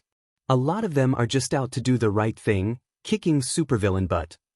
Her fist clenched, pulled up to shoulder level as she flashed a determined grin. Uraraka mumbled, hands wringing over each other. Is it really so wrong to go into it for the money? Agakuro turned toward her, expression clearly disapproving. The Dampire considered his possible answer, telling her all the ways in which such selfish drained society's very marrow, but something swayed him. Is that your reason? He prodded. She nodded, albeit slowly. My parents' business has been struggling since I was little, she explained. I wanted to help. She looked like a puppy that had just been caught ruining a piece of furniture. Those big brown eyes of hers only amplified the expression. Sighing, Akaguro held his hands up in defeat. Perhaps I spoke a bit harshly. A bit? Jiro quirked an eyebrow. Dude, you just killed the entire conversation, Ayla, outright accusing folks of being symptoms of an increasingly vapid culture. She scolded. That's not cool. A lopsided frown on his face, Agakuro relented. Sorry. Not wanting to belittle the apology with an excuse, he gathered up his tray, preparing to leave. You'll return in a few moments. Waiting until he was gone, Yayarosa mumbled, something happened to him, with a serious frown. No one is that blunt and boorish without some reason behind it. Pouting angrily and crossing her arms was Ashido. Excuse if you want, but I don't like it. You don't just act like a JRK like that, I don't care what reasons you have. Well, Ida sighed, it's not like he was entirely Rodash. Oh my gosh. Uraraka shrieked, leaping in her seat, startling Deku most of all, being the one she was sitting next to. When he jolted, she immediately held up her hands in a warning gesture. No, Deku. Wait. What was she so afraid of? Don't move, okay? She was shaking, looking at the side of his head in trembling fear. What are you dash? And then he felt it. At least 3, almost hair-thin protrusions touching at the edge of his eye. Body going rigid as stone, his gaze slowly shifted toward the thing crawling on his face. Whoa! Ashido's face lit up in alarm. What kind of, that's a big spy dash. Yayarozu flung a hand over the pin girl's mouth. It's not that big. She cried out, not convincing anyone in the least. Never mind the size, Kaminari said, just as Deku's eye reached the offending arachnid. It was staring him right in the eye, motionless. That's a black widow. Bites from those things, SEK. That's not helping. Ida shouted, looking about frantically for his glass, which had unfortunately been knocked off the table. We need something to carry it with. Screw that. Ashido protested, aiming one of her palms at the thing. Hold still, I'll just melt it. What? Uraraka cried, unable to believe she'd heard such a suggestion. Don't do that. What if you hit Deku? A sentiment somehow less frightening than the creature staring him down. This thing was the most unsettling of all creatures. Its cold, black eyes, its fangs, ravenous appetite, the way it drank its prey to death. His expression shifted. It wasn't just the spider he was dreading, loathing in this moment, was it? He'd done his best to not to think about that conclusion he'd come to watching those documentaries. That all too obvious parallel between what was now his species and arachnids like this one. Fearing this thing, hating this ghastly creature, was becoming as second nature to him as directing such an attitude at himself. The fact it wasn't biting him, sitting there, now cleaning itself, content with where it was left, a feeling leaching into his heart. A feeling that he and the spider were more kin than he and humanity. Much like the spider, hiding in plain sight or just plain hiding was his key to not being killed by humans. Such a feeling of kinship made him wish Bakugo had finished burning him alive the day before. Oh, for F's sakes. Leaning over the table, hand outstretched, was Jiro. When her fingertips ghosted across the skin of Deku's cheek, he felt goosebumps prickling up. Well, new ones anyways. What are you doing? Yaoyorozu shrieked, hesitating at reaching toward her to pull her away from the spider, now crawling onto her hand. It could bite. It won't. Jiro declared, slowly pulling the spider away from Deku's face. But She turned and looked right at Yaoyorozu. It won't. She held it up for her to see. Look. Slowly, hesitantly, everyone gathered round and peered at the tiny thing.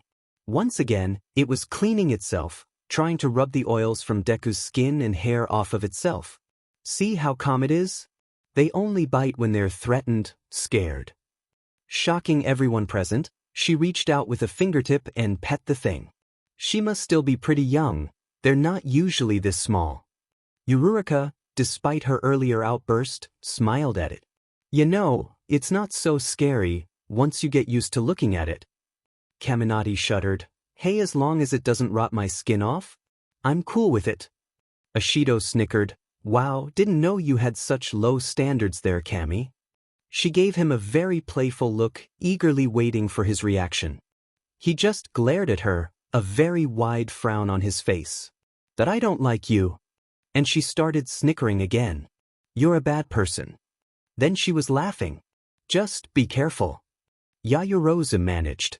It's still venomous enough to seriously hurt you. Deku gulped, finding the nerve to move again. It's missing a leg. When I was scraping the web out of my hair, it was a miracle the thing hadn't bitten him. Poor thing, Jiro murmured, making for the door. I'm taking her outside. Looking at the clock, she added, then I guess I'll meet you in the parking lot after that. Lunch is pretty much done. Nodding, breathing her tension away, Yaoyorozu gathered up her tray. Guess we'd better head back, get ready for this field trip we're heading on. More brightly this time, she added. Meet you all out there? Works for me. Uraraka chirped, forgetting all about the fright they just shared, all the others gathering their own trays and following suit. Oh crap. Breaking into a run, Deku made for the door. He hadn't remembered to see the support department about his costume. If nothing else, he needed that mask. The rest of the costume wasn't important. It took him a few minutes to find the department he sought, a workshop with someone working tirelessly with loud power tools. Knocking rapidly upon the door, he waiting, tapping his foot nervously. Moments later, a girl with large goggles over her eyes, pink dreadlocks flopping over the band. Had he not been so distracted, he might have noticed her tank top hugged at her ample shapes. Yes, she spoke plainly, with the smile of a mad scientist, a look needing no other description. Sorry to bother you. He bowed. I just need a costume for my class. Oh, is that so? Not that he saw, but she'd removed her goggles at this point. Name? Izuku Midoriya. Oh. She winced vocally. I'm not done fixing that yet. I've only got the underlayer finished and the mask is still marked from dash. Jolting back up, Deku exclaimed, I'm sure it's fine, ma'am. Were her pupils and irises shaped like targeting reticles? Shrugging, she remarked, your choice, with an odd smirk, but I'm throwing something else in too. Wait a sec. Door slammed in the throes of sudden inspiration. Deku heard her frantically throwing things around. Moments later she emerged with a costume case, moving it into his arms. "Here you go. Let me know how it works." "Thank you." He bowed with near lightning speed before making another mad dash for the nearest bathroom. When the lunch bell rang, he almost squealed from the pressure he was feeling. Tearing open the case, mask pulled on, it still smelled like explosion. His hands flew, discarding piece after piece of his uniform. Clawing his way into the costume was markedly simpler than before. While it was little more than a simple shirt, it had weight, clearly made of some durable material. Whatever it was, he'd find out later. Same deal with the pants. To his surprise, she'd thrown in shoes too, but they were thin, slender. A note was attached that read, "Thin enough for wall crawlin', laughing face." So on they went. Essentially, it was the underlayer of his costume, sans the actual armor plating. There was another surprise waiting for him in the case. A pair of fingerless, armored gloves and some sort of jacket. Lifting up the jacket, he was surprised at the heft it held. Made of sturdier material than the rest of his costume, with ballistic plates and mesh worked into the interior as well as the exterior. Like the jacket of some space-faring ship captain, almost. Even Bakugo would have a hard time damaging this. But there wasn't time for such musings. Throwing his uniform into the case, he ran back to the classroom long enough to drop it off at his desk. Sunglasses adjusted, eyes squinting, he burst through the doors. Strangely, upon exiting the building, he could have sworn he saw members of the school security team arguing by the front gate. A curious sight, but Deku had other things to worry about. Whatever it was probably nothing. Finding the parking lot was a simple matter, what with how hard to miss his classmates were. Flagging him down were none other than Uraraka and Ishido. "I was starting to think you wouldn't make it," said the brunette, happy to be proven wrong. "Aizawa isn't even here yet," Kaminari remarked. "I wasn't worried." As if on cue, a large bus lumbered its way into the parking lot, doors pulling open, Aizawa in the driver's seat and looking as unenthused as always. Jiro turned and gave the electric teenager a wry smirk. "You were saying?" "Well, he wasn't." Clapping her hands, Yaoyorozu called out to her classmates. "All right everyone, let's not keep our teacher waiting." Like ducks in a row they climbed onto the bus, taking seats wherever they pleased. After not so much as a grunt directed toward his students, Aizawa began driving and the chatter resumed. "Say, Midoriya, can I ask you something?" Deku blinked, turning to see that rib-biting girl who'd taken a seat next to him. "Weiss, Azui?" Her face didn't seem to move much. "You can call me Th," though the ease with which her tone shifted seemed to make up the difference. "I was just wondering how you've managed to keep a lid on being a vampire for so long." His eyes scanned the compartment of the bus, expecting to see someone uncomfortable or afraid. "You must have felt pretty isolated growing up like that." "Somewhere else on the bus." Akaguro let out a low, chuckling laugh. "What's he laughing about?" said the kid with the spiky red hair.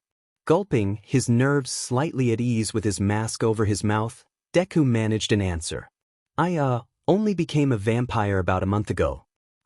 Until that point I was actually quirkless." To his right, that guy with the puffy lips grunted. "So that's where Bakugo's rambling about that came from." "Here I thought that was just some crazy insult," smirked the redhead, who wasn't very far off with the assumption. Azui hummed, contemplatively.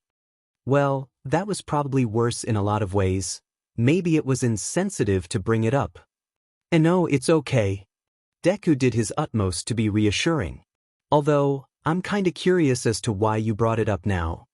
Azui shifted in her seat. "It's a long story, but if you ask me later I'll tell you about it." "Yeah, better to focus on what's ahead," said the redhead.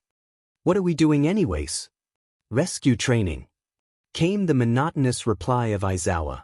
After a brief awkward pause, Bakugo, who had grown rather sick of being quiet, shouted, "Why didn't you just say that before?" "You didn't ask." And that was his final word on the matter, leaving Bakugo to fume and growl to himself. Poor Kaminari, being the only one willing to sit next him, sat there and looked at him as though he were a time bomb that had been dropped one too many times. Laughing, the redhead broke what passed for silence. Still, even with that thirst for blood, that's one heck of a quirk, he said, holding up his arm and showing off his own. Skin going hard as stone, taking the shape and texture of a craggy cliffside, he almost frowned at his limb. Cooler than this, good in a fight as it is. I dunno, Azui shrugged. Looks like a great quirk to me, Kirishima. Yeah, but it's not as useful, said he. Midoriya here has a Swiss Army knife of powers to use. This is just good for collisions. He thought that was the word. Don't sell yourself short, ribbited the frog girl. I'm sure you'll find all kinds of ways to make that useful as a hero. And that earned a warm little smirk from the redhead. But don't forget, said Aoyama, heroes also have to worry about popular appeal. And as odd a moment as it was to brag, my naval laser is both strong and cool. Perfect for a pro. Putting a hand on the blonde's shoulder, Ashido remarked, without a hint of malice, as long as you don't blow up your own stomach. Unintentionally casting a grim shadow over the boy's face. Once again, toward the front of the bus, Akaguro started laughing. You want to talk strong and cool? Kirishima said, making a gesture toward those he intended to mention. That'd be Todoroki and Bakugo. Who was Todoroki? First to reply to that was Azui. Yeah, but Bakugo's so unhinged he'd never be popular. What did you say, Frog Fa dash? Only he never finished his retort. As he'd lurched to his feet, to better shout at the offending girl, he caught sight of Deku's face. Stomach tightening in a vice, strength and spirit sapped from him almost entirely, he slowly slumped back into his seat, eyes directed anywhere but toward his classmates. Pointing right at him, Azui added, see, sticking out her tongue, almost as though she were trying to mock him. Yeah, Kaminari mockingly laughed. 'Cause his yelling is what makes him unhinged, his violent outburst. Yesterday showed us what a flaming turd his personality really is. Grabbing his shirt, Bakugo pulled him up as he loomed over him, yelling into his face.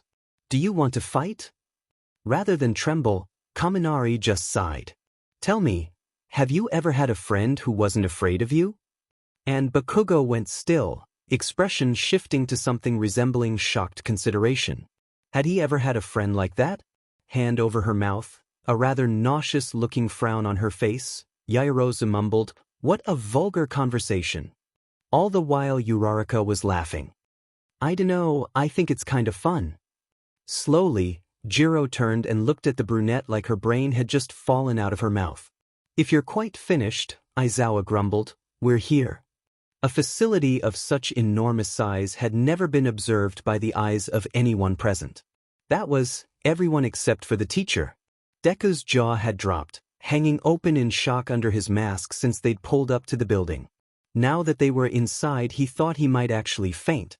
Wow, Jiro remarked, awe creeping into her voice, straight outta the Truman Show. What? Said Kaminari, still processing the sheer size of the place. A movie, Akaguro stated. This answer did little to ease the boy's confusion. Then, why did they call it a show? This is what you're on about right now? Exclaimed the boy with the puffy lips. Look at this place. What is this? Universal Studios Japan? It's a facility of my own design, said a voice as heavy footsteps clanked their way up the stairs leading to the overwhelmingly vast center of the building. There's the flood zone, the downpour zone, the inferno zone, mountains, landslide, and of course the ruins. Stepping into view was what appeared to an astronaut, fallen from the sky. At the sight of them, Uraraka's face lit up. Simulations for every disaster and accident you can imagine. I call it. They spread their arms wide, as if to gesture to the entire facility all at once, the unforeseen simulation joint. The guy with the puffy lips blinked. So, it really is ye. Space Hero, 13. Uraraka jumped for all her excitement. The lady who does all her best work in rescue scenarios. Beating Deku to the punch with the hero knowledge. She's the best. Earning yet more excitement from the girl, was a thumbs up from the hero in question. Uraraka could barely contain herself. It's worth mentioning that 13's voice bore an odd similarity to that of Oliva Wilde's. Glancing about, searching for something, Aizawa approached his fellow hero. 13, Where's All Might and Valentine? They were supposed to be here with you. Ah, she started. About that? She held up 3 fingers, a gesture that bore an odd emphasis. It seems between his class earlier today and some impromptu hero work today, he's reached his limit. As Aizawa groaned under his breath, Deku blinked. As for Valentine, she tried to enter the school in the middle of a possible security issue at the front gate. She's presently held up with that. Wait, Vanessa was going to be here too? And since when did All Might have the height of irrationality? The disapproval in the scraggly man's voice was such an emperor would feel he'd failed his subjects to hear it. So be it. We'll get started without them. Hand over his chin, fingers sliding over his lips, he leered at the ground, running adjustments to his lesson plan through his mind in silence. This left 13 to begin the lesson herself. Before we begin, there's a matter we should discuss. Holding up a hand, one of her glove's fingertips opened. As I'm sure some of you may know, she seemed to direct that comment toward Uraraka in particular. My quirk is called Black Hole. Just as the name suggests, it pulls just about everything into it, tearing to shreds in the process. And you've used it to save people in all sorts of disasters. Deku put forward, while Uraraka nodded with incomparable enthusiasm. 13 faltered for a moment. True. Clearing her throat, she spoke louder this time. However, considering the destructive nature of my quirk, if I were to make a mistake it could easily kill someone. The mood of the class dropped from enthusiastic to grim apprehension in mere seconds. I've no doubt there are some among with similar abilities. Unseen by most, Bakugo raised an upturned palm, and gazed at his hand before clenching it softly. Today, thought he, in our superpowered society, the use of quirks is heavily restricted and regulated for a reason. 13 went on, closing the cap of her gloved finger. It only takes one wrong move with a powerful quirk for people to die. Pointing directly at her students, 13 declared, in this class, I will teach you how to save lives without making such mistakes. And some of the optimism started creeping back into their hearts. Your powers are not meant to inflict harm. I hope that you leave here today with the understanding that you are meant to help people. As the class had found their spirits, determined to give this upcoming lesson their all, a sound reached their ears. Clapping, off in the distance. There, at the bottom of the stairs and at the closest end of the USJ's Central Plaza, was a man. Tall, lanky, thin as could be, a mop of light blue hair on his head and wearing a disembodied hand on his face. Echoing from his throat was a raspy, chilling laugh. Powers meant to help but not kill. Ugh. And he spread his arms, palms outstretched toward the ceiling. What a foolishly naive statement. Flicking his wrist, a pen whisked from his sleeve, perching betwixt his thumb and index finger. Tell me, 13, his tone was challenging, amused as Aizawa's body shifted. Yellow, vented goggles on his face, he dropped into a combat stance, staring this newcomer down. What's a man to do? A final twirl of the pen. If a quirk like this, and at the touch of all 5 fingers to the pen, it turned to dust, isn't meant to hurt people? At his mockingly voiced inquiry, a swirl of purple energy came into being behind him, and people began stepping through it. Because I'm just not sure. Thugs, easily a dozen of them, poured out into the USJ, bloodthirsty looks on all their faces, looking at the students. 13, Aizawa's tone was sharp, fierce. Get the students out of here now. Before anyone could so much as move, another portal opened up in front of the door. Stepping through was a man seemingly made of the same stuff the portals were. Glowing white eyes, tinted with the purple of his own energy, standing between them and the exit. Leaving so soon? His voice was calm, commanding and imposing. And after all we went to arrange this meeting. He scanned the group, searchingly. All Might isn't here, Skigaraki. It seems we miscalculated. If only we had more time to plan this, said the man with disembodied hand on his face. This was so spur of the moment we didn't have time to find ourselves a white mage before initiating combat. Stepping, with earth-shaking footsteps, from the portal behind him was a creature with a truly ghastly appearance. A razor-sharp beak lined with shark-like fangs, Standing at almost 8 feet tall, it was a purple, limbering mass of pure muscle. Dead, lidless eyes stared unthinking and hungrily at the students, somehow more terrifying than the exposed brain atop its head. But we brought the mother of all tanks with us, to even things out. Aizawa hesitated. Surrounded, no time to formulate a plan, and dangerously outnumbered and almost certainly outmatched. Ah well, Shigaraki cackled, all this won't go to waste. Kill as many students as you can. Maybe then we'll draw out All Might. The dark, haunting laughter of the thugs was enough to make his skin crawl in revulsion. But these were odds he'd survived more times than he would dare admit. These bastards had stepped into an arena he excelled in at every turn. 13. Her eyes were locked on the amorphous purple villain between the class and the exit. Yes. He turned over his shoulder, looking right at his students. Get them out. And he lounged headlong down the stone steps, scarf snaking through the air as he charged the idiots who dared call themselves villains. Too stupid to live, but stupid enough to attack his class. Aizawa! Deku called after him. Taking an unconscious step forward, his foot failed to make contact with the ground. A portal had opened under his feet and he'd fallen straight through it. He had just enough time to see his teacher break a villain's legs with one kick to the knees, elbowing another in diaphragm so hard his lungs stopped, before he found himself falling into fire. Vanessa rolled her eyes for the umpteenth time. Drumming her fingers on her arm, she regarded the security personnel with limited patience. She was running late to a class she'd agreed to assist in teaching, with a man she held less than no affection for, she might add, because they'd screwed up. From the sound of things, something had glitched with front gate. A student had entered through the front gates twice in one day. Seriously not possible, so it must have been a glitch with the system itself. Vanessa didn't know much about technology, but she knew enough to know that, most of the time, problems occurred due to improper maintenance. Not updating the OS, not seeing what that rattling noise your car was making before it was too late, ignoring weird glitches your phone was making before it shut down completely. All due to human negligence or user error. Unless someone had attempted to breach school grounds, and considering the lack of alarms and police present, they hadn't, there was no excuse for this delay. Sitting on a bench by the entrance, one leg over the other, she reached into her bag and pulled out a canteen. Rather than one of her usual dresses, she'd shown up in what she typically wore out in the field. A form-fitting, black and red fiber mesh bodysuit and a simple, matching domino mask with red lenses. It did little to disguise her identity, of course, but that wasn't the point.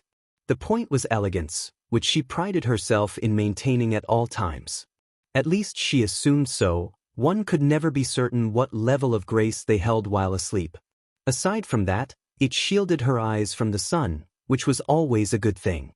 Contents of her canteen partially consumed, she returned it to her bag and checked her watch. Almost 10 minutes late. Sign cast a tired look at the security team. They ignored her. Well, by the time this was over and she'd finally make it to the class, it would likely be half over. She took solace in the fact that in such controlled conditions, with Aizawa's efforts redoubled, very little would likely go wrong. Ash, soot, embers and smoke clouded his senses. Coughing and gagging on it all, his body hadn't braced it when it collided with wood. Crashing down through the smoldering shingled roof of a small house, he spun, spiraling for another few feet before crashing through the floor. When he finally stopped falling, he landed face first in a pile of rubble on top of cement. Wheezing in his next breath, Deku's limbs fought against his every attempt to move them. Fingers fumbling about, he managed to find his sunglasses amidst the debris. He crawled to a wall, propping himself against it as he replaced them on his face. Eyelids seemingly glued shut, from the sting of the heat and smoke, it took him several moments to realize he was in the basement of a burning building. Searching frantically, he spotted a small window, just narrowly enough room between the bottom of the next floor and where the ground started. It would have to do. Standing up, some life back in him, he felt the entire house shake. Looking up, he saw the floors above him collapsing. He flew. Legs springing him off the ground, he tumbled through glass, rolling to a stop on the street. Behind him, the building imploded under its own weight in a billow of embers and smoke. Panting, Gripping at his aching ribs, he looked around. Must be the Inferno Zone. He mumbled, coughing into his mask. It. The screaming above his head snapped his attention to the source. Jiro! He flung himself skyward. In an instant they'd met, arms clasping each other's forms. They were spinning, almost out of control when he flung his hand out, clutching at a nearby wall. Hauling her against him, face protected by his scrawny form, as they crashed against metal and plexiglass. He clung to her like glue as they skidded, his skin scraping against the surface of the building he was clinging to. Luckily, it was only the fingertips of his left hand he'd damaged. They reached the ground with anything but grace, his legs smashing against pavement as they fell in a heap. They both groaned, stirring back to their senses with as much reluctance as children being woken up for school. He scanned her over, eyes searching for anything wrong but found nothing. Just ash on her face, now smudged up her cheek from where she'd been held against him. You okay? Nodded. He nodded as well, and she sighed in strained relief. Getting to her feet, she grabbed his hand and hauled him to. He must have been dizzy, because she had to catch him once he'd stood up. He was so unsteady. Hey, Green. Shaking his head sharply, trying to force his senses back to focus, he said, yeah. Making sure he was steady, she let him go, taking a step back to observe their surroundings. I'd like to have a normal school day again soon. Laughing breathily, feeling some of the adrenaline clearing his veins, he replied. Me too. But their reprieve was short-lived. Portals opened up all around them, groups of villains pouring through. From the looks of them, their quirks were perfectly suited for such an arena. Akaguro. Jiro looked up to see Yaoyorozu and the boy whose name she'd called hurtling toward the ground. While she'd sprouted a grappling hook and rope from her hand, using it to swing harmlessly to the ground, he had no such method available to save himself. Or so they'd thought. Deku was about to leap to him when he unsheathed his sword, lancing it into the wall of the nearby building and clung to the hilt. Dragging the blade through brick and mortar only slowed his descent enough not to break his legs upon hitting the street, falling on his face in a heap. Seeing a villain about pounce on him, some horrid, glowing green sludge dripping from his massive maw, Jiro leapt forward. Her earlobe dragged along the ground, sundering pavement to dust and debris. Hand following the same path as her earlobe, she flung enough street into the villain's face to stun him as he sputtered and gagged, bits of it cutting at his eyes. Wasting no time, she flung her body into spiral, her knee smashing into the villain's ribs and smacking his head into the brick wall beside him. An attack best suited to one who'd had years to practice it, as she clattered against the ground, having failed to stick the landing. Another villain would have smashed her flat, with limbs shaped like wrecking ball had Yaoyorozu not flung a length of wire around his throat and hauled him away from her. She pulled him into a very uncomfortable position before bringing her elbow down on the villain's face, rendering him unconscious as Jiro and Akaguro picked themselves up. Deku, on the other hand, had narrowly avoided being incinerated. A pair of villains, one who could control fire and another who created it, had singled him out and attempted to turn him to cinders. Only by throwing himself as hard as he could in the direction of his friends. Heads up! He yelled, watching them throw themselves out of the path of the incoming fire. In a moment of error, the vampire found himself face to face with a mob of them. One opened their mouth, another raised his hand, another opened his eyes. A vortex of light, acid and wind shot toward him. Unable to alter course, he flung his arms in front of his face and closed his eyes. Instead of searing pain, he felt arms around his middle and a change in the wind. His body crashed through a window, someone else snarled around him. Someone whose side and face were sizzling. Deku's eyes shot wide open. Akaguro, your dash. Just go! He hissed through clenched teeth, hauling them to their feet. Tearing off his acid-soaked mask narrowly avoided him going blind. His ribs were not so lucky.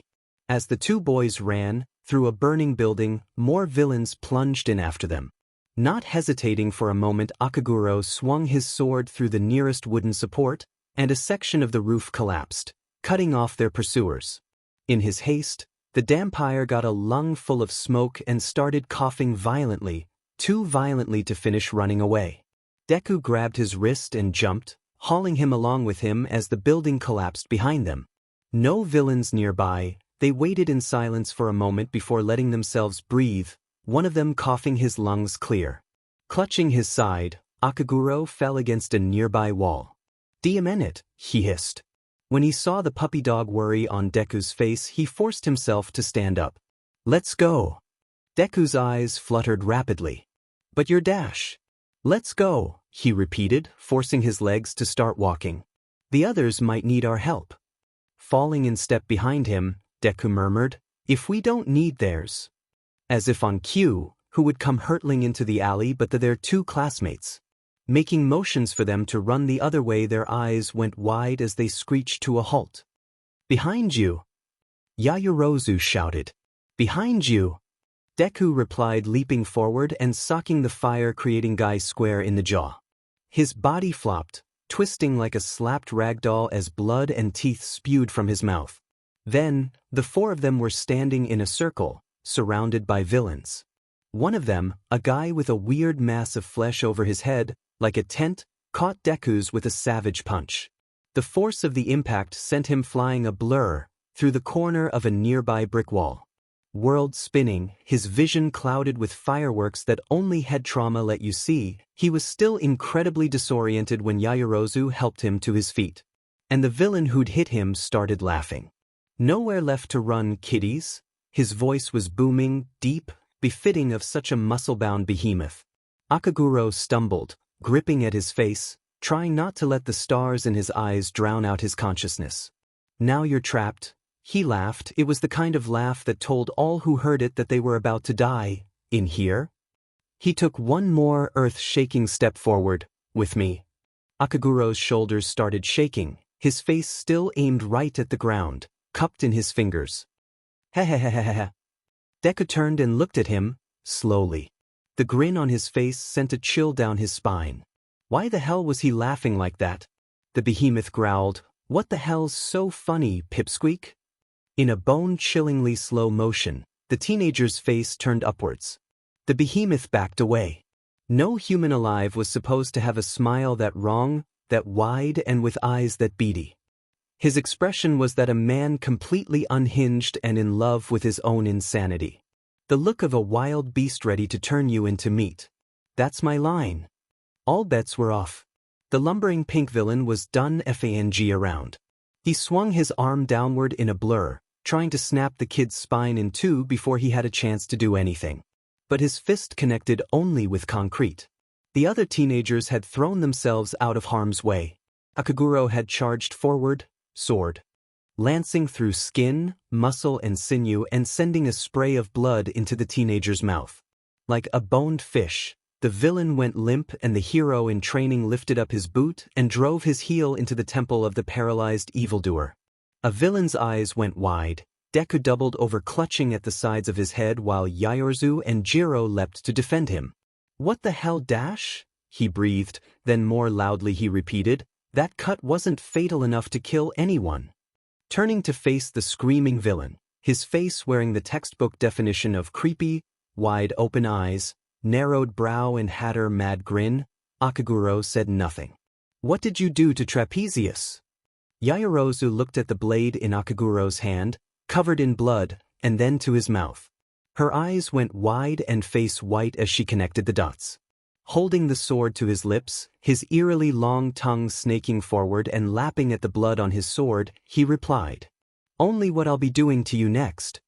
All Yaoyorozu needed to hear. From her leg, sprouting into existence, was a pair of swords. "Jiro!" Nodding, the violet-eyed girl grabbed the hilt and aimed it at a nearby foe, and the dampire laughed, obviously approving of his classmate's plan. Jiro grabbed Deku's shoulder, but he was still fighting against himself, too much to think. "Green." No answer. Villains were starting to close in. "Midoriya." She had to leap in front of him, slashing at the stretching arm of someone attempting to claw for his eyes. "Last chance." "Izuku." His eyes snapped to her, wide, afraid and crazed like a rabid dog. In a motion that followed her swing, she flicked the edge of her blade toward Akaguro's open maw, and he caught the blood in the air.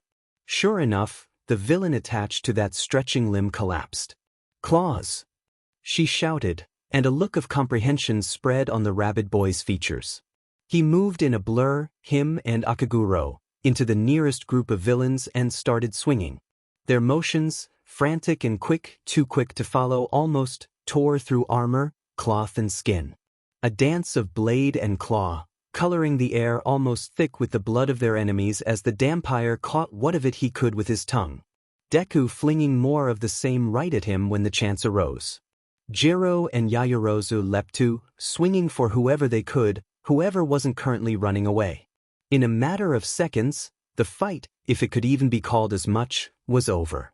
As the villains lay, straining against unmoving muscles, Akaguro went around stomping on their heads while Yaoyorozu spouted HNCFFS from her skin, binding villains' wrists as she followed in his wake. Jiro turned to see Deku on his knees, fingers tearing at his scalp, like he were scratching some crazed itch. Cautiously she approached, kneeling beside him. "Green?" No reply. "What's wrong?" She thought she might be sick. The skin around his right eye, the veins were pulsing and black as his sclera, the eye itself completely bloodshot. A thick sweat had broken out over his brow, and his breathing was weak, shallow. "Midoriya?" Slowly his eyes went to her, they were wild, unfocused. He seemed to be shivering on top of it all. "Can you talk?" Slowly he shook his head. Yaoyorozu, having finished handcuffing the unconscious villains, binding their hands and feet together for good measure, walked over. "What happened to him?" "I don't know," Jiro answered, looking him over closely. "He's not acting right at all." Taking a minute to breathe, hand clutching at his acid-burned ribs, the Dampire took a seat on the pavement. "Is it the blood?" His voice strained. Deku seemed to think about this, but then shook his head again, tapping at his skull and wincing. Leaning close, Jiro realized his eyes were more than wrong. The one on the left was completely contracted while his right was entirely dilated. "I think he has a concussion." She frowned. "He must have landed worse than I thought." It was then that Yaoyorozu noticed the veins on the right side of his head. Moving his white hair aside, she examined his skin. "Oh no." "What?" Akaguro and Jiro said together. The creation girl turned Deku's face, so Jiro could see what she'd found. 2 tiny, red marks just below his hairline. "From our friend the Black Widow, it looks like." Black widows, spiders who produce a protein-based venom that attacks their victim's nervous system. "Sheet." Akaguro strained to climb to his feet. "I think Jiro's right, his landing, or that punch, must have hurt him more than we thought, otherwise his healing factor would be burning through the venom on its own." Looking around, frowning accusingly at their surroundings, he added, "That and vampires do not agree with fire. His body is likely working overtime to keep its temperature regulated." Yaoyorozu gulped. "So, he could lose it and attack us?" She regarded him nervously. "If it's taxing him that much?" Jiro glared at her. Looking her right in the eye, she grabbed Deku under his shoulders and hauled him up. He was shaky, unsteady. He leaned on her, other hand gripping at his skull as he got used to being back on his feet. He looked like a kid with a nasty illness. Eyes half closed, sweating, pale as snow and shivering.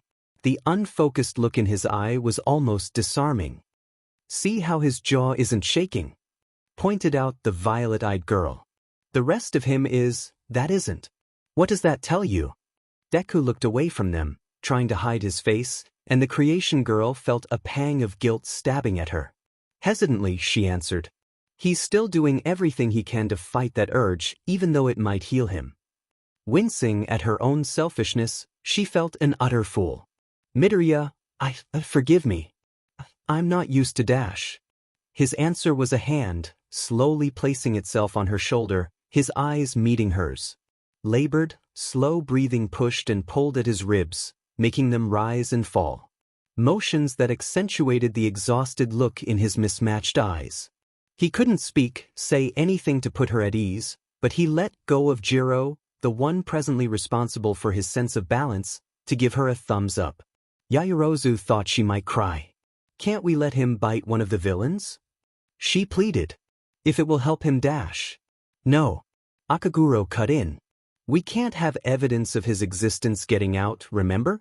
If he bites someone, when he has every chance not to, it's over for him. The weight of the words felt heavy on Yaoyorozu's shoulders. Deku's hand left her shoulder. She turned to see he was still looking at her. He nodded and she nodded. And to be honest, Jiro put forward jokingly, I think the idea of expulsion from the hero course scares him more than death. Deku's frame shook once with the force of a solitary laugh. Somehow, the atmosphere felt a little less oppressive now. Taking a few steps toward Akaguro, Yaoyorozu bent to examine his wound. Can I help? He shrugged. Can you make something that could heal an acid burn? Holding out her hands, an ointment sprouted into existence, which she spread over the wound. Open skin, bits of muscle peeking through the faint remnants of his last epidermal layer. Next, she pulled a rather large adhesive bandage forth, and he opened his shirt enough for her to apply it.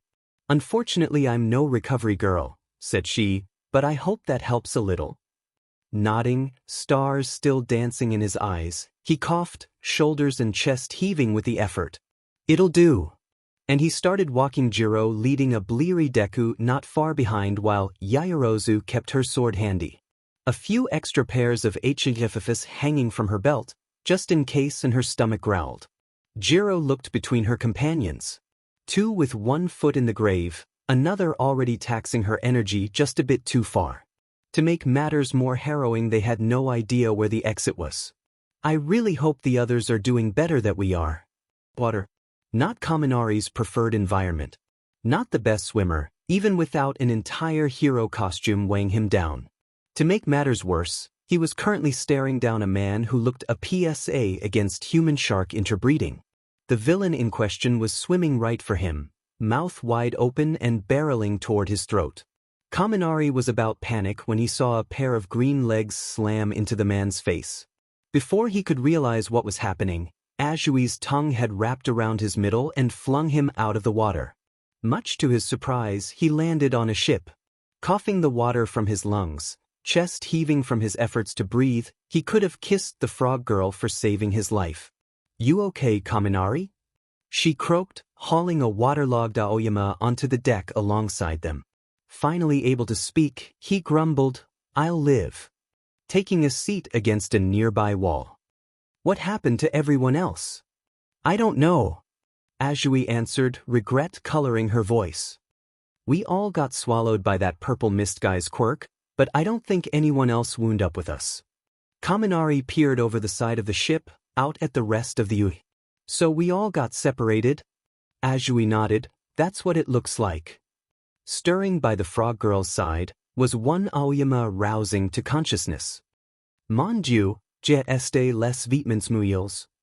He groaned, shaking the water from his gloves. What happened? He asked, daring to stand up and look into the water surrounding them. Swirling in the water, calculating their next move, was a group of aquatic villains. Never mind, that was a foolish question. Turning to Azui, a tinkle in his eye, he said, Azui ma belle fleur, thank you for the timely save. He said with a bow. You can call me Tsu, the frog girl croaked, and I think your thanks may be premature unless we find a way out of here. Well, Aoyama pondered, there are more than I think we can safely handle by ourselves, no? Where the hell was this guy from and why was he speaking with a French accent? Can we evade them? Jump to shore perhaps? Azui gulped. Not in one leap, she said, not unless your naval laser can carry us the rest of the way. At the utterance of such a plan, Kaminari was starting to come up with one of his own. It was a plan Kaminari did not want to go through with, but he saw no other alternative. Perhaps, but I will be worse than useless after such a display. Giving Azui an apologetic look, he added, I'm afraid all I would do then is slow you down while the villains catch up with us. Do it. Kaminari said, standing up. Azui's eyes went wider than usual, eyebrows jumping. What? But you heard what he just said. We'd be defenseless. She stood up too. You and me won't be enough to protect him from all them. Kaminari gulped. We won't have to, he smiled, fear showing through it clear as day. I'm not going with you anyways. Ne sois pas absurd. Aoyama exclaimed, making Kaminari roll his eyes. Of course you're coming with us. We won't just leave you here. Azui nodded. We're in this together. I don't see us making it out of here any other way. Villains below started swarming at the side of the boat, weapons and appendages scraping away at the metal. Kaminari shook his head. Except this one. He pointed to the shore. When you jump, just make sure you get there in one go. Azui's voice sounded as though she believed he'd lost it. While you do what? Go down with the ship. No. Smiling, holding up a hand, fingers crackling with electricity, he tried his best not to look afraid. I'm gonna throw a toaster into the tub. Gulping, he looked out toward the water. Of course, you know what happens to the toaster. He muttered, already dreading what was doubtlessly going to happen. At the worst of times, overusing his quirk almost literally fried his brain. Overusing it on a metal boat in the middle of lake? If he survived, it would be a day to remember. Unacceptable, protested the other blonde. We can't just leave you to dash. Do you have a better idea? Silence. Tried as they might, nothing was forthcoming from either of them. Then just go. He leaned down, palms spread over the surface of the deck. When you get help, don't forget to send someone after me, yeah? The boat rocked, villains clearly on their way aboard. Azui reached right for him. Kaminari dash. Go! The boat violently surged to one side, knocking them off balance. After a moment's hesitation, she realized he was right. They really didn't have any other feasible way out of this. Too many to fight, even if it had been on favorable ground. Locking elbows with Aoyama, the two of them back to back, she gave Kaminari a last worried look before she launched them into the air. Well, he chuckled, nerves beyond frayed as he prepared to go full power with his quirk. Always wanted to try fishing with a big zapper? Clasping his hand down on the metal, he cut loose. Electricity surged from the metal, arching off the sides of the ship and shooting through every drop of water in the artificial lake. Kaminari's mouth clenched shut, his every muscle going convulsing and constricting violently. The water, both in the lake and on him, it was serving as a secondary medium for his quirk. Instead of frying out his brain like he'd predicted, the electricity of his attack rebounded. His hair stood on end, clothes and skin cooked dry as his limbs spasmed violently. Jaw trembling open, he fell backwards as the boat began to capsize. His back collided with the side of the cabin, head slamming into it a millisecond later, making his vision fuzzy. So this was what passing out felt like. It was strangely like falling asleep, only instead of your body following your brain followed your body. Eyes fluttering shut, he was only dimly aware of someone landing next to him on the boat. They hauled him up into their arms before wind tore at his face, his hair. Before he blacked out, he thought he heard someone cursing in French, as a beam of light danced in the periphery of his vision. Aizawa's back slammed into the edge of the fountain, an exclamation of extreme discomfort knocked from his lips. Glaring at the villain responsible, he forced his tired, aching body to leap into the air, narrowly avoiding another body-breaking punch. No good, his quirk couldn't cancel out this thug's quirk. It never worked on quirks that were constantly active, changing the shape of their owners' bodies along with the enhancements provided. So it was his usual tack with such brutes that would save the day. Footwork constantly pedaling away, weaving side to side, he baited the Goliath into charging in. Then, bait taken, he somersaulted over his head, scarf snaring at the fool's feet and toppling him. After that, it was a simple matter to let gravity carry his knees into the back of his opponent's head. Getting up after that was a trick his body wasn't thrilled to be performing. A slight stagger, lasting only a fraction of a second, marked his wavering vim. "He's getting tired," shouted one, as his hair yielded to gravity at long last. "Now's our chance." 6 of them charged in all at once. Aizawa scoffed. Such arrogance. Hair floating once again, he lashed out with his scarf and coiled it around the neck of the furthest assailant. All my career, he pulled with everything he had, ducking past another villain's straight arm. I've fought villains who could be described as true monsters. His knee lashed out, striking the fool he'd evaded right in the sternum, and a loud crunching noise was heard. A bunch of punks here to pick on kids, he growled, spinning in the air and driving his fist into another thug's face. The number of teeth flying out of his mouth made his allies wonder if he had any left. Have no chance standing up to me. With a final yank, he pulled the one he'd snared into the remaining two, leaping over them as they sprawled out on the ground. As they tried to collect themselves, one making it back to her feet, he charged. A strike to her neck, just below the larynx, sent her back to the dirt. Driving his elbow down between the shoulder blades of the second succeeded in misaligning his spine with a loud pop. The third was still on the ground with his face barely picked up off it. It was a simple matter to charge forward and swing his foot in and upward, like a football player aiming for opposite end of the field. A broken jaw and a few torn muscles in one's neck never killed anyone at least. Shigaraki, the man with the disembodied hand on his face, seemed to growl. "You're rather ruthless for a hero," he remarked, fingers clawing at his own neck. "I'd almost think you'd killed before watching you fight." Even underneath that hand, the scraggly man could see the unhinged smile on his face. "Are you capable of such a thing, Eraserhead?" Dropping back into his combat stance, he decided to meet that taunt with a challenge. "Want to find out?" To his credit, Shigaraki laughed.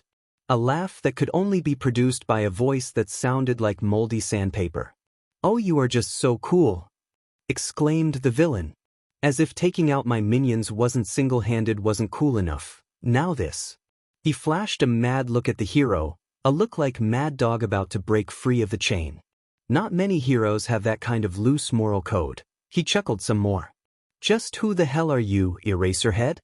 "Not going to lie," he said, giving his eyes a moment to rest. Using his quirk gave him very serious dry eye. Right now he was certain they were borderline clinically dehydrated. But there were more enemies yet left to fight. "You've caught me in the middle of a very bad week." He allowed himself a dark little smirk. "I'm not sure just what I'm capable of right now." At that statement, Shigaraki's face lit up like Christmas had come early. "Hook, line and sinker, like I said." He beckoned him, curling his fingers toward himself. "Come find out." "Oh ho ho ho ho ho." He held up a finger, drawing the attention of the purple brute. "Wait there, Nomu, I wanna a turn at playing this game."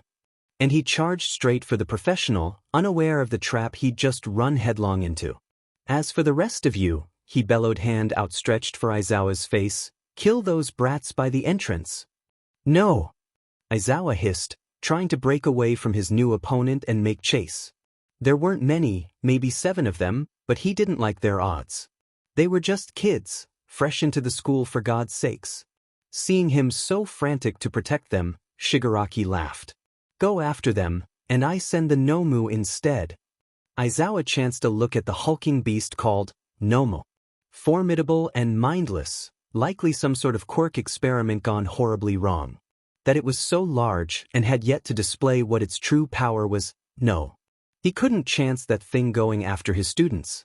For now he'd play this, Shigaraki's, game. Though he hopped to break a few of his extremities in the process. Their collective efforts to subdue the man made of purple mist had only succeeded in thinning their numbers. Every student who'd leapt in to attack had been thrown to who knew what corner of the facility.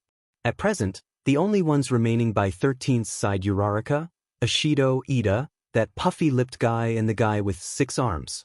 Staring down an enemy, whose location was constantly in flux, and trying to get past him was a challenge the pro hero had not yet encountered. Considering the lack of alarms going off, the villains had likely disabled them remotely. In his efforts to contact the outside, Ida had found that cell reception was also being blocked. No way out, no way to call for help, and a building full of villains threatening their classmates. Not an ideal scenario to throw a group of newbies into. Ida. 13th's voice was quiet, sober. Weighted with something heavy her students couldn't discern. "When we clear a path for the door, get through it and get help." Ida looked shocked, almost offended. "But, ma'am, I can't just abandon you all." Ashido was the first to reply. "You're the only one fast enough to outpace these guys." "How am I supposed to outrun a teleporter?" he demanded. "I'm fast but not fast enough to counter something that instantaneous." Uraraka chimed in. "Once you get outside it won't matter." They can't follow you out without triggering the alarms. It's true, confirmed 13, voice still unsettlingly grave. All you have to do at that point is run and get help. With a slight narrowing of his eyes, the portal villain gave a wordless reply. Opening a portal right under Ida's feet. Leaping to, Uraraka clapped a hand against his shoulder, and gravity no longer applied. Good luck. Shoving him upwards, sending him right for the ceiling above the exit, she herself fell into the portal. Uraraka! Hurtling toward the exit as he was, he tried to reach for her, but his fingers snared only air.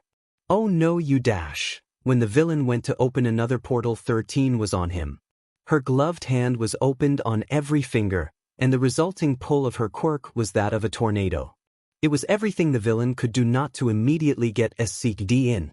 In fact, he was forced to teleport behind her in the chaos. You are beginning to irritate me. His voice carried a scathing bite. Rather than say anything, she merely turned her other hand on him, once again forcing him to teleport away.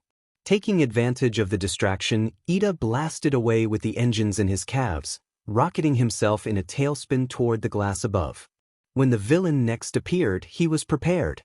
13's attack was redirected by two different portals, one in front of her, the other behind.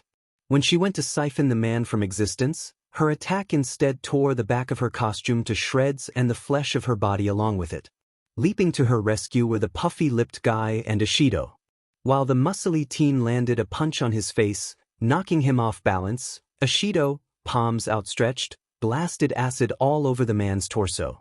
Shrieking in pain, the villain threw himself away from them, writhing on the ground. Instinct was an ugly thing if you pushed the human brain hard enough, and seeing the way the man convulsed in agony was enough to make Ashido wish she'd born quirkless. But there wasn't time for such thoughts. Up above, Ida was fuming in frustration, furiously wailing his leg against unyielding glass. From the looks of him, he was barely holding onto the metal in his hands. Urarak's quirk must have stopped. Thinking quickly, the grabbed her classmate's shoulder. You have a strength quirk, right? He blinked. Yes? Ashido pointed toward Ida. Throw me up there. Before he could protest, the stirring villain was snarling, probably frothing at the mouth and forcing himself to his feet. Were it not for their six-armed classmate tackling the purple man, he'd have been on them in seconds. So without a word, he reached for his utility belt, grabbed a packet of sugar and consumed it. Picking up the pink girl, he curled his body like baseball pitcher and hurled her toward their armored friend. Ida, incoming! She shouted, giving him just enough to brace himself for her impact. Being thrown against a man in armor was significantly less pleasant than she'd ever imagined.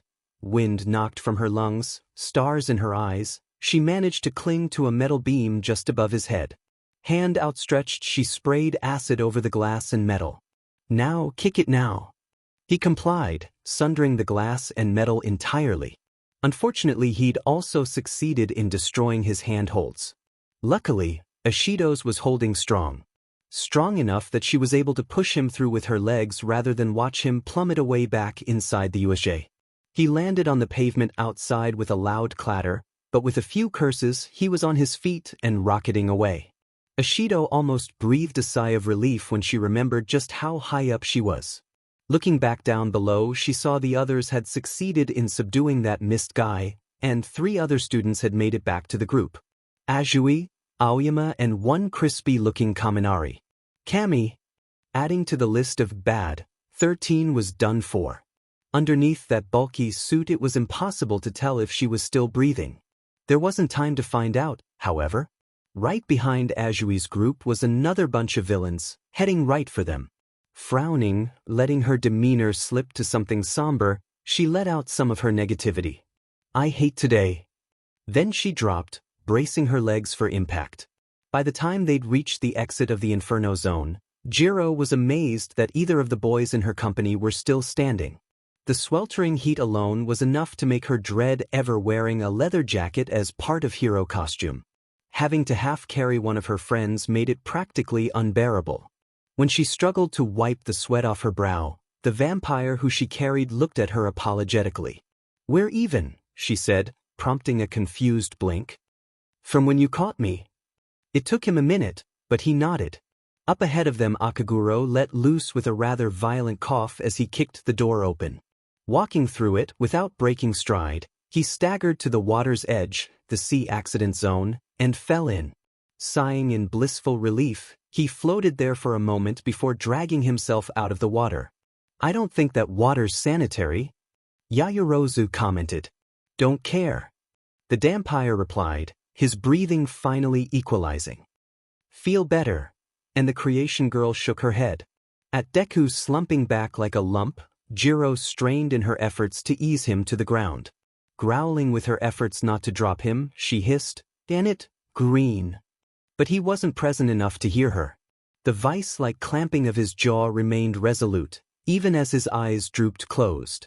Rolling her eyes, Jiro pulled on the back of his head to lean him forward. "Self-destructive lunatic," she muttered angrily. "Do you ever worry about yourself?" No reply, even after she'd wormed him out of his, oh good lord. The heft of this jacket was a sin against reasonably weighted clothing. "Why, you idiot!" she all but shouted. "Would it have killed you to take this thing off?" Her voice strained as she let it drop from his shoulders with a thud. Kaguro rolled his eyes, shaking his head with a one-sided frown. "I'm starting to think you were right about that concussion." Coughing again, groaning and gripping his side, he growled in frustration. "I hate smoke." Wiping some blackened sweat from her brow, Yaoyorozu murmured her reply. "I'm not fond of it myself." While Jiro discarded her jacket, something caught the creation girl's eye. "Looks like Aizawa's still fighting that dash." Her eyes went wide. What is that thing?" Jiro looked up and just about thought she'd lost it. No way in hell did nature produce a creature that wrong-looking. But why was it just standing there? Unaware of those now observing them, Aizawa and Shigaraki were fighting two very different battles. The hero was on his last wind, unable to keep himself from wobbling as he alternated between dodging and negating the villain's attempts to disintegrate his flesh. His eyes were screaming for any sort of liquid to undo them. His knuckles and joints were all bleeding from beating a mob of fools into the dirt. Even if he beat this guy, he was no longer sure he had it in himself to beat the so-called Nomo. Meanwhile, Shigaraki was having the time of his life. Sure, he was getting more bruises and cuts than any other time in his life, but there was something oddly thrilling about fighting. As another blow to his gut knocked the wind out of him, as another knee to his temple made the world spin, he cackled. 24. Still listing numbers, for what purpose the hero knew not. Another strike to the lunatic's ribs, another hand clawing for face. A hand he hadn't noticed until it snared his goggles. 20. Lurching his head back, Aizawa narrowly avoided his face being turned to dust. It was almost sad, watching those goggles deteriorate to nothing in the man's grip. 17. What was he on about? Aizawa glared at him, suppressing a snarl as he lashed out with his scarf and snared most of Shigaraki's upper body with it. Now it's all the way down to 6. And he pulled the man toward him, flinging him into the air. Lurching forward, tugging on the scarf with all he had, he brought the villain crashing down into the concrete water fountain. Ordinarily, such a man would have shattered upon such an impact, but the water broke his fall just enough to prevent that. When the villain was out of sight, the scarf began disintegrating and Aizawa cursed himself for his error. Bursting from the water, coughing up said liquid, the villain cackled breathlessly. "Your quirk makes your float around whenever you use it." Grinned he, "I've been watching, calculating the amount of time you could use it." He pulled himself out of the fountain, looming toward the hero, whose breathing was heavy, labored. It had been too long since he'd had such a fight. "And now that you're down to the wire, facing the leader, you just keep mixing it up." He pointed right at him with violent enthusiasm. "I can never predict a good time to try and use a finishing move." Aizawa glared at him, growling disapprovingly at this man's appreciation for his tactics. "You really are just so cool." Shigaraki sighed, happily. "I almost don't want to kill you." Flicking his wrist, dagger in hand, Aizawa altered his combat stance accordingly. "The feeling is far from mutual." And Shigaraki couldn't help but snicker gleefully. "Ah," he sighed, stepping out of the fountain, "it's been fun." He flexed his wrists, snapping them more times in tandem than should have been possible, but it's time for this game to end. Then something caught his attention. That group of villains he'd sent up the stairs was having trouble with those kids. Oh no. Sheet. Shigaraki hissed under his breath. Kurojiro's out. Looks like the fun's over. Whistling, instantly drawing the Nomu's attention, he pointed up the stairs. Finish them, and bring me Kurojiro. When the lumbering monster went for the stairs, Aizawa felt the veil around the world drop, and he remembered what nightmares felt like. You think you remember, in your waking moments, after they happen, but you don't. Not until something beyond horrible is looming over your head, threatening to change your life forever for the worst. All heroes have moments where their bodies moved on their own, rushing them toward danger they couldn't possibly hope to beat in order to protect those who were helpless. All heroes, no matter how jaded, never quite managed to resist this impulse. When Aizawa landed on the Nomu's shoulders, he drove the blade of his dagger into the monster's eye. When he dragged the blade through its brain, he expected it to fall. Instead it reached up, faster than he could hope to react, and grabbed his chest. Air was pushed from his lungs, ribs snapping like twigs in its grip. It just tossed him off like he was a mosquito. Nothing more than an annoyance. Impressive, isn't he? Shigaraki mocked, the best that old sensei could put together. Sputtering, straining through the pain, the hero looked up to see the flesh of the creature putting itself back together. He should be more than a match for All Might. In a flash, defying his broken chest, Aizawa was on Shigaraki. One hand pulled at the hair on the back of his head, the other had the dagger aimed right at his carotid artery. You really think I won't? And for the first time, Shigaraki saw it. The look one only got in one's eyes when one had taken lives and was every bit capable of taking them again. It was a look that chilled him down the marrow, not one that should ever be in the eyes of a hero. Aizawa didn't care. Then keep walking. He was talking to the Nomu? Your master here won't live past your next step. The Nomu stopped, turning around and staring right at the two of them. Talking to a wild beast instead of the man who commanded it, one line too far. Shigaraki reached behind himself and gripped Aizawa's broken ribs.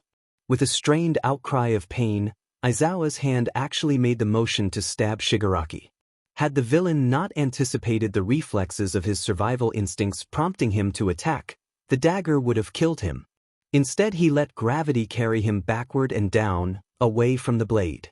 Gripping at rotting, shattered ribs, Aizawa staggered backward, staring down the villains with not much left but embers of his strength.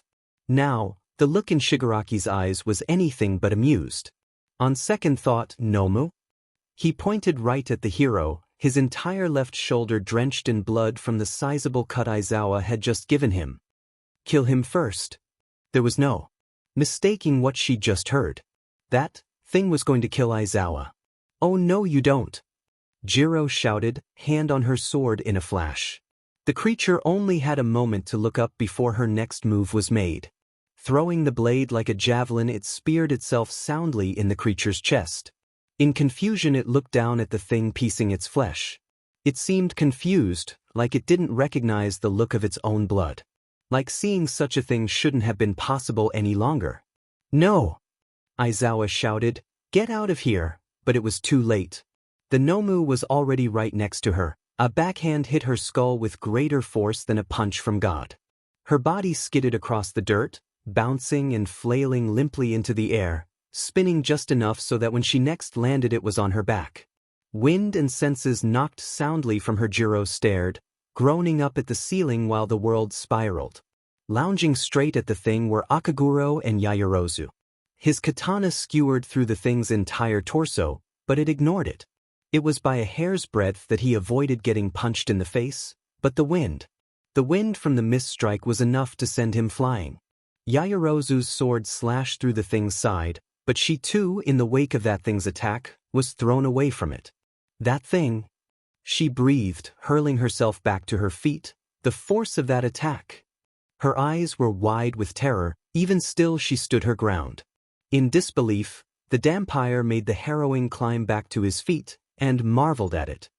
It's as strong as All Might, he said almost reverently. Yaozu, standing between the thing and Jiro, refused to move. Two of her comrades were helpless, one was just about dead. She couldn't win, but she couldn't run. Gulping back her nerves, she aimed her blade right at the thing's face, staring it down. "If I were a praying girl, I think this would be the time," she breathed even as she quaked in her boots. It charged, she prepared to counter its next attack, only she never had the chance. She was knocked out of its way before it hit her, and someone else was on top of her. When he dragged her back to her feet, she almost screamed his name. "Aizawa? How did you dash?" His chest soaked in blood. Skin falling off, half-rotted, had torn open in his mad dash to save her life. "I said," he strained through clenched teeth, tearing the sword from her grip, "run," and he charged at the Nomu again. She barely had time to register what happened next. It struck out, he narrowly dodged. The wind sent her flying, shoulders and head colliding with the wall of the Inferno Zone. It was a miracle the pain alone didn't make her black out. Jiro was finally able to move again, but the pain from doing so made her wish she couldn't. Definitely a concussion. At the moment she was just thankful that thing hadn't broken her neck. Forcing herself to look up, she saw a truly hopeless sight. Aizawa, somehow managing to avoid a strike from it, slashed its side clean open. When she saw the massive, open wound on his own ribs, she was no longer certain just whose blood he was drenched in. It reared up, ready to smash him into the dirt when Akaguro suddenly landed on its back. His thumbs forced their way into the monster's eyes, prompting it flail about. Jiro was on her feet, staggering when it grabbed him. She was running when Aizawa impaled the thing's face. She was sprinting when it dropped Akaguro to force the blade from its gray matter. There just wasn't stopping this thing. Everything they did to it just healed itself and utterly failed to slow it down. They weren't strong enough to fight this thing. No human was saved for All Might. All Might wasn't here. Someone who wasn't human was here. Green. She practically fell by his side. He was barely even breathing anymore. She reached out, shaking him, trying to wake him to no avail. "Come on, get up." Nothing. Between the heat from the Inferno Zone and the venom was ravaging his body, Izuku Midoriya was long unconscious. "We need you." Even as she pleaded, the Nomu had recovered, swatting Aizawa aside just in time for Yaoyorozu to start launching something at it from the backs of her wrists. Something thick, heavy, and that solidified almost instantly. Whatever it was only succeeding in slowing it down as its master started walking over to them.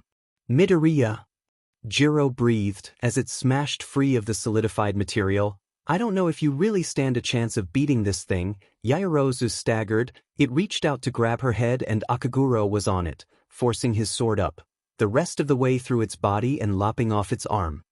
"But without you, we all die before help can get here." She undid her choker, letting it fall to the ground as the Nomu's arm re-sprouted from its side. In the next moment, she was pulling Midoriya's mask of his face, digging her fingernails into the side of her own throat with her other hand. "Don't hate me for this."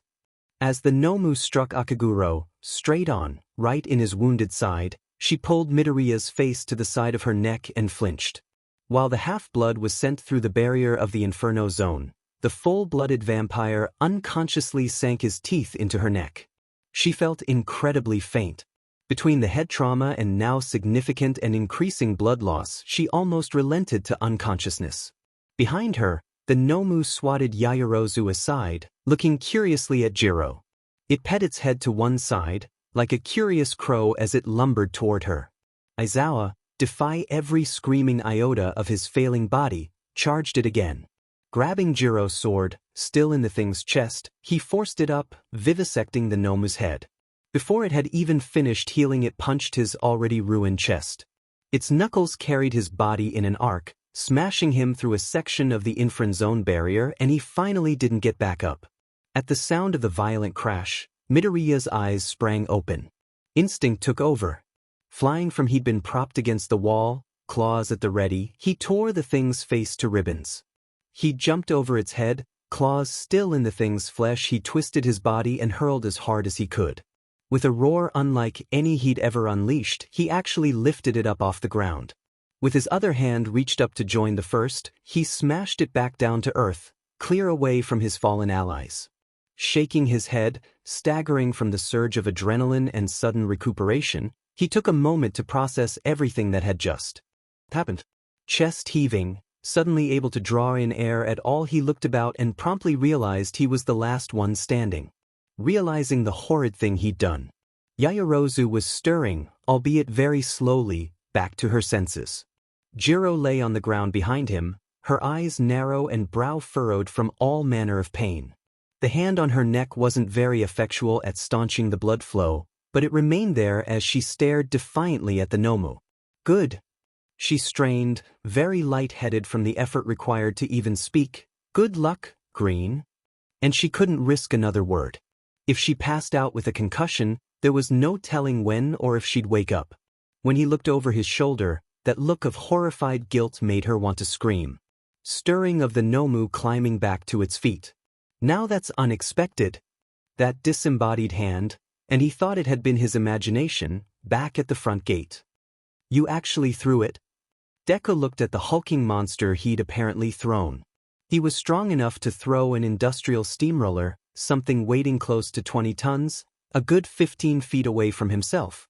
Whatever this thing was, he'd only thrown it about half that distance, meaning that even while he'd grievously injured its brain, crippling most of its voluntary and autonomic functions, it was still strong enough to resist even that much strength. What kind of maniac created this thing? No matter, Shigaraki batted that thought out of the air, you'll be dead soon enough. He clicked his fingers and pointed right at Deku. Good lord, that thing could move. Eyes going wide at this monster's sheer strength, he only managed to dodge it by falling over. When it tried to kick him, Deku twisted his body away, only narrowly avoiding that as well. The wind was still enough to send him flying.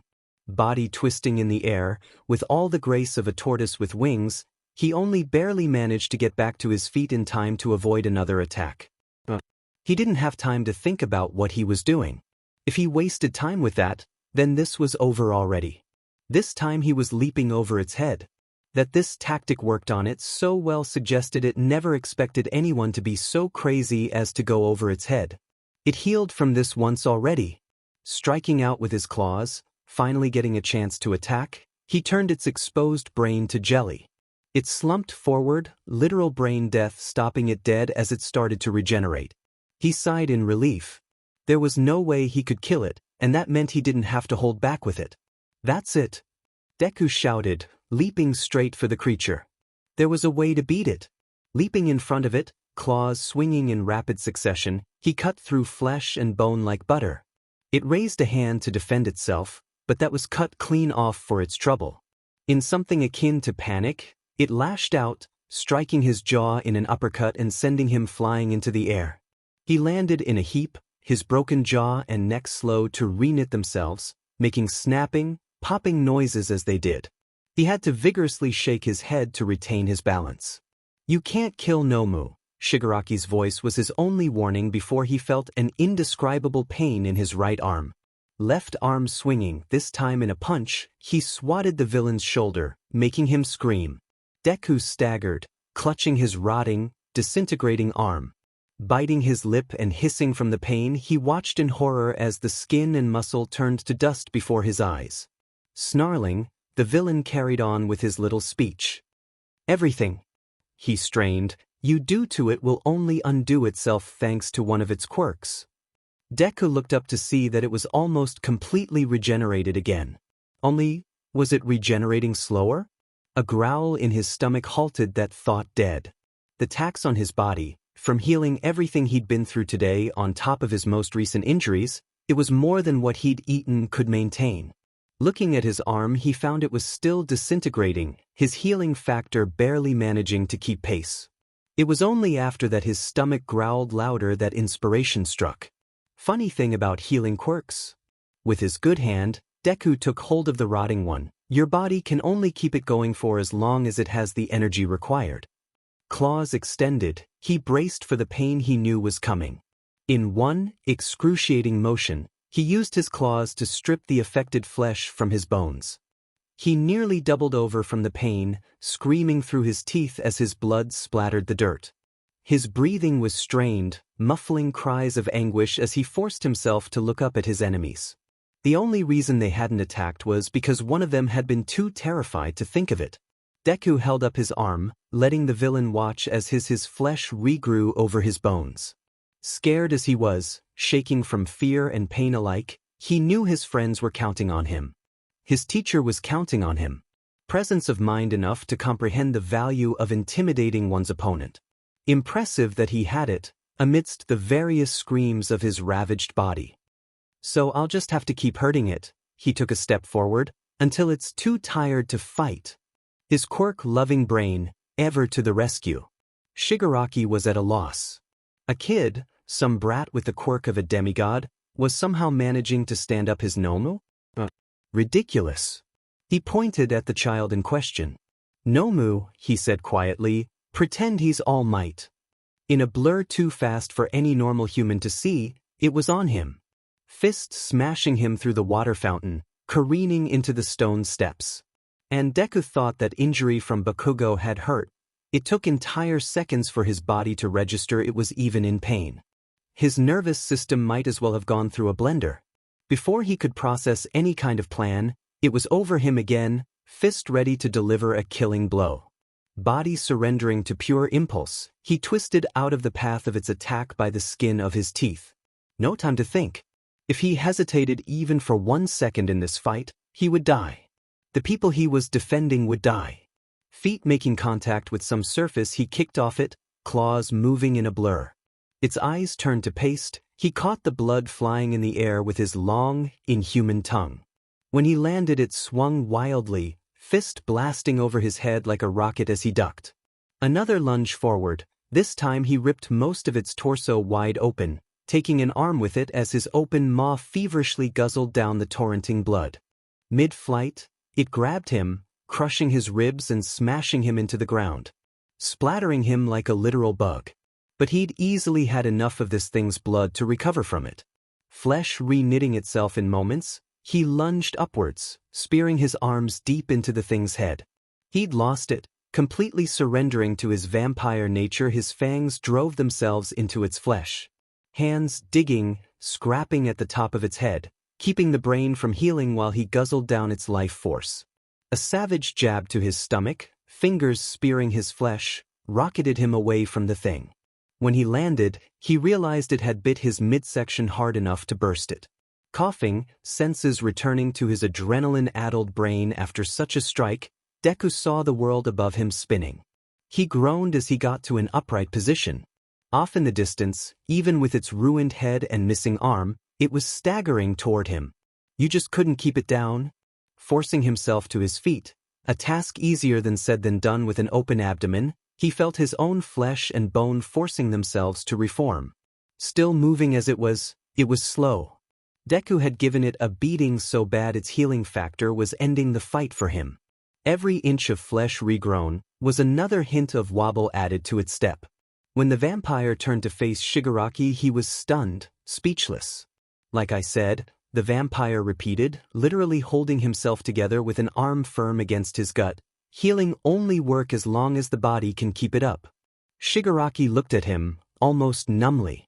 Defeat worn plainly on his masked face, staring the victorious brat in the eye. Deku quietly regarded him with something akin to sympathy. Tell it to stop before it dies. The Nomu had regrown its body, but its footsteps were beyond labored. It was like watching a man that was already dead as he tried to keep walking. But it was still heading his way at the same pace it always walked. Please. Deku's expression went soft. No one's died yet, this doesn't have to end that way. Those who were awake to observe looked on in awe. This was the power of a vampire? Yaoyorozu looked as though she were staring at a living, breathing myth, afraid and filled with wonder. Jiro had no idea what to think. This fight clearly wasn't over. As long as that thing could still move, it could still kill all of them. Midoriya had managed to survive this long thanks only to clever tactics and savagery. But his legs were shaking. He was on his last remnants of vigor himself. Even with the ample supply of blood coursing through his system, a vampire was still an animal. There wasn't an animal alive that didn't need sleep, especially after putting itself through something so harrowing as the fight he'd only narrowly survived. From the looks of the bags under his eyes, so purple they were almost black, and the sinking of the flesh of his face, Midoriya was almost dead from exhaustion alone. Green, her fist curled, frustrated at her inability to move. "Don't you dare die. We're almost through this, we almost won." "Lies." Shigaraki hissed, fingers scraping at the skin on his neck. Nomu is strong enough to kill All Might. This isn't over, it can't be over." Deku gave the man a pitiable look, one of sympathy. He knew the feeling of defeat in the face of everything he could do. It wasn't easy to cope with, in fact it was heartbreakingly painful. The vampire had felt it himself more than often enough to recognize it on someone else. "Shigaraki," he murmured, "this Nomu was almost outright murdered by me." Shigaraki's eyes drifted to his, those mismatched green orbs. If someone with almost no combat experience and barely any control over his own quirk could beat it, what chance did it have against All Might? Gently as the question was asked, it was still enough to make something in the villain snap. "This is over." Frothing at the mouth, face contorted with fury, he charged at this impudent brat. "No," he screamed, hands digging into the boy's chest. "It's not over until All Might dies." He felt it. The icy hand of death wrapping around his heart as his flesh turned to dust. Hands pulled at Shigaraki's wrists, hauling them aside and pulling his throat to Deku's mouth. There was a large gash in the villain's throat, one he forced his tongue into enough to drink from. His body was in agony. Healing from another injury just about made him black out, but he muscled through it. When the game was stay awake or die, you stayed awake. "Eninyu!" shrieked the villain. "Eninyu!" Deku hauled Shigaraki's wrists together, feeling the earth shake as the monster hastened its approach. "Kill this little brat. Kill him now." It only lasted for a second. He went to throw Shigaraki out of the way. His fingers snared on villain's sleeve, their feet were pulled from under them. They feel sideways, the Nomu's fist flying straight at them, almost at a downward angle. Shigaraki had enough time to let his eyes go wide before the fist of the Nomu hit him. In an instant, the villain's body was impacted into the ground and a loud, wet crunch was heard. When the dust settled, Deku was at the Nomu's feet. It wasn't moving. It just stared. Following its gaze, the vampire's eyes went wide with horror. Shigaraki wasn't moving. He wasn't breathing. His life had just been snuffed out. He was dead. It was so quiet you could hear an ant's footsteps. The Nomu's hand twitched. Then, shaking, it pulled away from the corpse of its master. Jaw quivering, it took a trembling step back. Eking ever wider open, its jaw began to spasm violently, its entire body following suit. Then, as it began to tremble like a traumatized child, it screamed. Screamed so loud Deku and Jiro had to cover their ears. Even Yaoyorozu couldn't help but try and shield her eardrums as it wailed in anguish, its massive hands gripping at its malformed head. Flailing its body about, howling like the souls of the dead, it lashed out at the ground, pummeling a small crater into it. It slipped, falling onto its back and began spasming, flopping about like a beached fish as its horrid screaming continued. A commotion near the exit went entirely unnoticed. Vanessa and All Might, smashing through the door, arrived in time to see this spectacle being and then, abruptly, end. With the force of surface-to-air launching, the Nomu sent itself skyward. Crashing through the plexiglass of the ceiling, it flew into the distance. Wherever it landed, they were certain it hadn't stopped there. The Nomu was running to some far-off corner of the earth, and it wasn't looking back. It had just done the one thing its brain could never let it do. It had killed Shigaraki. Getting to his feet, an arm held to his battered chest, Deku walked numbly to Shigaraki's corpse. He fell on his knees, a look of abject terror on his features. He couldn't process it. What had just happened? What thief did his just do? Was it even him? Who held the blame? I don't. Deku's hand gripped Shigaraki's cold, motionless shoulder. Why didn't you just dash? His palms shot to his eyes, shoulders shaking violently, his body strained against every possible emotion. An internal struggle that only ended when he curled back his head, facing the heavens, and screaming like he had the day he'd first bitten that thug in the alley. Worst of all, he had no idea if it was himself he should even be blaming. Namuri Kayama, otherwise known as the professional hero, Midnight. Teacher of modern hero art history, it was her job to teach these rowdy teenagers the subtler side of determining one's identity as a hero. Symbolism and naming conventions, two aspects of the name so intricately entwined one could mistake them as being one and the same. At present she stood at the head of Class 1A, a more forlorn group of faces she could not have found on school grounds. This class in particular, she noticed, seemed more tightly knit than the others. Whatever the reason for this was, whenever one of them was adversely affected by life, the pain permeated to all of them. Such was the camaraderie born of surviving the things they had already, so early in their careers as heroes. Though that was presently irrelevant, save for understanding the present mood lingering in the air. They all knew what had happened, what had shattered the heart of one of their classmates in particular. Today, almost painfully too soon after recent events, was the day they chose their names. A hero's name, began she, is perhaps more important than the costume. This earned her some odd looks, but nothing she hadn't observed before while teaching this lesson. It's the label that people remember us by, as well as something that usually carries a special meaning to the hero who chooses the name, though this isn't always the case. Opening a small case, she procured a set of small dry erase boards and markers from within. Placing them in the hands of Hagakure, Class 1A's resident invisible girl, she said, "For the next 15 minutes I want you to consider who you are." One vampiric student in particular flinched at that. Your life, your values, your journeys to this point in your lives. All in the room had eyes on her. She met their gaze with warm confidence. Choose the name that fits all of this, she said, raising a hand and pointing at them all. Choose a name that tells the world who you are. 2 weeks earlier. UA High School, USJ facility. Dust began settle in the wake of the Nomu's retreat. Deku remained on his knees, head hung low and face twisted in confused, shamed grief. His hand remained where it lay, resting on the corpse of the crushed man's shoulder, clinging to the ratty fabric. A name that defies everything you've been through. There was a hand on his shoulder, gripping gently, not prompt enough to turn his eyes away from the body. A man he barely knew, a man who'd come here to kill him and his classmates, teachers. Dead by some grievous miscalculation, a feat of clumsiness and poor coordination of those inexperienced in combat. But this was still a human being, not just some cackling fool in a mask. Someone with hopes, dreams, twisted as they might have been. Horrid as his intentions, there were reasons behind them, thought put into what he was doing. Monster though that made him, it also meant he was aware, human. Something he could no longer claim to be. Little one, he winced, breath choking in his throat. It's okay. You can let go. Vanessa put a hand over his, the one on Shigaraki, motionless form. Shuddering breath, voice cracking, he rasped, "But I did everything you could," softly as she spoke, the words cut through him like a lance. Everything he could, and this was the end result.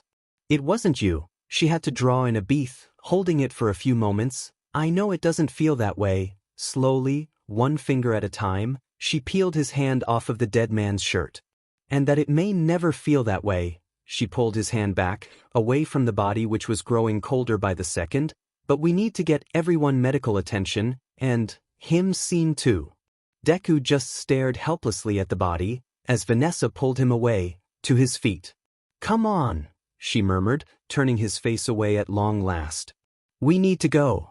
When he was asked what he remembered about the USJ incident, the vampire would later say one thing. It ended with silence.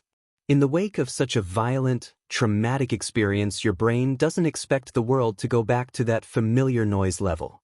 The rush of your own blood, your heart rate racing in your ears, the ringing of adrenaline, it all harmonizes in moments of chaos, creating a dissonant chorus of frantic energy, need to escape, survive. When those moments end, and the silence comes back, the world feels wrong. Like that living hell you were just in replaced reality, forcing you to adapt to it before throwing back into the realm it just stole you from. That familiar, peaceful quiet, after all that, just feels so alien. It was very quiet when the rest of the faculty arrived. When the medical staff arrived along with one ambulance and a whole army of Mizudafu's finest police officers. Dozens of villains were collected, taken to be locked away for decades. Aizawa, 13, and Akaguro were completely unconscious when they were carted away to Recovery Girl's office. Jiro wished to have been so lucky, for the screaming pain she was in. She had resigned herself to watching the world spin, stars dancing in front of her eyes at the slightest attempt to move. Are they going to be okay? Deku mumbled, watching them as they were removed from the scene of the incident. As the last of them were carted away, the elder vampires lingered on Akaguro's unconscious form. For a moment, a flicker of recognition appeared in her eyes. Ultimately, however, she ignored it, and so Vanessa replied, "From what I hear, this school has a top-notch medic. From his prior visits to said nurse's office, the younger of the pair could indeed confirm this to be true. They'll be fine." Stooping to pick his sunglasses from the ground, somehow making it through the encounter unscathed, Deku let out a long breath. Guess that's something. And he replaced them on his face before making the walk outside. Funny, he hadn't remembered walking to be quite so draining before all this. It wasn't long before his legs were too weak to carry him, and his eyes fell shut, as though they were weighed by lead. Scooping him up onto her back, Vanessa carried the poor boy home. His things would be waiting for him in classroom when he returned. Sleep was about the only thing she wanted right now. That or about the most extensive full-body massage one could give, after as near a lethal dose of painkillers you could get without permanent damage. If nothing else, Recovery Girl's quirk had repaired most of the damage and gotten the planet to stop spinning like a hyperactive child on caffeine. All the same, Jiro was impatient about getting back on her feet. "You seem irritated." Violet eyes turned to meet onyx ones, sitting by her bedside. Sighing, closing said violet eyes, Jiro did not reply. "Don't want to talk about it?" Slowly, her eyes reopened, staring at the ceiling. "What do you think would have happened if that villain hadn't died?" Shifting uncomfortably in her seat, Yayorozu considered this reluctantly. "Honestly," said she, now considerably downcast, "that thing would likely have killed us all." Jiro winced. Hearing her own pessimism spoken aloud by someone else was not what she wanted. For as much as Midoriya did to it, you saw how much energy it still had when it. She gulped, shuddering at the vivid memory of the Nomu's psychological breakdown. "Had that panic attack and fled," she continued, "if it had come to the fight re-ensuing?" "Yeah," Jiro sighed, "so you noticed, Green just didn't have it him?" She glared up at the ceiling. "I hate that we were that helpless." Her fist clenched. "Relying on someone just like us, fish out of water, to save our skins." It wasn't often that Jiro felt shame stabbing at her so ferociously. Never mind being damsels in distress, throwing a classmate to the wolves like that makes me feel dirty. Groaning from another bed in the room prompted the violet-eyed girl to look to the source. Under the circumstances, strained the voice of their teacher, Aizawa, trying to sit up, one could hardly fault you for such a decision. Hand on his now thoroughly bandaged ribs, he used his other to haul himself up, back against the headboard. "But when class resumes," he pointed right at the pair of them, "we are going to have a very serious discussion about the word, run." At that, the girls actually smiled. Well, one of them smiled. "You're a tough old Biasudi," Jiro quipped, turning her whole head to face him. "Should you even be moving?" Growling at her foul language, Aizawa did his utmost to let it go. "When that concussion clears, your free ticket for swearing expires." Wincing at a sudden urge to laugh, Jiro smiled through the pain. "Deal," managed she. Swinging his legs over the side of his bed, the battered, ragged man took a moment to breathe. "Oh no you don't." Opening his eyes, an eyebrow raised, Aizawa was most displeased to see Recovery Girl's cane pointed right at his nose. "Get back in bed this instant," the nurse demanded. "You're not getting up and undoing all that progress on healing your injuries." When he went to protest, she actually went and pressed her cane against his lips. "No. No protests." She pointed with her other hand, her order unmistakable. "Down." Stubborn as he was, Aizawa wasn't about to argue against such insistence on her part. Fine. He muttered, complying with great reluctance. Just tell me what happened to my students. Coughing from the couch against the opposite wall preempted an answer. They're fine, Akaguro wheezed. No one but was seriously hurt, and his breathing devolved into a rather violent fit of coughing. Getting punched in the chest by the Nomu right after breathing in all that smoke had done him no favors. Even with the broken bones repaired, his lungs continued to protest. Aizawa raised an eyebrow. So I see. He turned his gaze to the two girls, to his left, and awaited further explanation. It's true, Yaoyorozu confirmed. The only other student who was injured was Midoriya. She turned pale, clearing her throat before she continued. Although, thanks to his healing factor, he's still on his feet, somewhere on campus probably. A staff member at the door caught Recovery Girl's attention. For a moment Jiro swore she had yellow eyes, but it turned out to be a trick of the light. Blue as could be. In truth, he was a force to be reckoned with against that Nomu. Is that so? Aizawa turned toward the door, making sure that staff member and Recovery Girl were out of earshot. Did he? Jiro nodded. Yeah, the guilty look on her face was rather telling. He lost it, but I think he knew he was losing it. She winced, racking her brain for the words. If he hadn't gone feral and bit the thing, no way this would have ended the way it did. Aizawa sighed. Just so long as evidence of what he is doesn't get out. Don't worry, Jiro tapped the side of her neck. Claws aside, the only person his fangs sank into is right here. After some thought she added, that at least who didn't immediately heal afterwards. His next sigh was one of relief. After all this, I'll take it. After a moment or two of silence, Yaoyorozu piped up with a question. Any idea what happens next? The teacher scoffed. You mean apart from the media frenzy? I'll be getting you ready for the sports festival. Akaguro looked at Aizawa like he'd just grown a second head. You can't be serious. Can and am. He declared. If you want to make it as heroes, doing well in the festival is important. That, thought he, and we likely have to save face in front of the world. Can't let the public think something like this will stop us, or future heroes from rising. The Dampire growled, sitting up and rolling his eyes. Such pointless, showboating frivolity. His body shook with a few more haggard coughs. Give me a murder to stop or a villain's plans to thwart any day, but spare me the demon cameras. That earned a smirk from the wounded professional. Couldn't have said it better myself. He exhaled, but for now, suffer through it. Once you become a hero, do with your image as you please. For once, the first time since they'd begun sharing a classroom, Aizawa and Akaguro looked each other in the eyes. It's only for the grades, kid.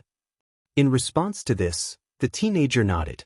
Straining to stand, Akaguro growled out his next words. If you don't mind, said he, trying and failing to sound non-hostile, despite his lack of anger. I'm heading out. He flashed that all too wrong smile of his before leaving the room. See you in class tomorrow if it happens. As the others waved, Yaoyorozu couldn't help but eye him warily as he left, prompting an odd look from Jiro. What? Said the violet-eyed girl. Remembering the fight in the Inferno Zone, just how utterly unhinged Akaguro had behaved, the creation girl swallowed. Nothing. She lied. Just glad this is over. Silently, she hoped never to see that boy revel so in violence again. It was a good thing she hadn't bothered to start praying then, as it only would have been ignored. Yeah, Jiro murmured, not sharing the feeling in the least. If that gnawing feeling in her gut was right, this whole thing was just getting started. Over. When Kurojiri next awoke, he was met with the uncomfortable sight of an ambulance's interior. Slow to start moving, so soon after nearly being melted to paste by that, whatever that girl was, he felt his skin tearing at his slightest effort. The acid burns on his skin were extensive, stretching his muscles enough to move produced incredible pain. What little remained of his shirt and vest were likely drenched in his blood. If nothing else, the pain was a source of relief for one reason. They hadn't bothered to give him painkillers or anesthesia. That meant it was only his injuries impeding him, and those were easier to function with than drags in his system.